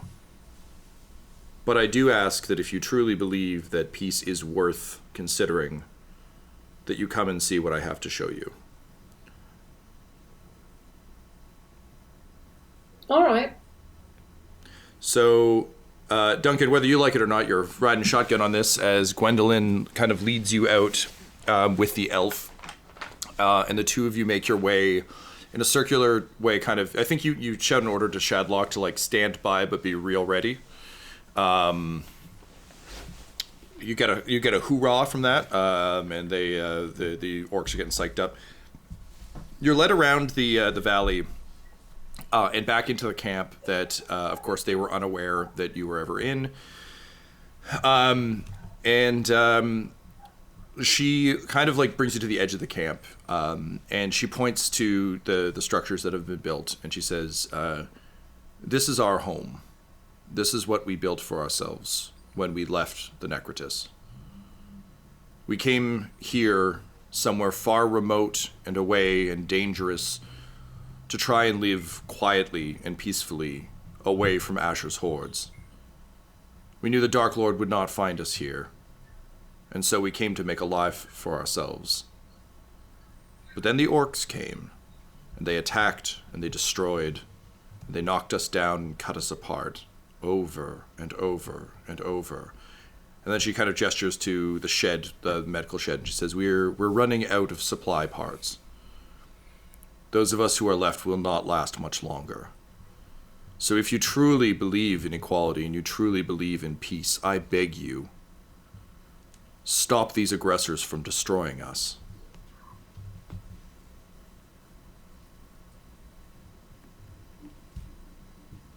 So, Duncan, I guess some sort of parley. Well, first Is in ambassador, it looks like it's time for you to organize your first peace talks amongst the Alliance of Equality. All right, let's go. Can we get to some neutral location? I mean, traditionally, we would just choose the center of the valley, set up a table. I can bring Shadlock. You bring this elf, assuming you speak for the Necrotis? She says, I do not speak for the Necrotis. We are known as the Excretis. We have left. But I speak for us, and I speak for our community. All right, so This one was called Vanna. You come with no weapons. I'll bring Shadlock with no weapons. I'll keep weapons, so if anybody cheats, then I'm honor bound to kill whoever shows the fuck up, no matter whose side they're on. So your people ambush, I kill them. Shadlock's people ambush, I kill them. We can have a conversation run by the princess. This one does appreciate how willing you are to kill both sides if either of us attempt to fuck you. That weirdly brings me a great sense of relief. I don't like it, but it's the only way that this works. No, I mean that honestly. I apologize. We Excretis are not great at expressing sarcasm or honesty. It is difficult. Our emotions were drained by the powers of the Dark Lord long ago. All that going to say, your sense of fairness is appreciated. All right, Thumbs up. I'll go get Shadlock. Princess, you bring a table. I'll get paper or something. Right, Vanna, let's... So you got a table. We, as the sun rises the next morning, Makka, you make your way down to meet these two groups. Gwendolyn brings Vanna, Duncan brings Shadlock, and I'd bring Makka and like catch him up, yeah, and I'd probably bring Peachtree and Vivaldi because they're also security, but they need to weigh in on this. They're also a faction. Yeah. Would you have Vivaldi rig the table? No, because I think that I don't trust anybody to not fuck with it, so I can't have anybody know, and then I could blow up friends. It's not great. We got to stay honest, even though it's risky. So, for the very first time in the history of Gren, a peace talk occurs between a former Necrotis and a ghost orc. So Shadlock sits down and is just like clearly enraged, but keeping it under control. He's definitely trying to do the like young man who's also signed up to be like an important Dawnbreaker guy. So he's trying to like carry himself the way Rios did, but he's not doing a great job. And Vanna, who seems kind of nonplussed by the whole thing. I think if you're undead and you get stitched back together and fight eternally over and over and over again ad infinitum, you kind of, the prospect of getting re-murdered isn't exactly... The stakes are low, yeah. The stakes are low, and there's also just no emotion in it anymore. It's just it's a fact of the matter. Right. So how would you like to manage these talks? Shadlock is currently keyed up to believe this is a trap and that the Necrotis must be destroyed because they've been fighting them for 1,000 years. None of you have met Necrotis before. None of you know if this is real. There's definitely no records of Necrotis defectors. That sounds insane.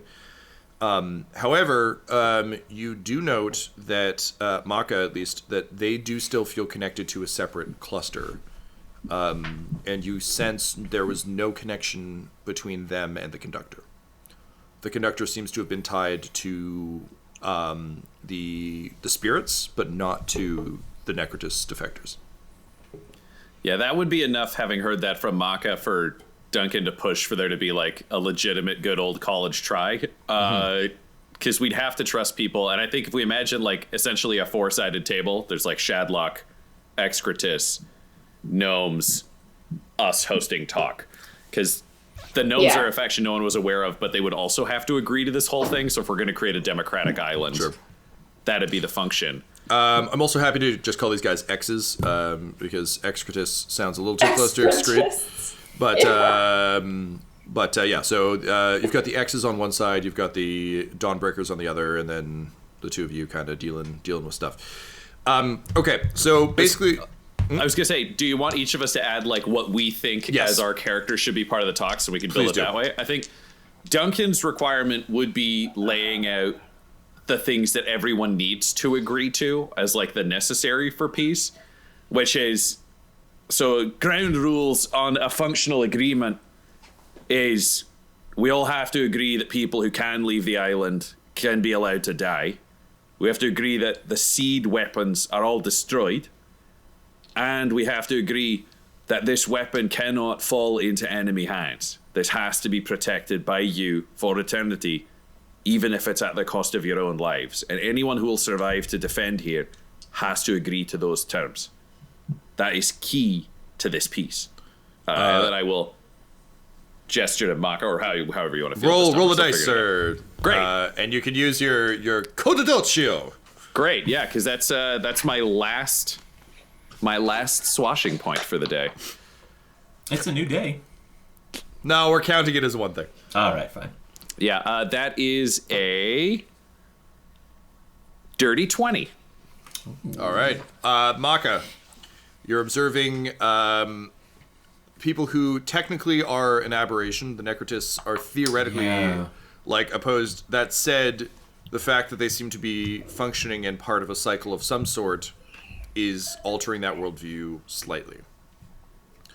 I would also take if you don't have something you think you'd be contributing directly to the conversation, you can also try and ascertain more about them. I think that would be more the direction I'm leaning in, because it doesn't make a huge difference to Makka how this peace talk goes. If they stay on this island, they're never going to die. They're no longer contributing to the cycle. War for the cycle is kind of like an accelerant. You know, huge death toll, and then the cluster kind of feeds on that, and then civilization and people feed on the cluster in terms of like sowing fields and things like that. Like it's like it's zooming in too finely on the details when Makka tends to appreciate the grander scheme. Understood. So it's not terribly, maybe not interesting isn't the right word, but it's just, it doesn't seem to concern him terribly. I understand. He has a say, right? Yeah. It's like, do what you want to do. But I think learning more about the Necrotis would definitely pique his interest a little more What did because we- of the death. What did we decide your cluster rules were? Was that nature? Yeah, I think that was nature. Let me have a quick look. Nature is... Are we looking for like what I would have like a good roll on kind of thing, or? I'm looking at what when you reach out to the cluster, what role do you think would be appropriate for that? I think we decided nature. I think it was nature. Nature and religion are interchangeable stat wise because they're both int. So great. Okay. And there's no. And they're both proficient. So go ahead and roll a check with whatever proficiency that is or whatever Right. bonus that is. I think because we're talking more philosophically, like ideas and things like that, I'll go religion. Okay. So that was a good roll. That's 21. Oh shit. Yeah. So you kind of reach out to the cluster, and also I think you kind of reach out with your spores, and you're shocked to find that your spores are essentially communicating with the Necrotis spores, which is when you realize that the Necrotis army seems to be spore-based. Very, very interesting. They aren't yours. You've never seen them before, but they are spore-based. Now, that would immediately have Makka asking questions like, I don't think Makka claims sort of like ownership over the spores, right? It's like he is part of something, but it's not his. So he would immediately be wondering, like, why have I been excluded from this network if it's spores? Why I thought the cluster was far-reaching and all-encompassing. Why is there like an exclusivity going on? And that would maybe even hurt him a little bit to be like, I thought I understood this thing. Yeah. I think maybe you ask like one of the other X's, but they're completely confused and have no idea what you're talking about. Okay. So this is perhaps a mystery worth investigating, but the unfortunate thing is the Necrotis himself would have the answer to this, not the armies under his... The drones, almost? Yeah. Okay, so that's your bit for this. So it doesn't actually affect the peace talks, it's just a thing you've learned. Gwendolyn. I think because Gwendolyn's made statements about like fairness and all the rules apply, I think she'd see her role as ensuring that equal space is given to each party to speak, and that they're she kind of like a moderator, like at a debate, like kind of tries to stem any personal attacks or any emotions getting out of hand and just be like trying to keep everything at a civil discussion. So can you go ahead and roll me a persuasion check and add Duncan's modifier? What you got? +5 for persuasion. 8. Okay, so the talks are actually stranger than any of you anticipated, largely because the X's are the most vehement proponents of destroying the viral weapons and ensuring that Necrotis or any other force never gets their hands on it. They are also shocked to learn that Asher was defeated and that the Necrotis forces no longer exist. They're overjoyed with that news. And it takes everyone aback a bit, particularly Shadlock is quite taken aback by this, to a point that he's kind of still pro we gotta destroy these guys, that, you know, all Necrotis forces must be wiped out, and if there's any chance that anyone could recapture the abilities that the Necrotis himself had, like, we can't leave that to chance. But weirdly, the X's seem quite content to pick up the sort of call to arms that you'd given the third block, Duncan. They're happy to defend the mountains. They're happy to try and keep people safe. They have no interest in further conflict, unless anyone is suggesting that the viral weapons are kept alive, in which case they'll fight to the last person to stop them. So, unfortunately, though, Gwendolyn, with your role, Shadlock is speaking over this, and it's old rhetoric. It's from the war days. but he's very vehement, like, we must destroy these things. They're not people, they're not creatures, they must go. It is the duty of the Dawnbreakers to destroy the Necrotis. So how do you want to resolve this?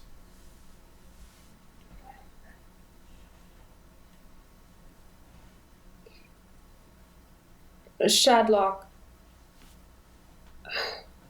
Oh, good lord. I see that these feelings that you have towards these people are deeply felt within you, yes? Yes, we've been fighting them for 1,000 years to prevent the spread of the Necrotis once again. Can you imagine the war beginning again? I know that it's not from your time, but the world was... But the Necrotis is dead. The spread has ceased. Let's see if he believes you. Oh, he does, because he's honor-bound too. He seems not happy about it, but begrudgingly accepts. It is also, again, one of those weird things where it's like, they both these sides have been fighting a war that hasn't happened for a long time, but they have been convinced was still very much in situ. Shadlock, also consider there was a mage of the Necrotis mass-producing weapons fueling this conflict, and that mage was not aligned with these forces. There was nothing to gain. If these people had wanted you doomed, they would have had you cold. And in hearing kind of the rest of the tale, it seems that the X's came here first. They arrived after the Bone Spurs existed, so the Bone Spurs sprung out of the ground, but before the third block showed up, before Rios was dispatched, they basically moved in during the war and hid, which is how they were spotted years later by the scouts, who then reported to Rios, who then to the Dawnbreakers, who were then sent in. So they've been disconnected from the Necrotis for quite some time, and had no idea there was an evil man downstairs making weapons. That actually would have scared the shit out of them, and they likely would have tried to kill him. They just weren't aware that was a thing. I'd also like to say to Shadlock, I know that as a soldier, your goal is to defeat your enemy. But know that you now sworn oath to me and represent me. And the point of war should be to eventually find peace. And although you did not get your final glorious battle of victory, know that peace is a far greater victory than defeat and destruction. He kind of nods his head, and also, like, a lot of the soldiers are nodding their heads. Again, these are all career fighters, so they all kind of get that. And he says, Your Highness, your words ring true, and I apologize as a young old man. I often forget that the goal of these actions is not to continue them, but to end them. And so he kind of reaches across the table to Vanna, who kind of looks vaguely confused at the hand, and then kind of like remembers, oh right, that's a thing that mortals do. So she reaches across, and peace comes to the Bone Spurs. The orcs, and there's only two of them, who decide not to remain, say their farewells, and kind of wander off to watch a final sunset before being unplugged. But collectively, all the remaining group, the entire remaining group, decides that they need to have a sense of uniformity. So now that the Bone Spurs don't grow back, they shave some of the sort of essentially bone dust off the mountain. And the Necrotis forces rub it into their armor, and the third block rubs it into theirs, so they all become kind of a uniform gray.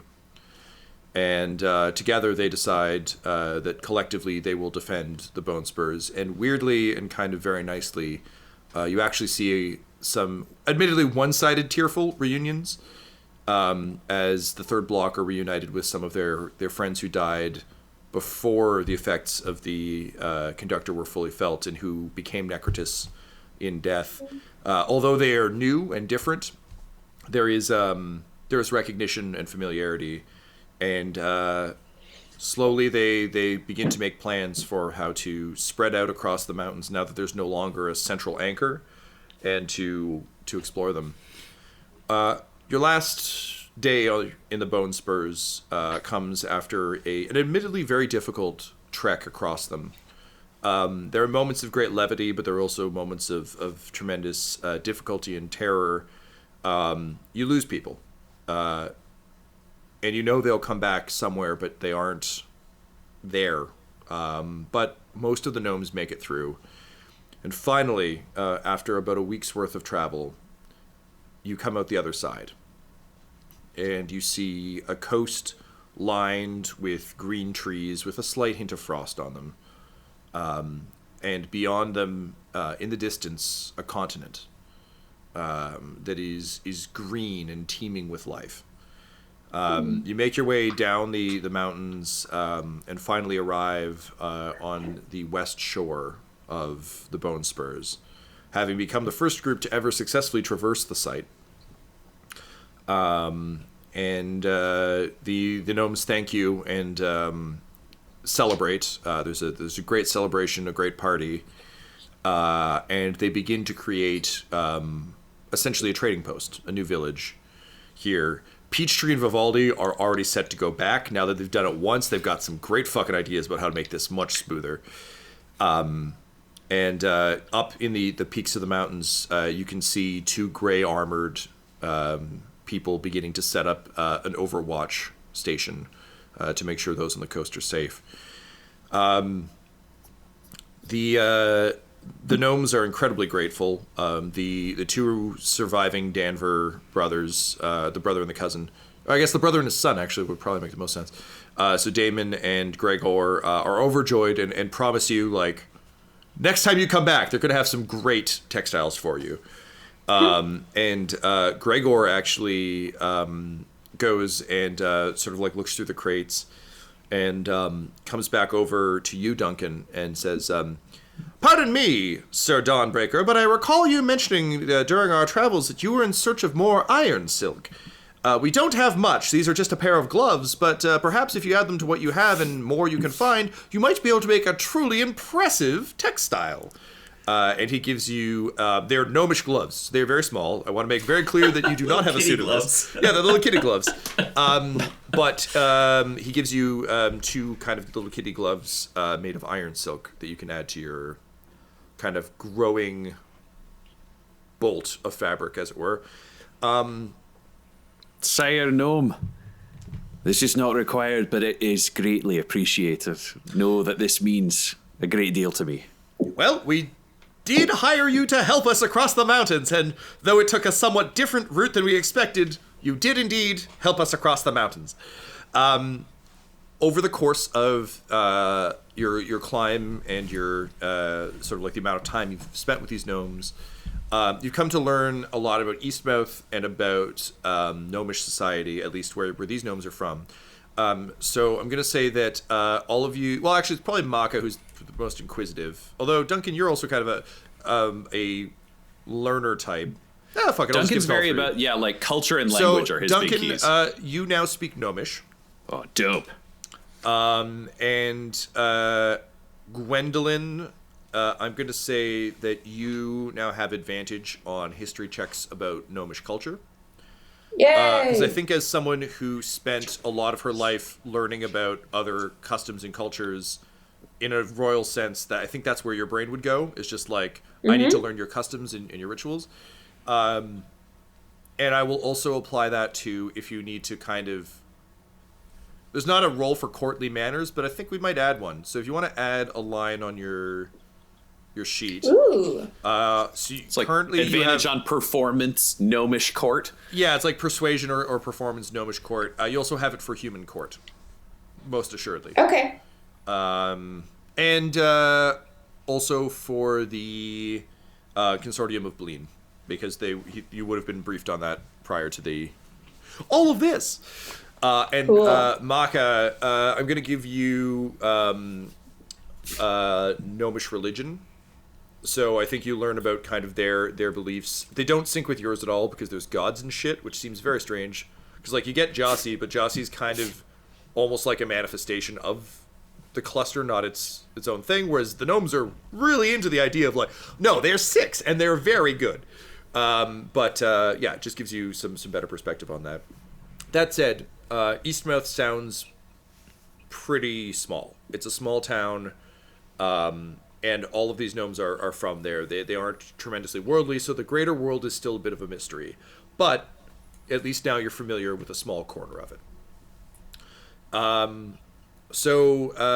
Peachtree and Vivaldi, thank you both kind of for your help and for freeing them from the infinite frustration of trying to get through a mountain. Vivaldi in particular was kind of losing his mind because every one of his plans would have worked. And the mountains allowed him to get just far enough to think they would before forcing him back.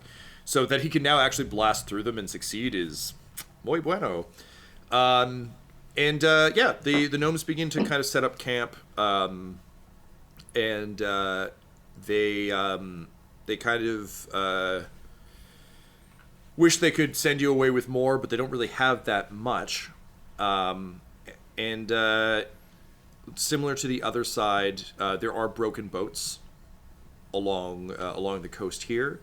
But with kind of a mix of their ingenuity and yours, there's one that looks salvageable. It looks like the people who crashed here likely went into the mountains and are likely part of the Necrotis force now, or were used up by the conductor over time. Because to be clear, not everyone who's on the mountain is present in the people you've met. There are others around, and there are others that were used up over time. So you're able to get a vaguely seafaring ship together, but luckily you can see the continent. You can see the wooden coast on the horizon, so it's not as far a trip as it was from Orville. You have a chance to say your final farewells to the gnomes. Is there anything you'd like to do or say? I think, unfortunately for Makka, because they've chosen to remove themselves from the cycle and stay on the island, there's a little bit of like disappointment there, and a little bit of shunning. So I don't think he has any fond words for them. He's like, he won't be like, "I will come back and kill you" or anything like that. But he's ready to go. Understood. Yeah, this has been kind of a sour note to end it on, but he wants to go. I understand.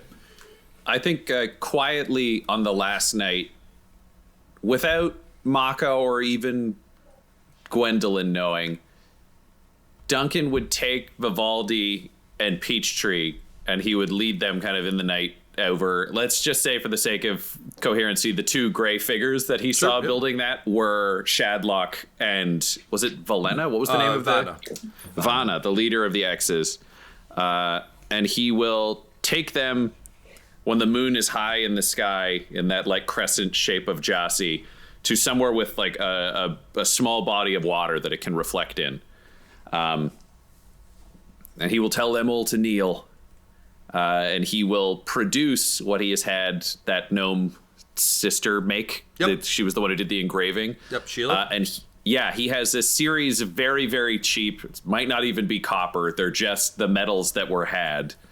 And he has bracers that he's made for all 4 of them. And on one bracer, he has had the solar symbol with Jossie mixed into the center of the sun.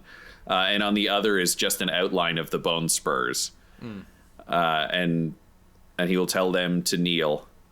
And he will say, "It has been a long time since there have been dawnbreakers. And there are many who have apprenticed themselves over these days.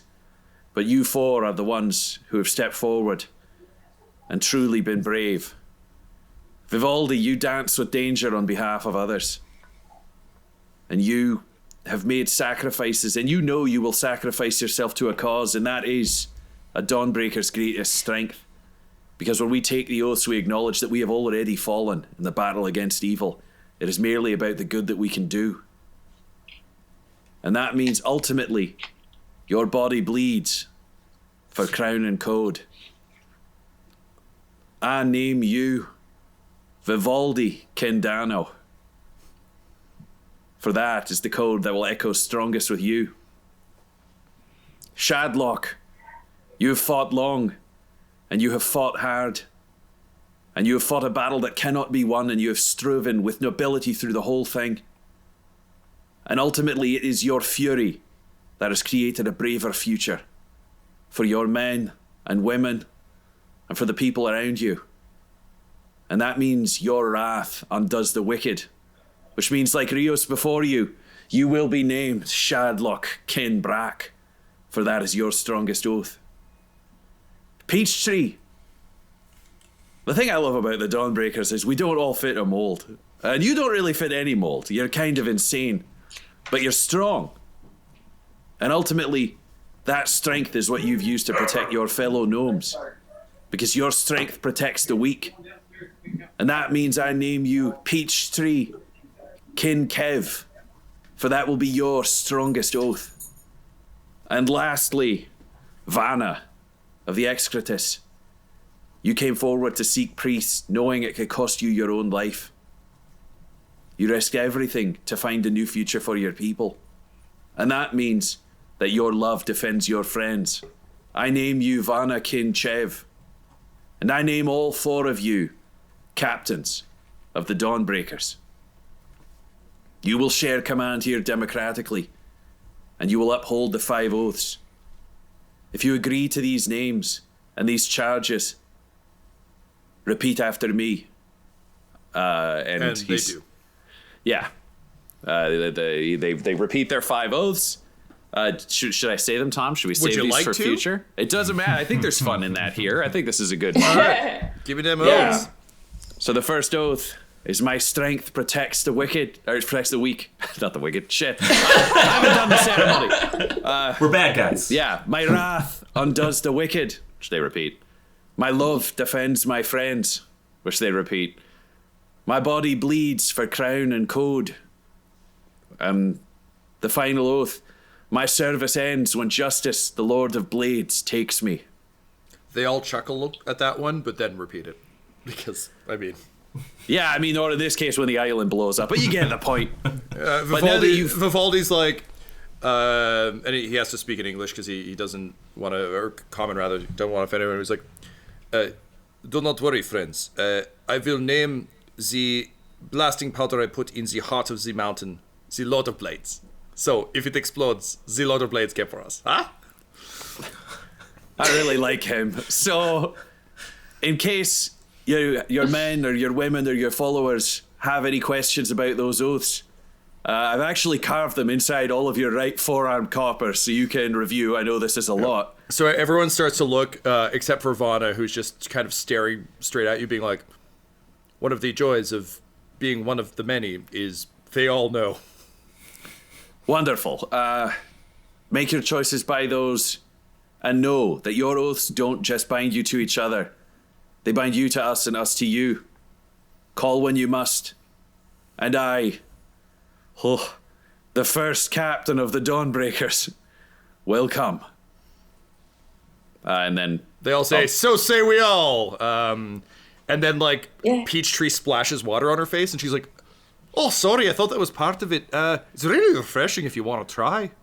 Well, I wanted there to be a symbolism because you'd all fought under the sun and there's the reflection of the moon, which is just... Oh, it's dead good. I just thought it would be a refreshing way to end it. Everybody splash water on your face, and we all just do it. We're just going to work this in. This is fine. Vanna's just sitting there kind of confused, and then Shadlock kind of grins and splashes her. And for a second, she looks kind of confused and offended. And then the sort of skull makeup on what was left of her face just kind of gradually streaks down. And she kind of looks into the pool and she says, fun. This one remembers fun. And then she splashes Shadlock. And the four so we of have you a splash fight. have a small splash fight, but also Duncan, for the first time, there's a camaraderie there in this kind of silly, goofy moment at the end of this incredibly solemn ceremony. where you actually feel the kinship that you thought you would feel when you joined the Dawnbreakers. Because the stories tell of friends who had each other's backs, and it's classic Musketeer stuff, like, friends through the dark times and the good and everything else. And weirdly, with an ex-Necrotis soldier, a gnomish explorer, a dwarven master blaster, and an orcish fighter, you somehow find the companionship you sought amongst your human friends. And for the first time, you actually feel like a Dawnbreaker. And then gradually the kind of laughter subsides, and I think the five of you just kind of sit almost in like a meditative pose and just consider the water and consider the moonlight and what that means, and kind of what the enormity, but also the companionship that you've embraced by taking this oath. Gwendolyn, what do you do kind of amongst the gnomes? I think Gwendolyn is incredibly awkward about this. Just like, all right, well, thanks for all your support and your help getting us over the mountain. I mean, we all did it as a team, and you're all part of an alliance of equals now, so if anyone brings you trouble, they can take it up with me, and we're all in this together, yay! And they kind of go, yay! And then they have like a little chuckle because they can tell that you're having a tremendously awkward time with this. And then they kind of go back to their partying. And you kind of, I think, go and sit on a log and kind of look out over the water. You can see Makka preparing the boat. And then a little girl comes up to you, a little girl gnome. And she kind of like taps your armor. Hello. Hi there, Your Highness. And she tries to curtsy, but she doesn't really know what she's doing. So it's like, it's somehow it makes more sense than the courtly ones. Because it's literally just someone being like, I guess I do this. And it's like, well, actually, that is better than, touch your head 4 times and bow. And she's like, so I heard that you don't have a body anymore. Is that true? Well, I mean, this is my body. Yeah, no. The thing that you just tapped. Yeah. Okay, cool. Because, like, my mom's said that I don't have a body anymore either, but that this is my body now, and that's okay. And then I got a little bit scared and a little bit sad, but they told me that you don't have a body either, that you have this new body, and that one's good too. So, I need to ask, is it okay to have a new body and to not have your old body anymore? Yes, absolutely. I mean, my old body's gone, but I'm still the same person. Do you miss it? Sometimes I do. Actually, a lot of the time I do. And you know what? That's okay. Can I ask you something? Yes. And she, like, does that little kid, like, whisper in your ear thing where it's, like, cupped hands. She's like, how do you eat? And I just whisper back, I'm like, I don't. She's like, that's awesome! I'm gonna go tell all my friends. Thank you. That's nice to know. I'm glad you're our queen or something. Okay, bye! And then she, like, trips over a log. And then gets up and, like, dusts herself off and, like, runs back to join the rest of them. And you just kind of have a moment watching the waves roll in under kind of the moon of Jossie, of just kind of quiet reflection, having literally now left both your body and your world behind, but weirdly having brought peace to a place that never would have encountered it otherwise. Finally, the ship is ready, the oaths have been spoken, the code has been upheld, and it's time to leave. So the 3 of you pile into the small boat, and Makka, as you remember seeing people do kind of back in the swamp days, you have like a long pole that you fashioned out of various sticks and things. You kind of push off from the shore, and you begin kind of pushing towards out into the open waters where your kind of jury-rigged sail will take wind. And all of you have kind of one last moment staring back at the shore. Makka, a place that has brought you more discomfort and disquiet than you've had in some time, Duncan, a place where you've actually found the true code of the Dawnbreakers upheld and enacted in spite of absurd odds. And Gwendolyn, the first place that you've ever brought peace to, which wasn't something you ever expected to get to do as a member of the Orvelian court, because that was your kingdom, and it was never at war because it was in the sky. So Yep. you've weirdly managed to accomplish in a span of 2 weeks what no ruler in Orville has done since Amala Kinsaleris, and actually ruled. Well, I was flying by the seat of my pants, and I'm glad it worked out. And with that kind of sentiment in your hearts, the three of you push on to the wooden coast. Meanwhile, as the moon hangs high above the Bone Spur Mountains, now at peace for the first time in centuries, Vana Kinchev, I believe you gave her, That would be yes. That's the one. is assisting Shadlock in just kind of putting the finishing touches on the base for their kind of first tower, and they've agreed to set up these watchtowers kind of along both coasts of the mountains to basically like turn people back who aren't ready for them and to assist people in landing. Shadlock is an excited puppy and is thrilled to have his own gauntlet, and keeps, whenever he thinks Vana isn't looking inside and just speaking the words quietly to himself. He tried not to let anyone see the tears in his eyes when he was named Kinbrack. He actually doesn't know much about Umar Kinbrack, but he certainly knows about Rios and has taken it more as his name than the originators. Vanna, on the other hand, is very careful to keep her sleeve down. Because soon after the newly minted captains of the Dawnbreakers parted ways, she felt an intense sort of pain and itching on her wrist where the gauntlet was. And now, with the moon starting to be sort of hidden behind clouds as the evening drags on, she rolls up her sleeve and observes the gauntlet where the symbol of Jossi has been eaten away and burned.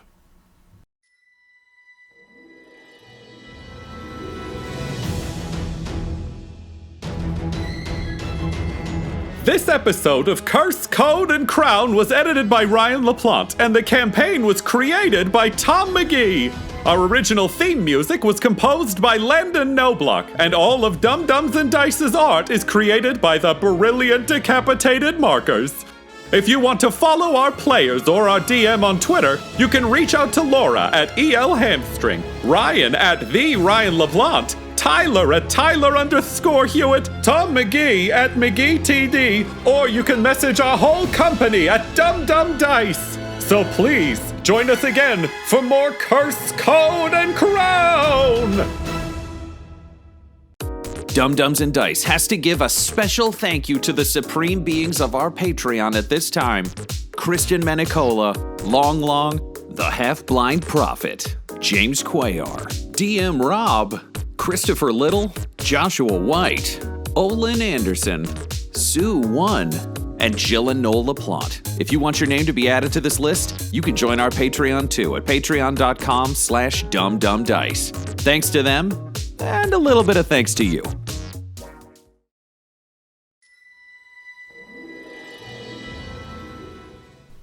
Hello, everyone, and welcome to our debrief for Chapter 3. Tom, what is the title of this chapter? This chapter is called The Grim Orchestra. Ooh. Dope. All right, was. so we just completed our whole journey through the Bone Bone Spur Spurs and the Mountains. Orchestra and all the different factions. Tyler, I know you were already ready to say things, so we'll talk about just the world we just journeyed through for a minute, and then we'll do our usual rounds. Tyler, what were you going to say when we were done? You were so ready. Yeah. Man, Tom, I both appreciate and really hate that you made undead zombie soldiers a moral gray area. I thought it was going to be so clear-cut, like, oh, army of the undead? Sweet, we'll just fuck them up. It's like, oh, they, like, care about each other, and, like, this one's trying to, like, bring the other back to life and shit, and, like, grieves for them. It's like, Super, great, thanks. Don't know what to do with this. Really conflicted. Awesome. So, yeah, frustrated, but also, like, that's a really cool idea, man. That, like, obviously a lot of DMs skip over. So much more fun than just, like... Yeah, made every we have decision... to destroy. Like, yeah, we had to, like, think shit through and, like, made every decision have so much more weight and, like, resulted in, like, this beautiful moment of, like, the Dawn Guard sort of ceremony and stuff like that and peace talks, which is so much more interesting than just, like, fucking kill them all! So, yes, it yielded some very, very interesting moments. And I'm sure from your end of things, it's probably harder to plan and organize that as well, instead of just like, oh, they're mindless, just kill them. Yeah, any scenario that's just beat up the bad guy is easier than all of this was. Yeah. So, yeah. A begrudging kudos to you for that. Thanks, pal. Yeah. No, it was neat, man, because the layout was cool, the battles were cool, the way the mystery got kind of like revealed over time, and you also did like cool ways to reveal it at the end, so we weren't like, well, this character we're clearly trying to murder, but if we want to know why this works, we have to be like, sit down, bud, we're going to talk for some reason. I'm glad you asked. Oh, we got it answered. Hang on, let me pull out my welcome to my TED Talk. Yeah. Oh, he died, but he left a journal, all written in first person that I can read aloud. Well, it's the old Resident Evil Itchy Tasty journal where it's just like, oh. Yeah, no, I think it was really, really neat. And the way you built kind of the days into it, the ongoing thing, like it all added up in a neat way that was a fun spin on something that could have been really easy to just be like, it's Groundhog Day, fuck you. Yeah. I think there was a lot more kind of put into it, which let us have a lot more play in relation to it. Because it was simple, but it came from a specific angle, and that meant that we had to deal with complications.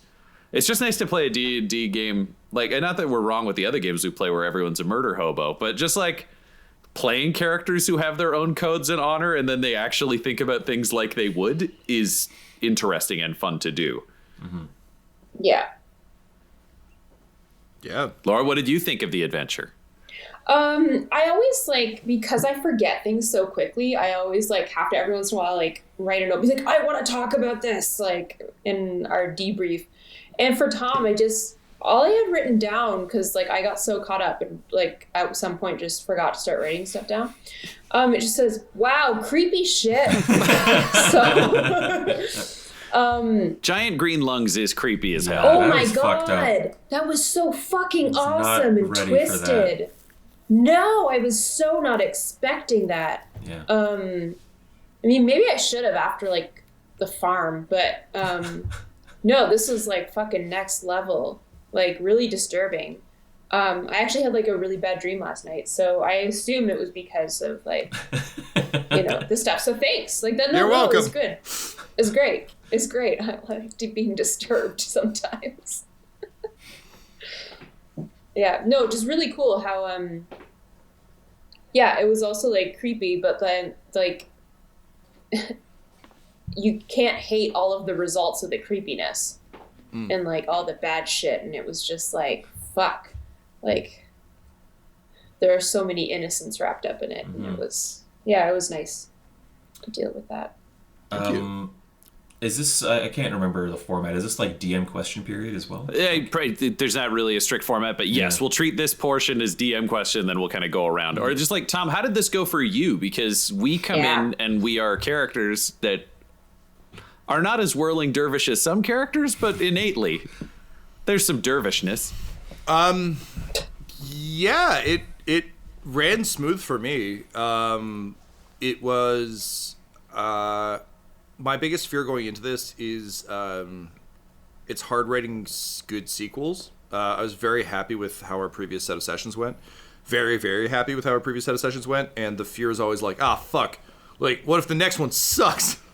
And because this was the first one after kind of the real big initial blast of sessions, that was like a pretty real concern for me. It was like, okay, well, what... I want to make sure we continue to kind of operate at the level that I like us operating at. So that was the big challenge, kind of planning it. And basically, much like this almost always happens to me with these things, I spent like weeks just thinking about it and not writing anything down, and then feeling like I hadn't planned anything. And then in an hour and a half before we played, I just wrote everything out. I was like, oh, okay, there it is. But it literally, like, it's kind of bananas because and it's funny because it seems like, it just all came together. But it's like, no, it was a lot of just, like, thinking and chewing on it and being like, okay, well, what have we done so far? What do I want to see us do? What are interesting things? The Bone Spurs are an area I was very excited to explore. When I was mapping out the world, I was just like, this is a fucking weird name for these things. And, like, the fact that they're not a natural mountain range, they're, like, made of bone is real creepy and fucking weird. And, like, what does that mean? I had the idea of, like, the Lost in Time, which is all based on, like, an actual, like, Japanese fighter pilot who crashed in the, like, the jungle and just thought World War II was still happening, which I only learned about when I read the Young Jedi Knights series, where Jason and Jaina and their buddy Lobaka find a TIE fighter pilot who crashed on the moon of Yavin, Yavin 4 specifically, and basically he's a TIE fighter pilot who thinks that the Empire is still a thing, and it's a dope book. He's just trying to get his TIE fighter back up and running so he can go back and, like, defend the Death Star. It's been years. So the idea of getting to play with our history a bit, particularly given Duncan's history, like, ties to the legacy of the Dawnbreakers and his disappointment with the modern Dawnbreakers, I thought it'd be very fun to encounter someone from another time and another era of that, who isn't, like, an original Dawnbreaker, but has their own perspective on it. And the idea of the Necrotis defectors has just been kicking around in my head for a long time, and it all just kind of came together that way. And then Ghosts, and honestly, a lot of this was based on, I read The Terror not that long ago by Dan Simmons, which is a really cool, like, for lack of a better term, supernatural historical, which isn't really a genre, but it's an account of the expedition to find the Northwest Passage that failed horrifically. And the ships that were caught up there in the ice and how they survived. And he adds in, like, supernatural elements, which are super fun. And so thinking about that and thinking about, like, okay, well, what is next? And also the Donner expedition, hence the Danver expedition. But thinking about, like, okay, like, let's... Because basically, as you enter the wider world, I was like, let's fucking do some environment shit. You've been to a bunch of safe, like, colonized and, like, civilization-y spots. Let's just fucking try and get over some mountains. What does that look like? What does it feel like for these three characters who have never dealt with horrible weather conditions to suddenly have to climb a mountain with ice and limited supplies and all of that? And then all of that kind of fed into the idea of this weird cyclical thing. It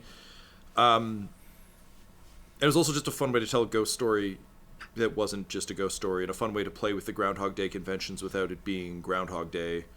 And then all that kind of built, and we ended up with Green Lungs because I started sketching that facility, and I was like, well, what is the thing?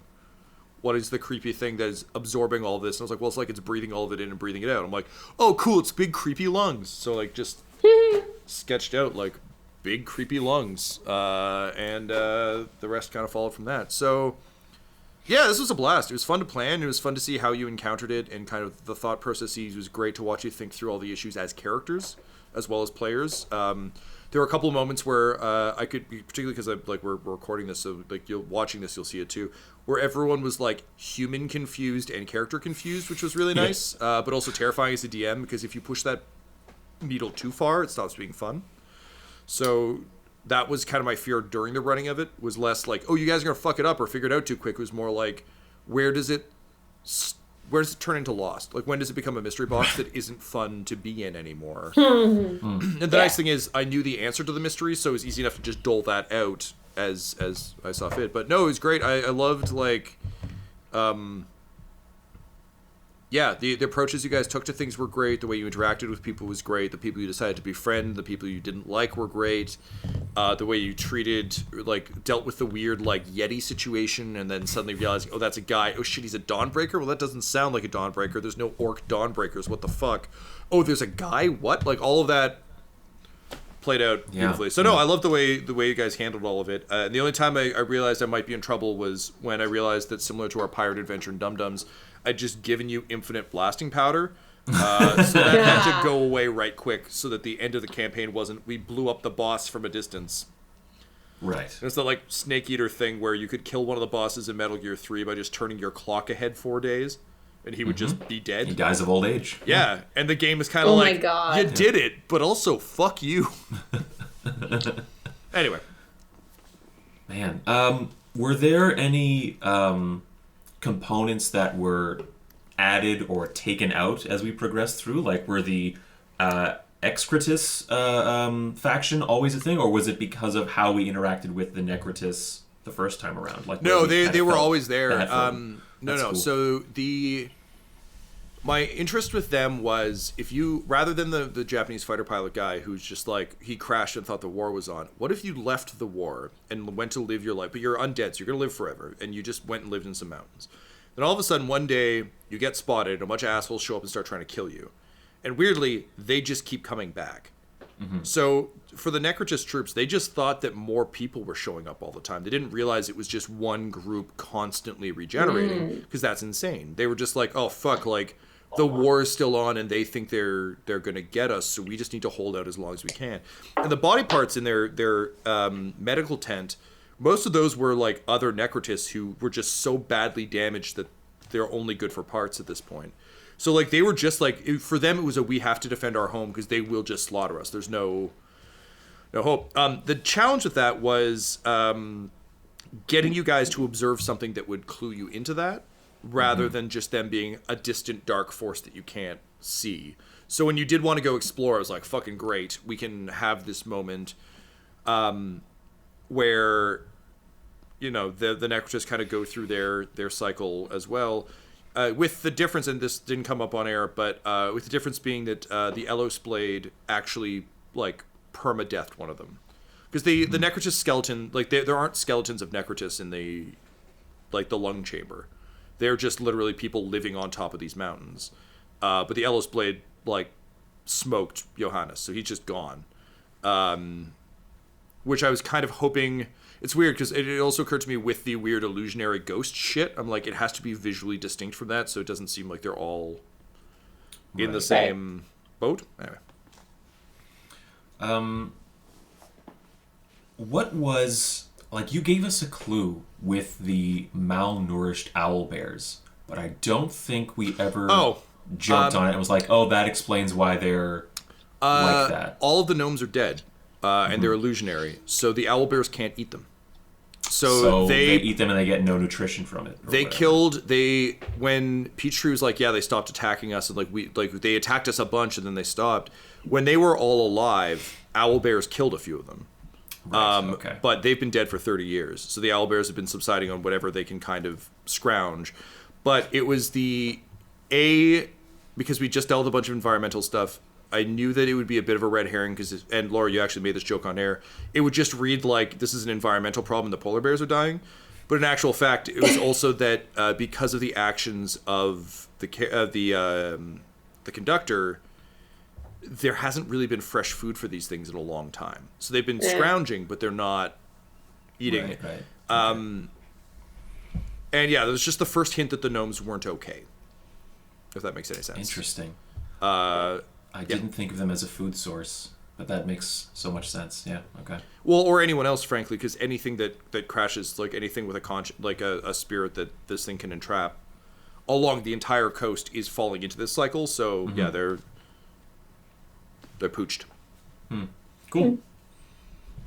Cool. I don't have any more questions because I also know whatever Tom doesn't use usually is cool and gets recycled elsewhere. Yeah, that's the thing. I always want to ask. Was there anything that you ended up adding, I guess, along the way that was kind of like riffed or surprised you? When I figured out exactly, this was on dinner break last night, I figured out exactly what the caretaker was. I kind of knew the vibe I wanted for it, and I spent some time with my monster manual and other books. So he's a modified mind flayer, as you probably determined from the visual. But again, I was thinking about things that would be truly horrific that none of you would have encountered. But also, I was thinking about the idea of like, well, what would have the power to maintain this? And one of the things I wanted to fuck with was the idea of like, one of the world's most powerful illusionists is responsible for this because this is some top level shit. Is it that they're enslaved? No. What is it? Oh, it's that the Mind Flayer ate their brain and gained the power and is using that with their... they also ate a necromancer's brain and someone else's brain. And like a creature that can consume things it needs skills from and then use those skills. But I also love the idea of because I was at one point flipping a coin between Mind Flayer and Vampire, because I love the idea that whatever has been down here hasn't been eating very well. Because theoretically, 3 4th level characters shouldn't be able to take a Mind Flayer. No. But he has to had fresh brains in about 1,000 years. Because in order to power this engine, he can't consume them. So the only time he gets to eat is if one of these things goes down. And so when Elos's brain broke, he couldn't illusionary revive him anymore because Elos's brain had like fully. Oh, Rios. Rios. I'm sorry, Elos's Rios. sword, Rios. yeah. Rios. So he could eat Rios's brain, but again, it's like kind of like eating a shriveled up, like it's like jerky compared to fresh meat. It was fine, but it wasn't great. So I love the idea of like, again, like the weird Nazi scientist still working in a bunker being like, but one day Hitler will show up and take these devices. But Hitler's been dead for 1,000 years. So what are you going to do? So I thought that was kind of fun. But that was a, like the idea of him being a conductor and that sort of stuff had existed for a long time. I just didn't know what he was necessarily statistically until you were a bit closer. So that was a late addition. Okay. Cool. Which then led to the skeletons having brains in them, which also I thought was a nice way to like argue for like the soul being in the brain thing, just as a way to anchor them instead of just like they're just skeletons, but Right. Yeah. just giving it some piece that was like, but this definitively is what's feeding. Well, like illithids are so creepy inherently anyway. Well, again, when you think about what the fuck could be sitting in a living island orchestrating mountains to grow by feeding off hope, illithids. Like they're number one with a bullet. So that was a late addition. When you were putting the troops together, I was trying to figure out how the fuck you could learn that the Necrotis weren't Necrotis anymore. So hence the like assassin. And happily, Right. Laura, you gave me a real good opening on the line, and I was like, oh shit, if I was an assassin lurking in the shadows, basically executing the plan that you discussed, where it's like, we'll just go kill the plague mage. They're like, we'll just go kill the fucking guy who's leading them. So it wasn't so much a late addition as I need to give you this context so you can decide what to do with it. Also, this whole thing, as you know, was set up as a moral quandary, so if you just decided to fucking sink the island, that's fine too. But I wanted you to have all the context to make those decisions. Cool. All right, shall we revert to the circle around? I'm not using the term circle jerk, but I thought it. All right. Well, now you said it. I couldn't. Laura, I know you made notes, so do you want to go first? Because you wrote things down. Sure. Cool. Ryan. I mean, I fucking love like everything that Duncan says. No, like honestly, like, he's a really, really cool character. I mean, the one thing that I have written down is who or moo you've got bleeding to do, which is what you yelled at the Koala bears. Yeah. Oh my god. Yeah. I almost gave you advantage for that, but I realized that was a dangerous precedent to set, because then you just say cool lines all the time and it'd be like, fuck, I guess you punch Voldemort to death. Shit. Okay. Well, it's just like a really, really fun like character that has like there's just a lot of complexity, because that's like such like a swashbuckly thing to say, and you do a lot of that in like your fighting style and everything and how you describe that, which is all really cool. But then you also play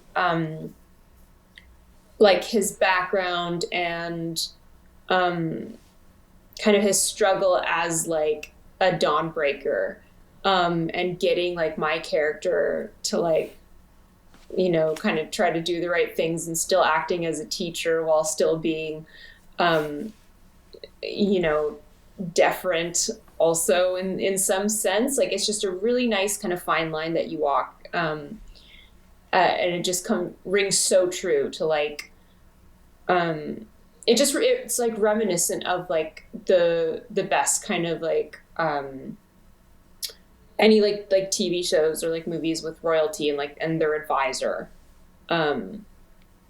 It's really, really fun to play with, and I'm just always so fascinated by what you're gonna say. Awesome, So, thank you.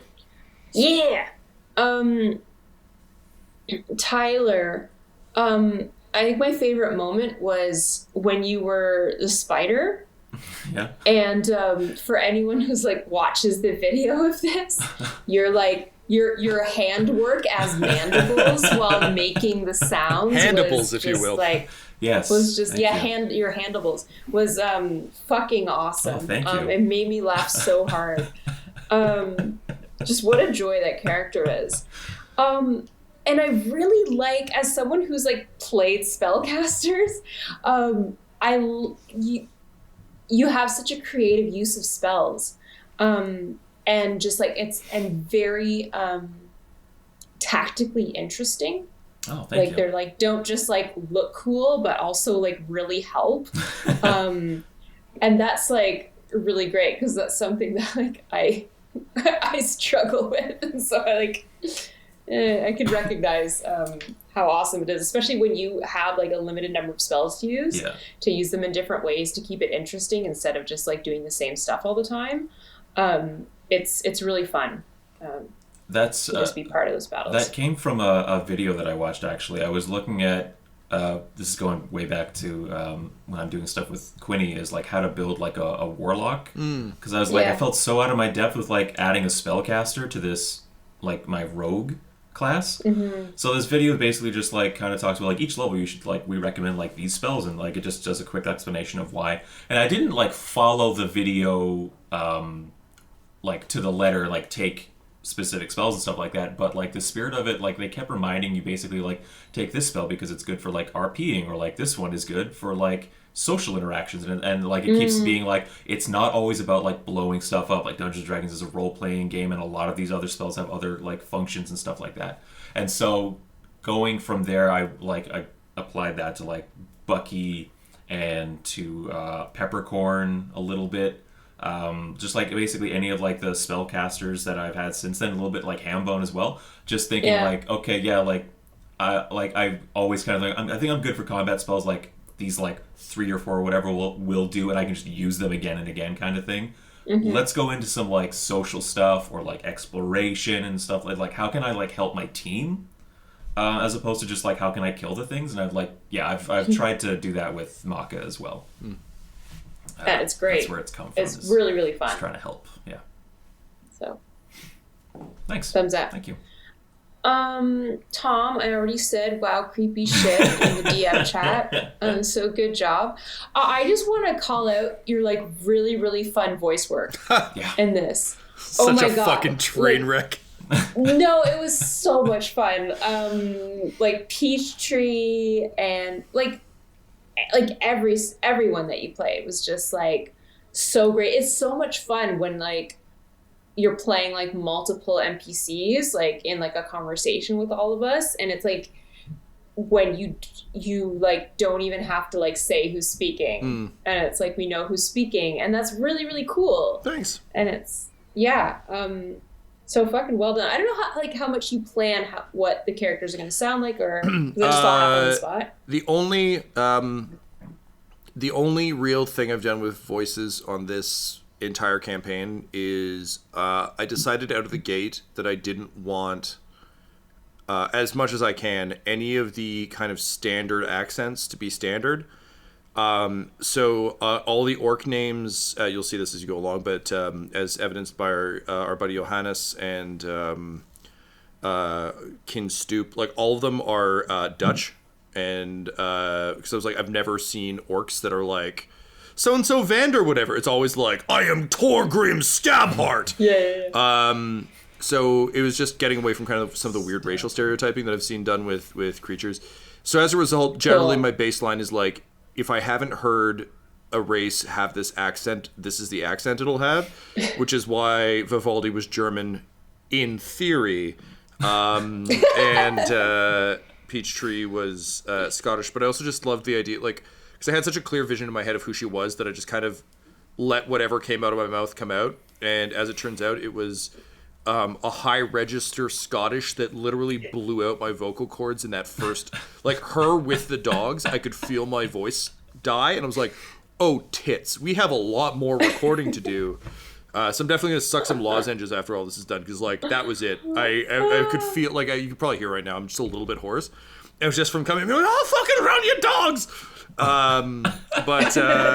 And then I realized switching from Scottish to German, I did one when he was just on his own. I could do the German, but then I couldn't get back into it because I normally do that yelling like producers lines as like a fake Nazi, which isn't a great way to get on-air voice work back. And then he was, I kind of tracked it mentally as it was coming out of my mouth. He was French, German, Russian, Dutch, South African at one point, which is why he dropped into common so much. But I was saying to Miles, she was doing an acting class yesterday where she was supposed to do French, but she learned German first as an accent. So it kept just being German. I was like, weirdly, I had the exact same fucking problem yesterday. Except mine was a fantasy gnome and a fantasy dwarf who are ghosts. So, I mean, you're doing Henry VI. I've got ghost gnomes. It's tomato.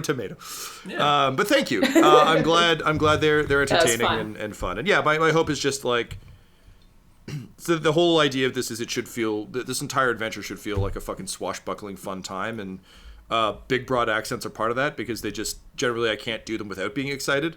So no, but thank you.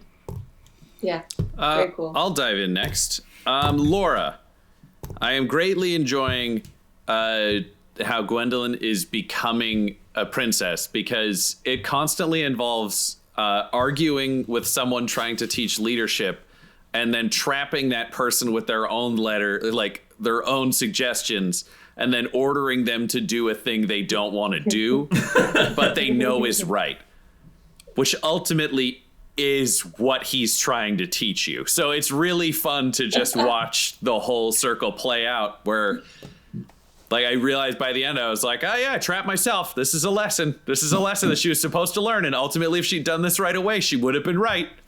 Fuck. This is a great moment of Ryan and this character coinciding, because this is a very good improviser going through and playing the other characters. So I think it's just a lot of fun in that. And I think you play it very smart and very real and true to the character and very honestly. And it makes those moments very, very fun. So I look forward to them.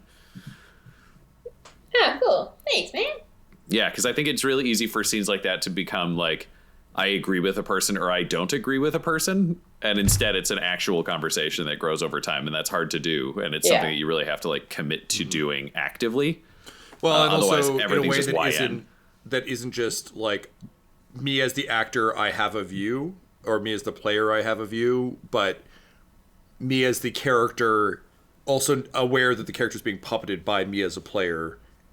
I have to filter my views through the character and then argue. That is honestly very rare in these games. So yeah, Ryan, I think you're on the money. Like, no. Yeah. Well, Ryan, I have to say it's very fun arguing with you. Delightful. So that's great. Oh, I'm getting dark. There we go. Tom, you did a really great job with moral quandaries that didn't suck, because sometimes it's like you always lose or you always win, or we now have to debate for 7 hours because there is no right answer, so who's sad? And I feel like you came up with puzzles that applied to every character at the same time, which is really tricky, because like Gwendolyn shows up and Rios is like, you're my queen, and she's like, oh shit, I need to be a queen, but what do I tell this guy to do? Meanwhile, Duncan has shown up and been like, this motherfucker let gnomes fall off a cliff. He's not a Dawnbreaker, but I need to know about this history. And Makka shows up and is like, these people don't feel right. I don't like that the cycle's broken, but at the same time, why are we here? Should we just go on? Like, everyone has different enough codes that you took every layer of a problem and it had an impact on all three characters at the same time. The Necrotist, like, leaving everyone alive breaks the cycle. But there are children and innocents involved, which means Duncan has to argue for that side. But it also produces a giant weaponized threat, which Duncan hates and everyone hates. And Gwendolyn has to choose, because ultimately Duncan won't choose. But that means she has to choose between which of her advisors does she disappoint, or is she murdering innocent people? Like,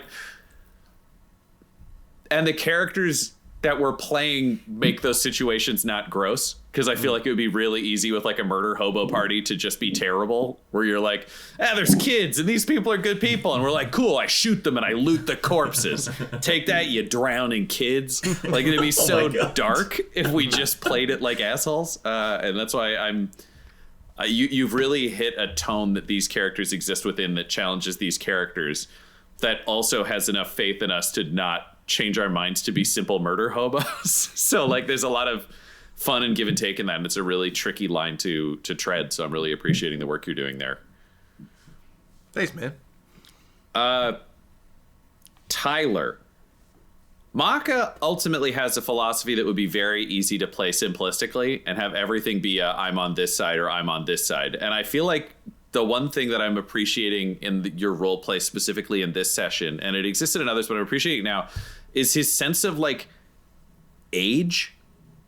Because I think only if it was a younger character playing that belief system, it would be like, cool, yeah, we're not going to do this. I blow up the lungs, I protect the cycle, everything is about the cycle.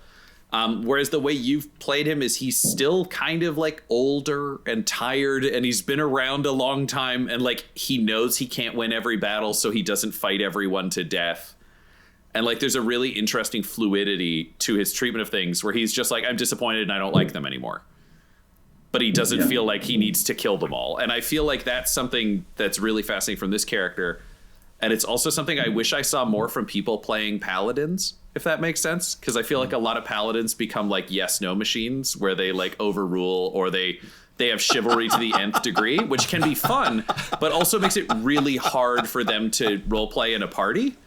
Right, whereas I'm like, this is a really interesting way to look at incredibly strict belief systems with this kind of flexibility that treats it like a real religion as opposed to like a fictional religion where it's all yes or no. Like, I feel like Makka is a real person, and the way you're playing it is allowing for that, which is great. Tom, you're laughing about my paladin thing. The yes-no machine is perhaps the most accurate depiction, because I fucking hate paladins, and I've played paladins, and every time I do, I'm like, I gotta find an angle, because like it's just the most accurate depiction I've ever heard of character played badly, which is just like, yes this, no this, I am law. Like, it's bad Judge Dredd. Yeah, it's Judge Dredd in a cooperative role-playing game where you're like, I'm Michael Scott, I have a gun, and that's the improv scene. Fucking love it. How do we keep Gunman out of the room while we try to tell a story? Nope, I'm here. There's a boss, get Gunman in. So behold, the power of binary. the grand honor of no. There can be only two. Yes or no. Cool. But yeah, so that's kind of where I'm at. Thanks, man. I really enjoyed that session and everybody's work. Thank you. Laura, Hey. there were a few specific moments, and Tom, I'm sorry if you want to do one of these, but I want to go through like a few that I really, really enjoyed with you, Laura. As we said, it's a relaxed format. Thanks. Go for it. Your speech about peace to Shadlock was so good, and just such a measured kind of response to a career soldier being like, war is the way we do this kind of thing. And it was like, I was convinced outside of the game of like, damn, yeah, this is compelling and like smart, and you're leveraging your leadership and your role in the hierarchy that this soldier strictly observes as well. I just thought it was a great piece of role-playing as like as a princess coming into her own and leveraging the strength of her nobility and embracing her responsibility as a leader to use rhetoric and use her words to affect change in the world. And I thought as a player, I would have to acknowledge how difficult that would be just on the spot, where Tom just throws you a thing of like, okay, so these people are all on board with it, but Shadlock is not having this, what do you say, kind of thing. And you just have to be like, okay, well, I have prepared a statement. And for it to just be as good as it was is really something. So I've really, really enjoyed that. Thanks. Now, to last night, Actually, funnily enough, your first encounter with Shadlock was also just, so good, like, snooty princess just wanted an apology after a brutal battle of, like, you were gonna throw me off a cliff and I would like an apology. And just, like, the snootiness, what's the word I'm looking for? The passive aggressiveness of just like, well, I'm just still trying to process everything. An apology would be great right now, kind of thing, was also so good. Of just like, it is two sides of that same coin. Where like, yeah, you're a princess, and like when someone breaches like proper manners or any kind of like when you've been wronged, and then people realize who you are, of course they're like, oh my goodness, 1,000 apologies, Your Highness, I had no idea. And this guy just being like, all right, yeah, come on, we'll go to the camp, I guess. And you just being like, we need to observe proper decorum here. I am owed something. Was also just a lot of fun. And it's great that you can kind of flex both of those like royalty muscles of like, I am owed certain courtesies, and at the same time, I as your appointed leader, I have responsibilities and I need to act on those as well. So it was great seeing both back to back, basically, from yesterday and today.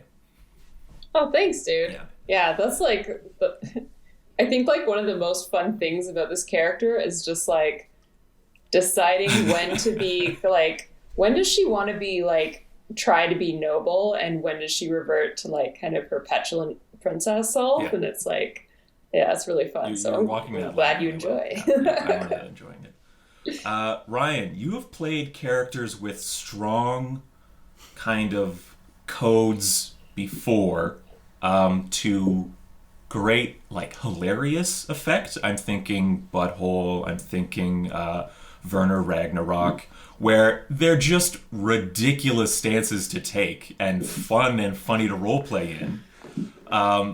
And there is definitely, I mean, obviously, as we've seen, like, immense value in, like, playing shows like that and having characters like that. They're so fun and funny, and they're so obtuse. But with Duncan, another man with a code, you are playing it so much more grounded, and it's so interesting to see him wrestle with these new revelations, that, especially in this specific session with these moral gray areas cropping up and stuff like that. And not going for the laughs of like, this is the way, and I am charging headlong into whatever force comes. Like you're not putting relationships at risk. You are kind of acknowledging that like your relationships need to be carefully tended to, while you don't sacrifice your own principles and stuff like that. And it's just been really great role play to see that unfold. It's refreshing and very effective to see you play someone with a code and play it sort of more straight, as someone who acknowledges that the world is not going to bend to your lifestyle and strict rule set, and someone who acknowledges that like accommodations must be made, and how that affects them has been really fun and interesting to see, especially specifically for this session, just because of our encounter with the Necrotus army. So that's been really, really cool to see. Awesome, thanks, man. And Tom, I'll probably have to jump back to our Shadlock encounter. That was really fun, man. An abominable snow orc was so much fun to play, and he had like laid out traps for us and shit like that. It was just like a great. It was a great fight that you had set up, where like we were like on his turf, where he had like set up just this. They had set up like this just completely grotesque background where. That really helped us make up our minds about this guy before we even met him, and so it made for like us wanting to like really wail on him in the fight, which you set up beautifully, and then for him to do kind of like this selfless act of like, well, you're coming with me off this cliff kind of thing, like made for like a very interesting introduction to this character, and the fight was just super fun and engaging, and we got to flex a lot of fun different stuff in that as well. Oh, thanks, man. Thank you. Yeah, So part and parcel with that, trap spider, fuck yeah. I think it's very easy for Wild Shape to get bogged down in like what's the flashy thing, and echo Laura's sentiments that just the way you're thinking not about what can I as a player who has access to the book do, but what would Makka Deathcap do with these powers makes a tremendous amount of sense to me. And jumping out of the pit, fucking great. Just such a fun moment. And again, like, I've said this a bunch of times, but where D&D really stands tall for me is when the collective story we're telling clicks together in a way that a video game couldn't. Because a lot of the time, like, if it's just like a straight hack and slash, like, I play Diablo, it's fucking rad. But the amount of times where you've been playing a video game or something and you've been in a spike pit and you're like, well, wouldn't it make sense if I could do this because I should be able to do this? And obviously the video game doesn't have that ability, but to see that sort of stuff happen is amazing. Because yes, that is actually the only thing I know about, like, that kind of spider, and I didn't remember until you said it. I was like, oh yeah, fuck, those are scary ass motherfuckers. But I honestly, full points for just using it to get up the wall. Again, like, great use of the spell, but then to further use it to spring attack out of a thing was just so fucking delightful. And again, it made a slightly overpowered druid form thing narratively interesting, rather than just like, oh, I turn into, like, what's the highest challenge rating and get this? All right, great. I turn into a shark and I fucking bite his head off. Don't worry about it. Like, so yeah, and also just kind of seeing more, because Makka is ultimately still a question mark to the entire party to some extent. Like, we kind of know what Gwendolyn can do. We definitely know what Duncan can do, but also neither of them have ever met a druid before. So it's fun. As a DM, it's fun seeing kind of what is happening for him and what you're doing. So I loved all that, and then yeah, not buying into the happy ending at the end I thought was great, because that is the logical conclusion of that. And yeah, obviously it's my job to wrap everything up in a way that's narratively satisfying, but it doesn't need to be emotionally satisfying for the people involved. It just has to, like, reach an end. So I really appreciated that you weren't just like, no, I acknowledge that we're entering the, like, and they lived happily ever after, whatever the fuck part of the line, that Makka still tracked that, which is true, where it's just, and also recognizing that he doesn't really have the power to stop this, unless, to Brian's point, he's going to just sneak back in there and blow everything up, which isn't really true for him. So no, great stuff, man. Very, very good. Nice. Laura, Tyler hit it on the head. That fucking war speech was... you drop into full Queen Elizabeth when you do shit like that. That's always really fun. And I love the idea that regal Gwendolyn still sounds the same. The armor has imbued her with a certain lower class accent that she's pissed about. But it which is also, I would argue, true of almost anyone. And when I was doing presentation training, this was also true. People were like, what about my accent? And I'm like, your information's good. No one cares. We'll do the work to get over your accent because we want to hear what you're saying. So I kind of love the idea that Gwendolyn's like, oh fuck, I'm stuck with this Cockney bullshit, and then the minute she has to speak, like, to end a war, it's just full on, like, this is my yearly address. Things are difficult now, but together we shall rise. Fucking great. It was a great speech, and also the point was great. It's weird because we got into some weird rhetorical spots in this game where I was like, I still need to make you guys roll dice occasionally, but a lot of these are just very convincing arguments. So that's great. The other thing I want to call attention to, though, is I'm only really understand because I'm not tremendously familiar with the haunted armor class that I sent you. I wasn't sure why you were doing so many slam attacks, and only today did I clue into the fact that the sword throw, which seems a little OP, is a one-way street. It's like I can toss it away, but then I'm just punchy guy. And that's really fun. And suddenly I'm like, yeah, I would just go and fall on someone. I guess that's all I can do. And I've realized that that's such a lovely, even though it's something you end up finding yourself doing a lot in all these combats, it's such an engaging thing to watch because it's kind of like, I'm better with my sword, but this calls for the throw. Here's what I've got. And it's also weirdly a very Gwendolyn thing to do, which is just like, I know I'm made of metal, so I guess fuck y'all. It's great. It's very fun. And the third thing I want to call attention to is the fish. I fucking love shit like that. I love ghosts trying to eat in movies, and just the idea of just putting fish into your armor so that you felt like you did it is chef's kiss. That's exactly the kind of bullshit I feel like if I were in that situation, I would personally do. Or just be like, coffee goes in me! And just like pour through my eye slits and be like, I'm awake now! As I like drip coffee for the rest of the day. Was very fun. And honestly, getting over the loss of your body was cool. Because that could have been your entire arc if you'd played it worse. And we would have worked around it. Like that it would have been an interesting journey. But Gwendolyn would be a lot harder to like if she spent this entire adventure bitching about her organics breaking down.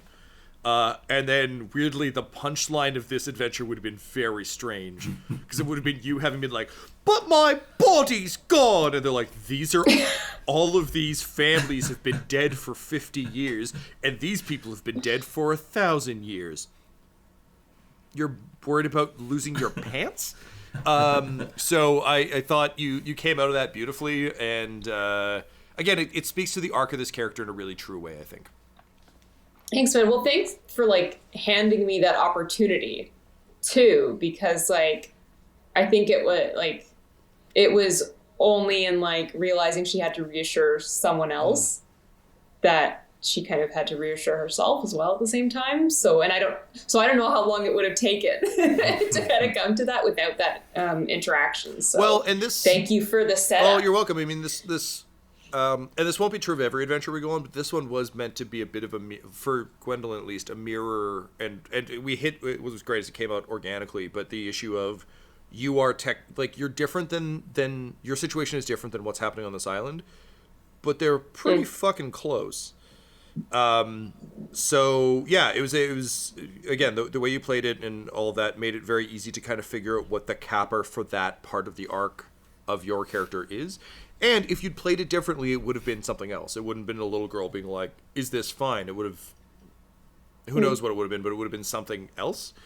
But, yeah, to my mind, that was the earned ending for the actions you'd taken, which is something I try and do with at least narrative buttons, which is like, because you did X, Y, and Z, and this is a little bit of video game theory, but like you did X, Y, and Z, ergo your concluding bit is this.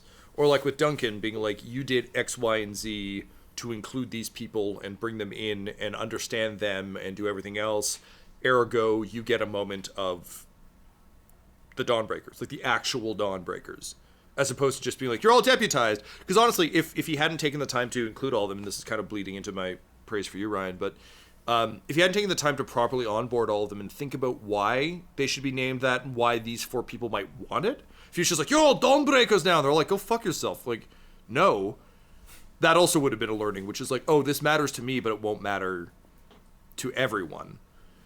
So I try and balance that, and again, you set me up beautifully for that, so you're welcome, but also thank you! And yeah, Ryan, man, fun Dawnbreaker shit this round.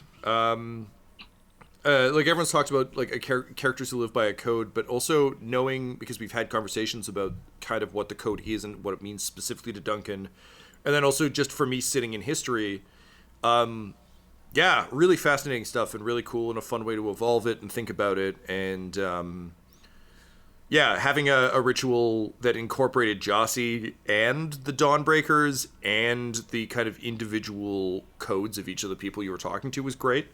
And as I said, when you kind of started it, in my mind I was like, I don't really know that. I mean, like, Shadlock's gonna love this, but the other 3, But then you basically just used the Dawnbreaker mythos to sell them the way you were sold, which is fucking great. It was real, real nice.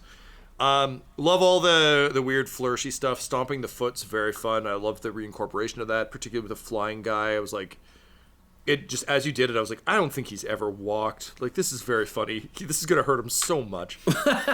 Like, it's such a minor thing, and to you, it's like, haha, this is the distraction tactic. But for him, it's like, literally, the reason I added that Tootsie thing is like, he's never had to walk around. So, like, having his foot get crushed between, like, a guy's boot in the ground is, like, actually fucking awful for him. But also tactically smart for you. Yeah, the who or moo. Get out of here. Get out of here with that shit. So fucking good. And And and also just the fun of watching that classic teacher-parent conundrum of, I have to serve you and follow your orders. Here's what I'm telling you. And then her being like, yeah, okay, but you follow my orders, so now you have to do this. And you're like, shit, okay. I guess that's what I'm doing now. Was a lot of fun. And yeah, just the whole fight with the conductor was super interesting. For all three of you, frankly. It was just like a really, really cool... because we've seen you kind of like stomp some smaller things before, but watching all three of you have to like adapt and throw everything you have at something was really fun. Yeah, honestly, like I'm brain dead now, so this is kind of rambling, but all three of you did just really fucking good work on this. So thank you. Moral quandaries aren't interesting if the people engaging with them aren't interesting. So thank you for engaging with all of it and also puzzling through it, because it's also easy to just be like, fuck it, we're just going to go in that cavern and kill whatever's there, I don't care. So thank you for wrestling with stuff. Well, thank you for building a fun session to mull over and really get lost in. Yeah, congratulations are due all around, I think, on that one. Thank you, fellow players. Thank you, Tom. And thank you for anybody who has watched or listened.